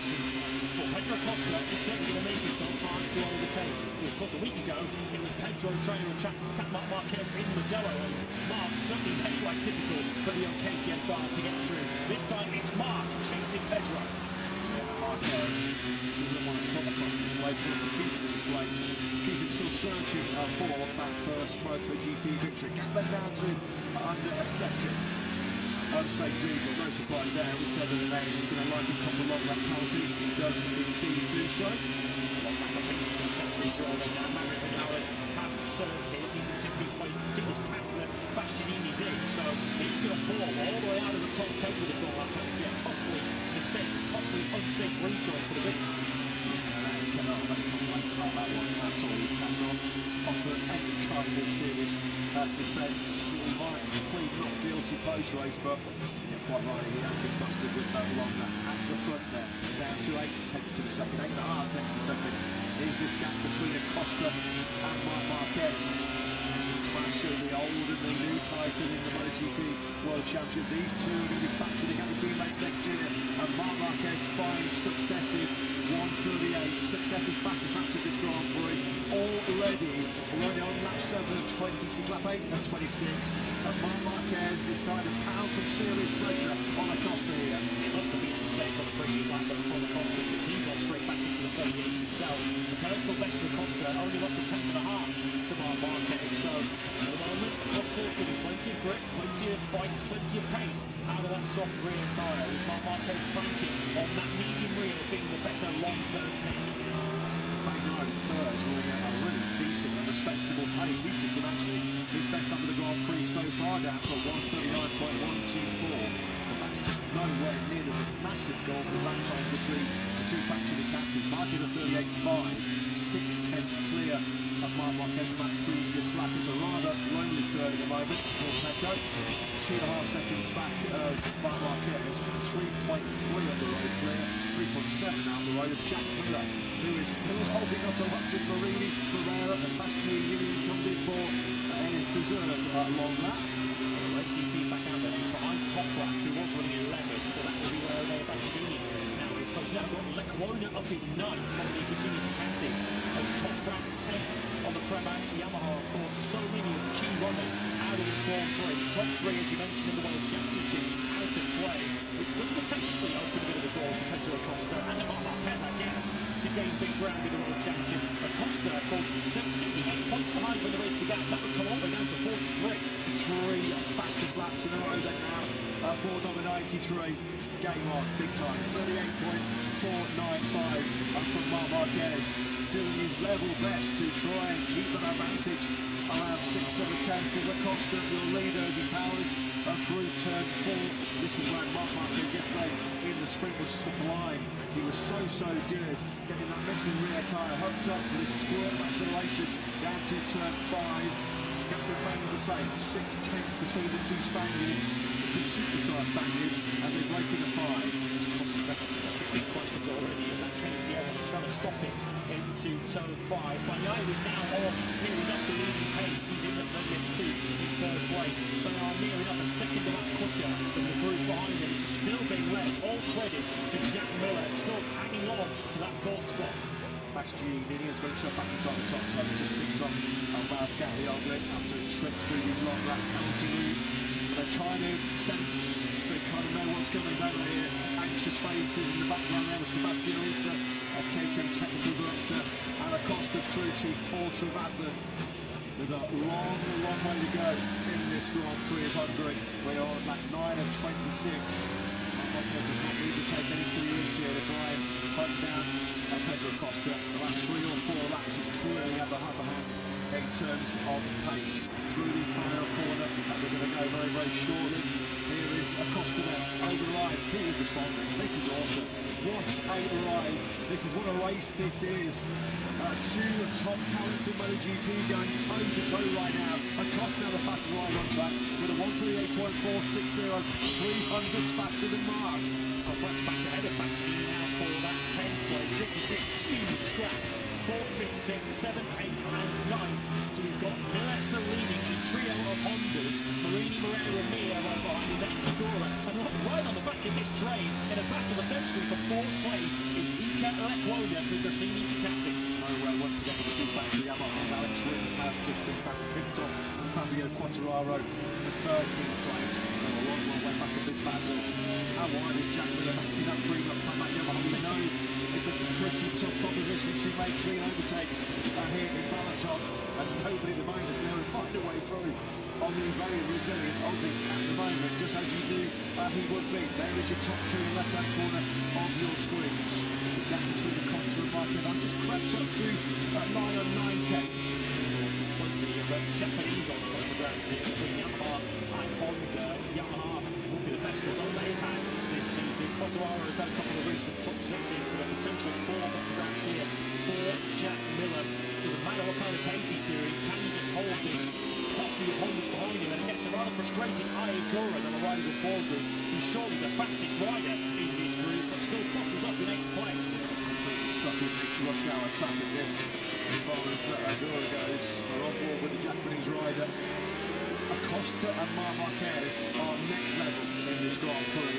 But they are getting faster and faster and faster, and putting more and more pressure on each other as this race unfolds. A 138.4 again for Acosta. That's successive 38.4s for KTM rider, but it's been bettered by a 38.3 by Marc Marquez. Can Acosta sustain this kind of speed? I mean, it's dynamic pace, but will that soft rear tyre go the distance underneath it? And will Marc Marquez, I guess, be able to sustain this sort of speed because of his physical issues? We know full well that Marc Marquez is not 100%. He's still awfully quick for someone who's got perhaps 1 3/4 arms at his disposal. But can Marc Marquez sustain his pace? When will the fatigue and the aching and the pain start to kick in for the world champion? We just know that Miller inside that helmet is just saying to himself, Jack, I just brake as late as you possibly can, and then it's just good luck for the rest of them. They're not going to be able to find their way through. If you just hit Sergio Marquez. The policy will be, well, if I'm breaking this lane, if anybody else comes through on me, I'm going to be against passing anyone. Marini finders get through. So it's Jack at the moment versus HRC, isn't it? Miller finally yields to Marini. He's got Moreira and Mir, the company directly behind him. Watch Marini now disappear up off the road. Can Moreira and Mir also make a move quickly? Jack Miller looking at the time information. Miller is also the soft rear tyre. So too is Marini. Moreira is the one rider in this group that we're looking at who's on the medium rear tyre. The scout mask out the old and Masterini, they're starting to charge back towards the rear tyre of Iker Lecuona. Over the line we go. Still in those mid-38s are Acosta and Marc Marquez. Just over half a second. Is Moreira going to close them to attack Miller on the brakes into the first corner? No, he's not. Miller just too strong on the front end of that three-lap comeback Yamaha. Lecuona needing to the back of the corner there as he almost overshot the first corner. When you're in such a big pack with the drag coming for the riders up ahead of you, so easy just to get hoovered up into the rear tyre of the guy up ahead of you. Lecuona was able to avoid that kind of incident. I didn't lose any positions either, but still ahead of his former supervisor opposition against top lap 9 and 10. One eye to see Leo does his visible look like Marc Marquez is just creeping ever closer to the rear tyre of Acosta's factory KTM. It's going to get scrappy a bit messy there, wasn't it? Further down the field. Almost getting caught out there as he closed in on Drummeer's factory Honda. Marini, once he got through Marini on Miller, he got straight away down to a 1:39.4, which was his best lap of the Grand Prix. And now Moreira is out some more pain on Miller. Is that going to work out? No, it's not. Through the chicane of turn 9 and 10. Chicane back for Diego Moreira. He's seeing Marini disappear off the road, thinking, I've got his pace too, I could go back to him and potentially get a 4th place in the MotoGP Grand Prix. At the moment, though, he cannot fix this problem of Jack Miller, who's now running 5th. Costa's been trump card in this Grand Prix, could well be the 2nd and 3rd sectors. Once we get into the chicanes on this circuit, Costa so good. And now Agora is going on the attack. He's now on the inside of Joan Mir. So finally, Agora getting up to speed. He's now up into 7th. 38.4 by Costa gets one slightly faster. Another fastest up in this Grand Prix is Marc Marquez. This is building and going to be a half-way distance. 13 laps in 26. Nothing dividing Acosta and Marc Marquez right now. I think if that's due, he's another long lap penalty. Shortcutting at turn 16 is almost a more long lap. Some proper laps here today in Hungary. So what's that now? 3rd, 4th, 5th time that Marc Marquez has set the best lap of this race.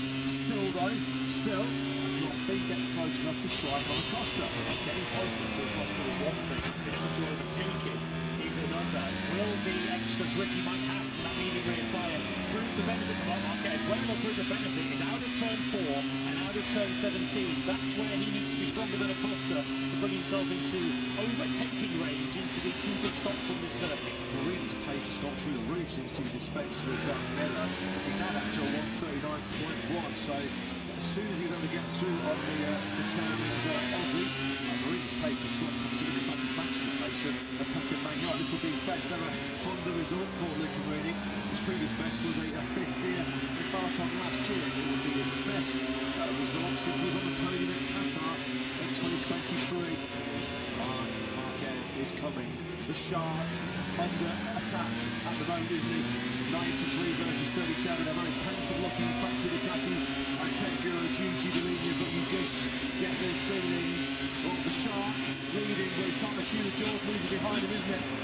Both know what they're up against here. Fastest time 38.3 once again from Marc Marquez. Acosta's not going slowly, he's doing 38.5s leading the race. Acosta knows that he's up against a rider who is simply relentless, who is born to win in MotoGP, searching for a 100th Grand Prix victory. But Marc Marquez also knows what he's up against. He's up against a rider who will not take a single backward step up against the reigning world champion as he chases a first MotoGP win. Try the top 10, just got through the mask out the armory, further down the field. Into the hard braking zone we go. Turn 5, that's going to be a real strong overtaking. Hot spot up for Mark. When does he feel like he's going to beat his money? Money coming very, very quickly. He's all over the rear tyre of Acosta. Into 9 and 10, it's again we go. And for the 3rd time in here in Balaton, Marc Marquez leads. He's going to drop right across the nose of Acosta. Side by side they go now through the left-hander of 10 sideways there, wasn't he? Sideways of the brakes was Marc Marquez. left the door open, Acosta barges his way through. So Pedro Acosta is not going to give this up with an almighty fight. He saw Marc Marquez was slightly wrong-footed after getting at the inside into turn 9. He knew he had to seize the lead straight away. Marc Marquez got out of turn 11 in front. He was surely going to pull away. Here comes Marquez and now attacking on the brakes once again. Who is going to win the game of chess on the brakes? Oh, it's a hard pass from Marquez. They're squeezing each other and they're rubbing shoulders with each other. Big contact, wasn't there, as they exited turn 16. Through the final corner we go. These two have gone toe-to-toe last weekend at Mugello, not for the victory. We should have had a controversial early scrap in this sprinting four-round. This is the battle we have been waiting for. Acosta runs a little bit hot into the first corner, but Acosta versus Marquez is on. Pedro Acosta wants this. He's come so close on so many occasions to a MotoGP victory, but surely the biggest challenge you could possibly be faced with in a MotoGP race when you're chasing your first win, holding off Marc Marquez. Can Acosta do it? This is pride. This is not just 25 points. This is pride. This is ego. There's so much on the line here between these two. Acosta parks his gate here. Mid-corner going through turn 5. That's allowed Marc Marquez just to jump on his rear tyre once again. We're going to come to the chicane of 9 and 10 where Marc got briefly through last time. Is this going to be another time he's going to attack? It is. So this is successive laps in 1 and 93. A centre on the inside of Acosta. He'll just want Acosta out of the paintwork. Acosta just had to close the throttle there. That was crucial. He's got his tactics spot on there, the number 93, Marc Marquez. He is back at the front and now already he has got daylight between himself and Acosta. Acosta tried to drop it across the nose of Marc Marquez, but he wasn't far enough ahead to do it. In many respects, it was a different strategy to the lap before, where he let Marc Marquez have the apex of turn 9 and 10, because he could then attack him on the way out. Marc Marquez now has clear road ahead of him, and of course has the superior late race grip. He's on the medium rear tyre, of course. How much time did that battle cost him? Joan Mir, unfortunately, when he was nearly sent into the double trap right there, Bastianini at the start of this Grand Prix. Unfortunately, this all of his own doing. Joan Mir then going out of contention. Marc Marquez, he was in the 140s on the previous lap after the skirmish, a close skirmish with Acosta, but with clear road ahead of him straight away, he's able to drop back into the 1:39, so he's jumped over 3/4 of a second clear of Acosta already. Has that been the decisive moment? Was that the decisive move? You have to doff your cap to Acosta. He toughed it out, he hung in there for as long as he could. Well, he tried so desperately to leave on Marc Marquez, that's how close he got. Through the last chicane, through 15 and 16. Does not get any closer than that, does it? That was what Acosta tried to do here. He tried to hold on the outside so that the inside the 10, but ultimately wasn't far enough ahead of Marc Marquez. He just blocked it out of it altogether. The lead is now over 1 second. And Marc Marquez now, surely the only thing that can bring Pedro Acosta back into play is a mistake or a physical drop-off for the reigning world champion. How does he keep doing it? He keeps bouncing back from injuries. He keeps bouncing back from surgeries. He never knows when he's beaten, does he? Marc Marquez. At the moment he's getting all vote at home as the rider of the race. No surprise to see Pedro Acosta getting a fair chunk of your appreciation at home as well. Marc Marquez. Well, on Thursday in the pre-event press conference, I asked him if there was any hope of him fighting for the win or in the podium here this weekend, the Spring of the Grand Prix. His answer was very short. No, forget it. Well, we got it wrong when you said that. And you've proven yourself, I think, very, very wrong.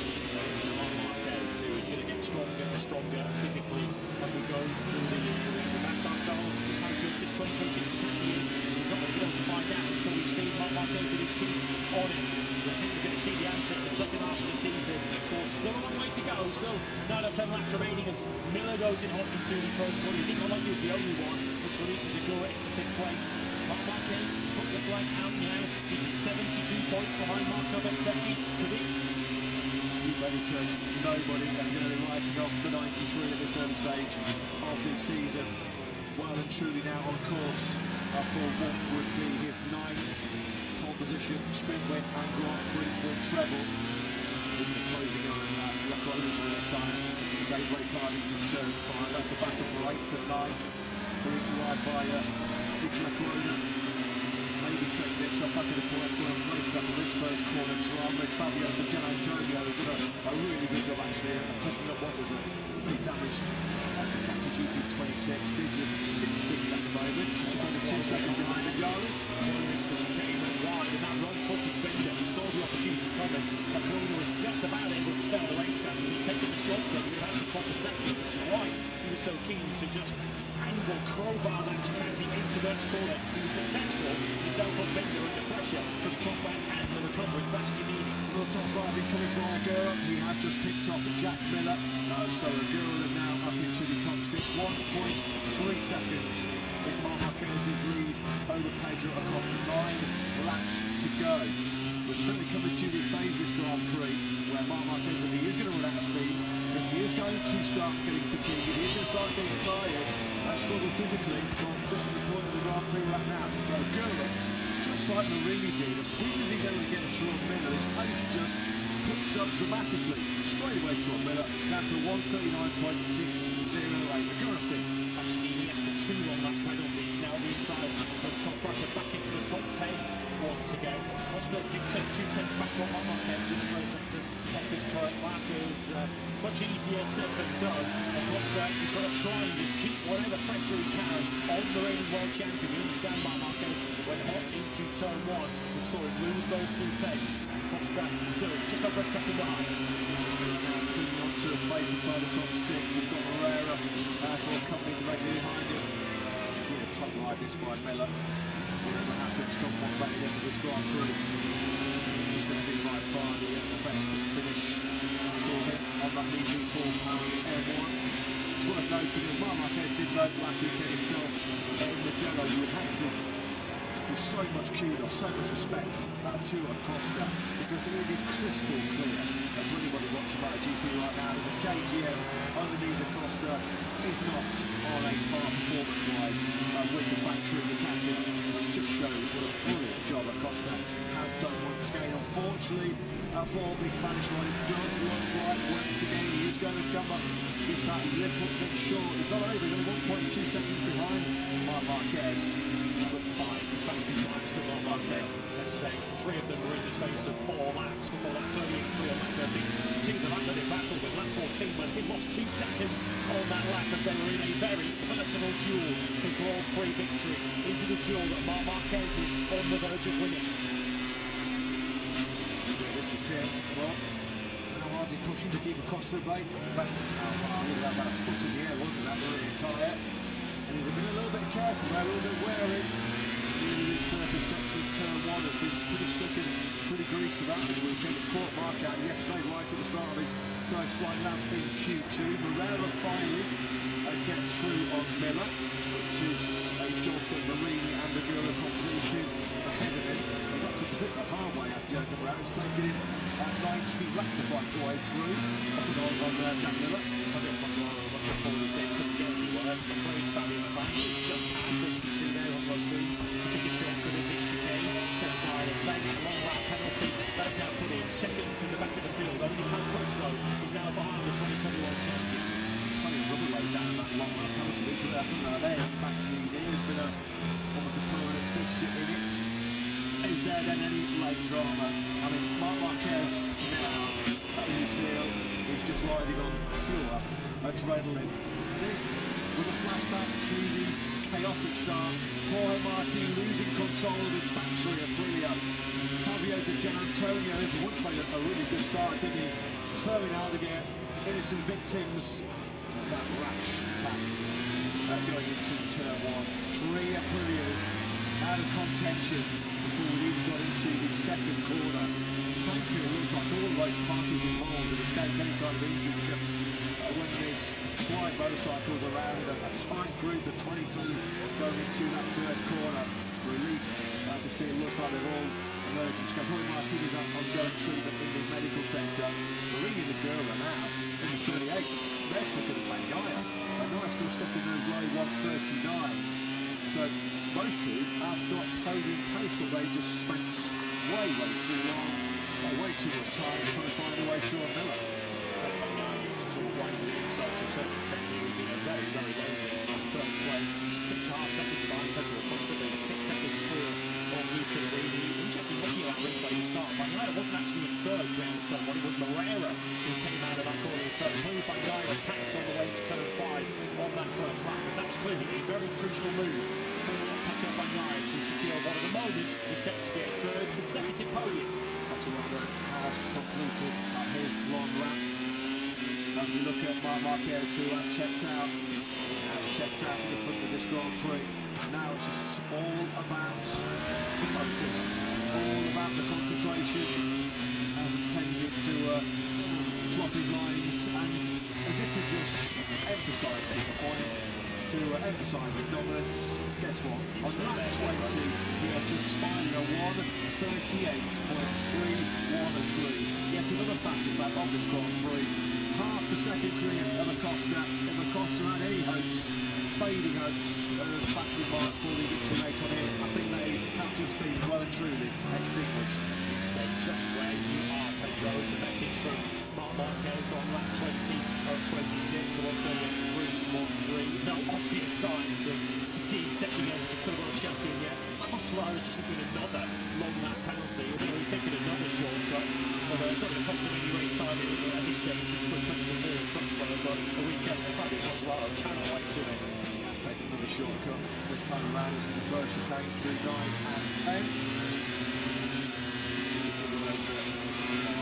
There's a short fuse after this Grand Prix as well. It's dreadful weekend for Fabio Quartararo. He's supposed to be saying that right now he's really suffering motivation issues to keep plugging away, to keep battling, digging deep on that reform power there for him. Marc Marquez then on 20 lap old tyres, 38.3. He's always been a master at time management throughout his Grand Prix career. Mid-race, well, we had a belter in Balaton.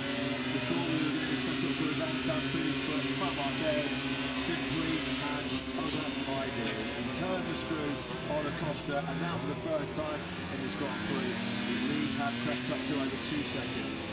Acosta surely that's something trying to fly from Pedro Acosta. He must have really pushed it to his limit in the first half of this Grand Prix to try and keep Marc Marquez behind him. Marc had to work hard for it. In the end, his work was rewarded with the lead. Pedro Acosta ultimately has not had enough to keep the world champion at bay in the latter stages. Marc will surely now be just going to buckle his own concentration, and he's still in 38. So often why I say the easiest way to lose concentration is when you start backing off, when you start dropping off your pace a little bit in races. So Marc Marquez, surely not going to take any risks here. Keep the pace on, keep the pressure on. That's the best way to keep your concentration. He's miles ahead of schedule, though they tried not to factor in that much. Felt like he'll be predominantly early, so next Grand Prix in Czechia, where he would be getting anywhere near peak fitness. This was the first or one of 2 big battles they had going through that 9 and 10 block, through that chicane. All of this in the rest of 2026 and beyond, gentlemen, please, because we love this battle. What a fight this was. Third interfering, handlebar to handlebar, knee to knee, elbow to elbow. Look how tight this was. There was a little nudge there, wasn't there? Acosta, swift delivery, just manoeuvring his right shoulder on his elbow. Yes, GG Libya. Well, he's going to have the top management challenge next year, managing the pair of them together inside that factory in the Cattle Garage. That was, though, the moment where Acosta's defence, his brilliant defence, was finally broken. It was some resistance, but once again, unfortunately, the KTM star is going to have to play second fiddle. It's going to be his 13th podium in the MotoGP World Championship, which will have to be record. He's now going to ride with the most podiums in MotoGP history without converting any of them into the top step. Very familiar feeling this for MotoGP viewers. Last few laps of the race, and who's on the move? But Ayagura on board with him in 5th place. He zooms up to the back of Luca Marini, who tried to leg it up the road after passing Miller. Unfortunately, didn't get far enough up the road to fend off the fastest finisher in Grand Prix racing these days. Ayagura potentially still rewarded with a 4th place in these final 4 laps. He can pass Marini's Honda. Still a potential double top 10 incoming for Timo Pamuk Yamaha. A maiden top 10 for top right Miles Gaudioglu. He's still right on the rear tyre of Bastianini in their fight. A 4-10. between those two down to 4/10 of a second. This is a racetrack, so I expect Okura. One putting it a little bit low into the chicane. Okura just charges up the inside. A little bit too hot though for him up the inside of Marini. So yeah, he has to stay back in fifth place. Fabio Quartararo has decided to call it a day with a shift ahead to Diego Guidarini and his crew chief. Quartararo was quite keen for this race to end. It has ended 4 laps early. Absolute stinker this weekend for Fabio Quartararo. You have to put this in the category, one of his worst ever MotoGP weekends. 17th on the grid, absolutely nowhere was it in the sprint yesterday. It has been a tough one this weekend for Fabio Quartararo. Don't understand what's going to how hard it's going to take here in Balaton. A bit of a charging through on Moto3, but the moves have to be pretty desperate, don't they, to make them stick. Further up the road, or further behind I should say, is Morera. He's on course for a superb 6th place. Miller still hanging on to 7th. Nicola Brona, a super sub in every sense for Alex Marquez, is still in 8th. He's about half a clear of Binder, 7th clear of Mastroianni. Still game on for the top right now, Scout the Ugly, and the 5 for first top 10. It's worth reflecting on with the World Championship situation as it is, Bezzecchi Martin out of the race. Gian Antonio is still out there circulating. He's right at the top of the picture there. Dicci has got himself up into 13th place for 3 World Championship points. Here he now comes into picture. He might still catch Alex Ricci for 12 for 4 points. So as it stands, Dicci would come to within 43 of Marco Bezzecchi. But considering Gian Antonio a genuine title contender, these could be priceless points. That's a slap in the face for Frankie Morgan. I believe that Gian Antonio was involved in that first floor of chaos, wasn't he? He lost a whole chunk of time as he tried to get back on that damaged GP26, and he's now passed Frankie Morgan on that previous lap. Morgan not enjoying his 150th MotoGP start at all, is he? Pushed back down to P14. As battle continues to reign between Marini and Nagura. Once again, Nagura quite clear. You can visibly see how much faster he is down in Marini, but just can't find the way through.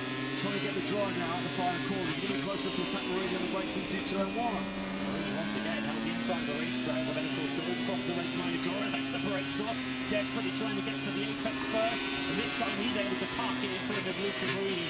4th would have been a best Honda result for Marini. 5th would still equal it. Surely we're going to get that now as far as Marini's concerned. Now the wet corner speed doing fully out. Through Miguel Nagura picking up the throttle now, trying to pick up some decisive drive for it. So Marini not close enough to retaliate on the brakes now into 5, and that was perfect from Nagura. Heading getting stopped into turn 5, he certainly can, and that should be it as far as 4th place is concerned. One second race for brilliant this afternoon, isn't it? Nagura here, the other 3 riders were all wiped out on the first corner of the race, but Jorge Martin going all into the opening hairpin. He wiped out Marco Bezzecchi, his title rival. What's Raul Fernandez? Gian Antonio and Alvin are also involved. Gian Antonio, the only rider in that group who rejoined, and as mentioned, he is still circulating 13th place. Well, there's no beating Marc Marquez in Balaton, is there at all? Pole position last season, sprint win last season, Grand Prix win last season, and another treble looming large for the reigning world champion. He is going to end Ducati's long ban with the factory Ducati team.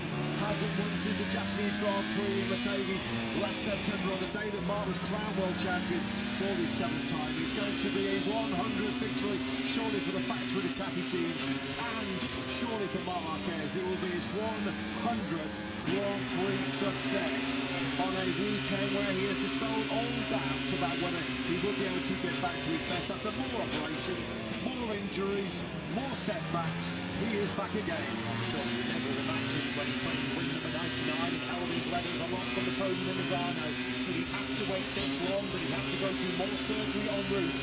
But every time you knock Marc Marquez down, he gets back up again and fights back stronger. He was pushed in the first half of this Hungarian Grand Prix all the way by Pedro Acosta.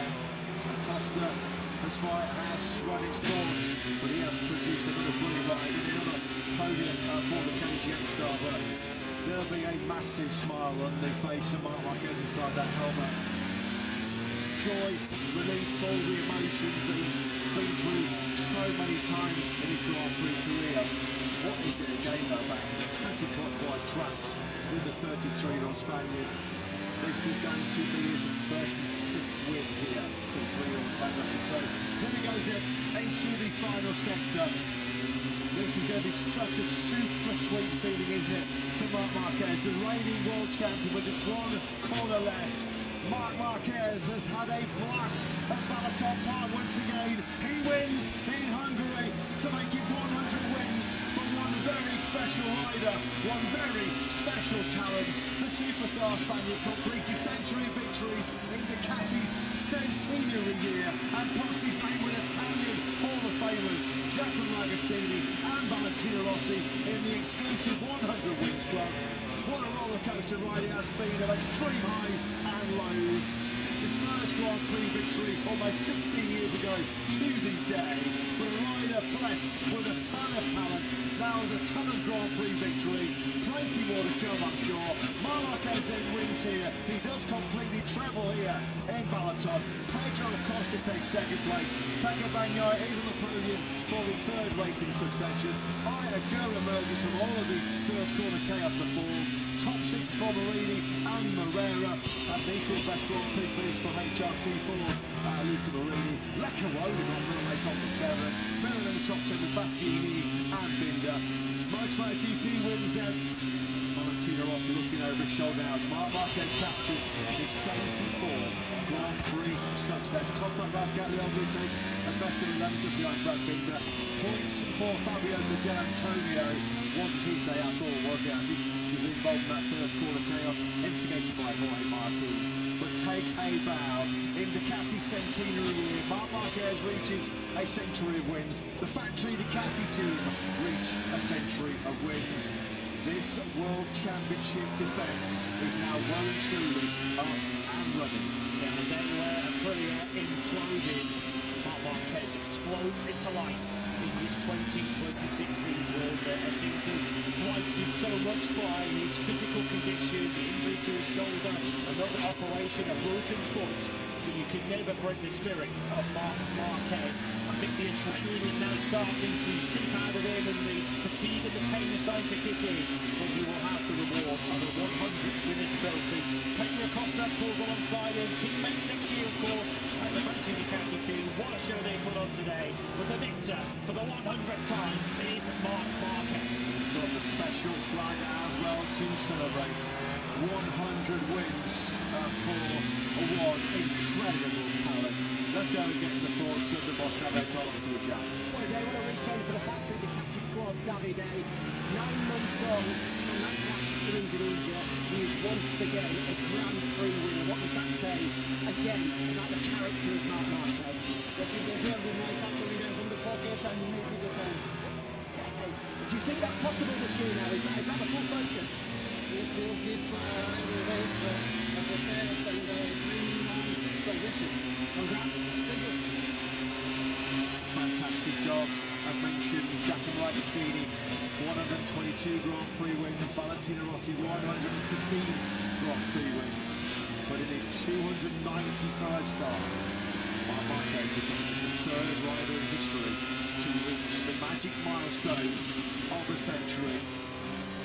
Everything he's been through, all of the trials and tribulations, but he just keeps coming back for more, doesn't he?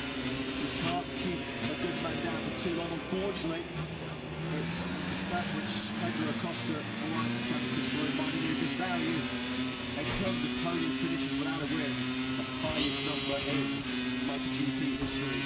He's only won everyone 12, he now moves on to 13. Great attack there between Diogo Moreira and Nicola Cuomo. Boy, the race just in the air across the line. So happy he was with 7. They had great Sundays. Nothing there. Nicola Cuomo, well, less than a week ago, he was testing them on the World Superbike in Aragon. He got the phone call. Fancy replacing Alex Marquez.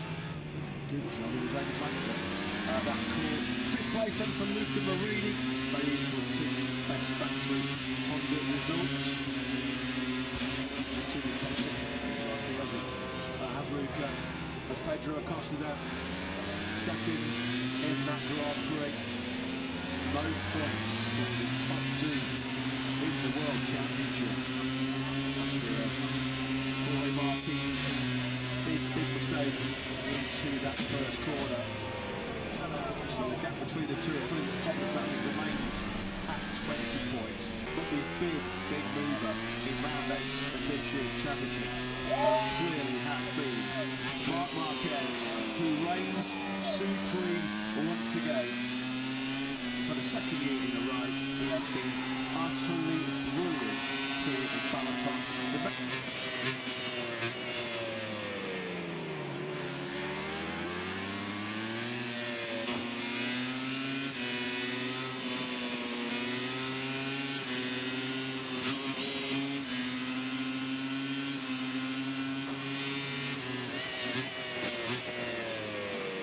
Has recovered 30 points on Marco Bezzecchi here this weekend in Balaton.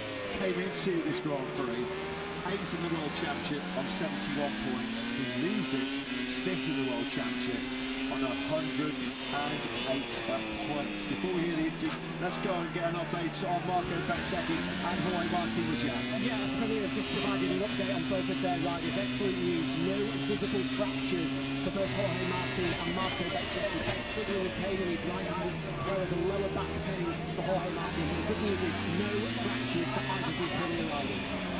Yeah, that is great news. That is a relief for the factory and for the team. Two factory Ducati then on the podium for the first time. Ducati's off the athletes yeah. And Ducati's long barren run without a win. It ends at 13 races. A long time since the Red Army was celebrating. An unforgettable Japanese Grand Prix. Look at Pedro Acosta. It's another podium, but it's not the win he wanted. And it's again. 2 second places behind Marc Marquez here in Hungary. Through the kitchen sinking back to back today, but ultimately Marc Marquez just too strong on too fast a bike for Pedro Acosta and KTM today. Don't worry Pedro, your day will surely come, but surely it must be eating away at him. But the record was just set and the wait goes on for Pedro. Yeah, if anybody's dared asking about the record after this Grand Prix, this is the moment. As he looks over his left shoulder, Marc Marquez then wins the Grand Prix of Hungary. That is win number 100. There is the salute.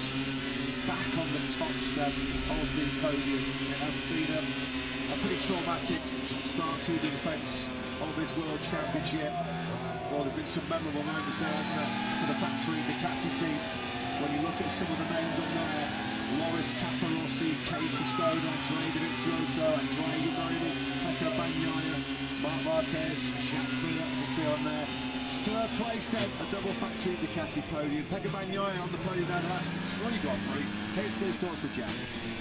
Well, Pecco officially 3 straight podium finishes, but I think today all came down to that opening corner. What did you see of that incident? How lucky were you to escape it, and how did you keep the concentration for the following laps? Luckily, as soon as I released the traction, I speeded a bit, so I didn't do a start, and when I started to brake it, so I just saw something that happened so fast, and it was Martina, and double up the speed, so maybe it was doing this side and a lot of fun, because the new tarmac for the one was very good. But about that, I know from the beginning that it wasn't my race to fight against the first 2 riders, so I tried to follow the first laps, and then I said, okay, calm, I have 3 plus seconds left from the airport, so he can just maintain this gap, and it was enough. Because today I didn't have the speed of the first 2, and it was already lucky out. Yeah, I can only imagine what Pecco Bagnaia saw on his right hand side in that first corner, and he was so fortunate not to be in that big tangle at turn 1. As always, you know you're going to get a straight back from Pecco. He called it and he thought he would be, just did not have anywhere near the pace to go with Marc Marquez and Pedro Acosta today. But he is building some momentum back, he is building some confidence back in that factory of Ducati. And it is 3 successive podiums for the first time since Austin, Qatar and Parade last year. That wasn't easy, but he made it look like a cinch, didn't he? Marc Marquez. That body will be hurting. I'm sure he's sore. I'm sure he's in pain, but he will not care one bit. Pedro Acosta, a runner-up once again here in Balaton. Let's get the Spaniards' thoughts with Jack. Pedro, once again, you have left absolutely everything out there. A brilliant battle with Mark. What are the emotions like at the end of it? Well, we try everything, you know, and it was a really good battle. I think that everyone at home enjoyed. We are trying to take the 100% of our package for this. Pace was good, qualifying again was good. Back-to-back podiums again for this. Quite happy, also international quite happy because it was not an easy weekend here last year for this. Now I think it's going to chill a bit at home and try to be full charge for Breno, but last year was quite okay. Just thanks to everyone at home, everyone that was watching the races. Miguel y Eva, that always have to go there for training for this. Just we keep going. That's all he can do, isn't it? Is keep going, keep blasting, keep working hard. There's nothing else he could have done. There is nothing else that he could have done. You will not find anybody else on planet Earth right now that could get anything else out of a KTM like Pedro Acosta is doing. Some will argue that it's not a particularly fair fight, given the superiority of the Ducati. Talk about fighting fire with fire. Look at this, watch this. Just watch the right shoulder here. Come on, have that. Yeah, and he dishes it out and hands it back. There's Pedro Acosta. That's ultimately what you've got to do when you're racing against the fastest, the most talented, the most ruthless, the most consistent, the most relentless rider in the world. You have got to match him. You'll match him in terms of machinery next year, will Pedro Acosta. You certainly matched him in terms of the fight and will to win today. Just the sixth time now on what has still been an exceptional weekend for Acosta. Sixth time in 49 that he has scored a double podium. Marc Marquez knows his talent, his talent. He'll know how good that ride was with Pedro Acosta. But for the 100th time in his Grand Prix career, 74th time in MotoGP, Marc Marquez is your winner here. Let's go to the Jack. 100 wins for Ducati, and now 100 career wins for you, Mark. And you've done it in the most Marc Marquez way possible after the highest of highs in Japan and the lowest of lows in Indonesia. 9 months of rehabilitation. You're a Grand Prix winner again. How does that sound? Super happy. Expensive win. Because, you know, after last year, changed everything, but the sport is like this. From one day to other one can change everything. I already learned this in 2020, but again last year, so we come back and we work hard. Some difficulties this is part of the season, but I knew that maybe, I don't know if I would have more chance in the next races, but I knew that here was a big chance to win. The feeling on the high was perfect, but on Saturday we took a step, and yeah, just I want to say thank you to people that believe me, the doctors, the physios, a lot of hours at home working, but yeah, price was expensive, but happy to another comeback. Congratulations. Thank you. Another comeback, another incredible comeback. How many has he made down the years? It's 33 years of age now, Marc Marquez. He's done so much winning races, so much winning world championships. He's got more money in the bank than he could ever have time to spend. But it's the thrill of the chase, it's the thrill of the fight, isn't it? It's the will to win which keeps Marc Marquez going. And that's the reason why he does put in all the hard work, why he still feels like all the sacrifices behind the scenes are worth it. Just the moments like this, he will enjoy it. He will soak it up, because you never know when it will be the last one. He's becomes just the third rider in history to make it a century of wins. I love the expression, an expensive win today, the way Marc Marquez phrased it. He certainly spent his physical reserves today in pursuit of that 100 success. He said he sold his skin for a top 6 or a 5 for the top 6, didn't he? Last time out in Mugello. There's the proud flag. What a day it's been for Ducati. Rumours of Marc Marquez and the factory Ducati team's demise have been grossly exaggerated by the looks of it. As Davide Tardozzi embraces Marc Marquez. Davide Tardozzi told Jackie a couple of rounds ago, we expect Marc to be back to his best and rightfully on song at the Czech Grand Prix in Brno. So clearly, he's already jumped ahead of the game, he's ahead of that schedule, and he's ahead of everybody else this weekend in qualifying the sprint and the Grand Prix here in BalatonPark, as Marc Marquez does indeed complete what is the 19th treble in MotoGP, the 9th time that Marc has accomplished that. His last was right here at BalatonPark. We'll have to rename it the BalatonPark circuit.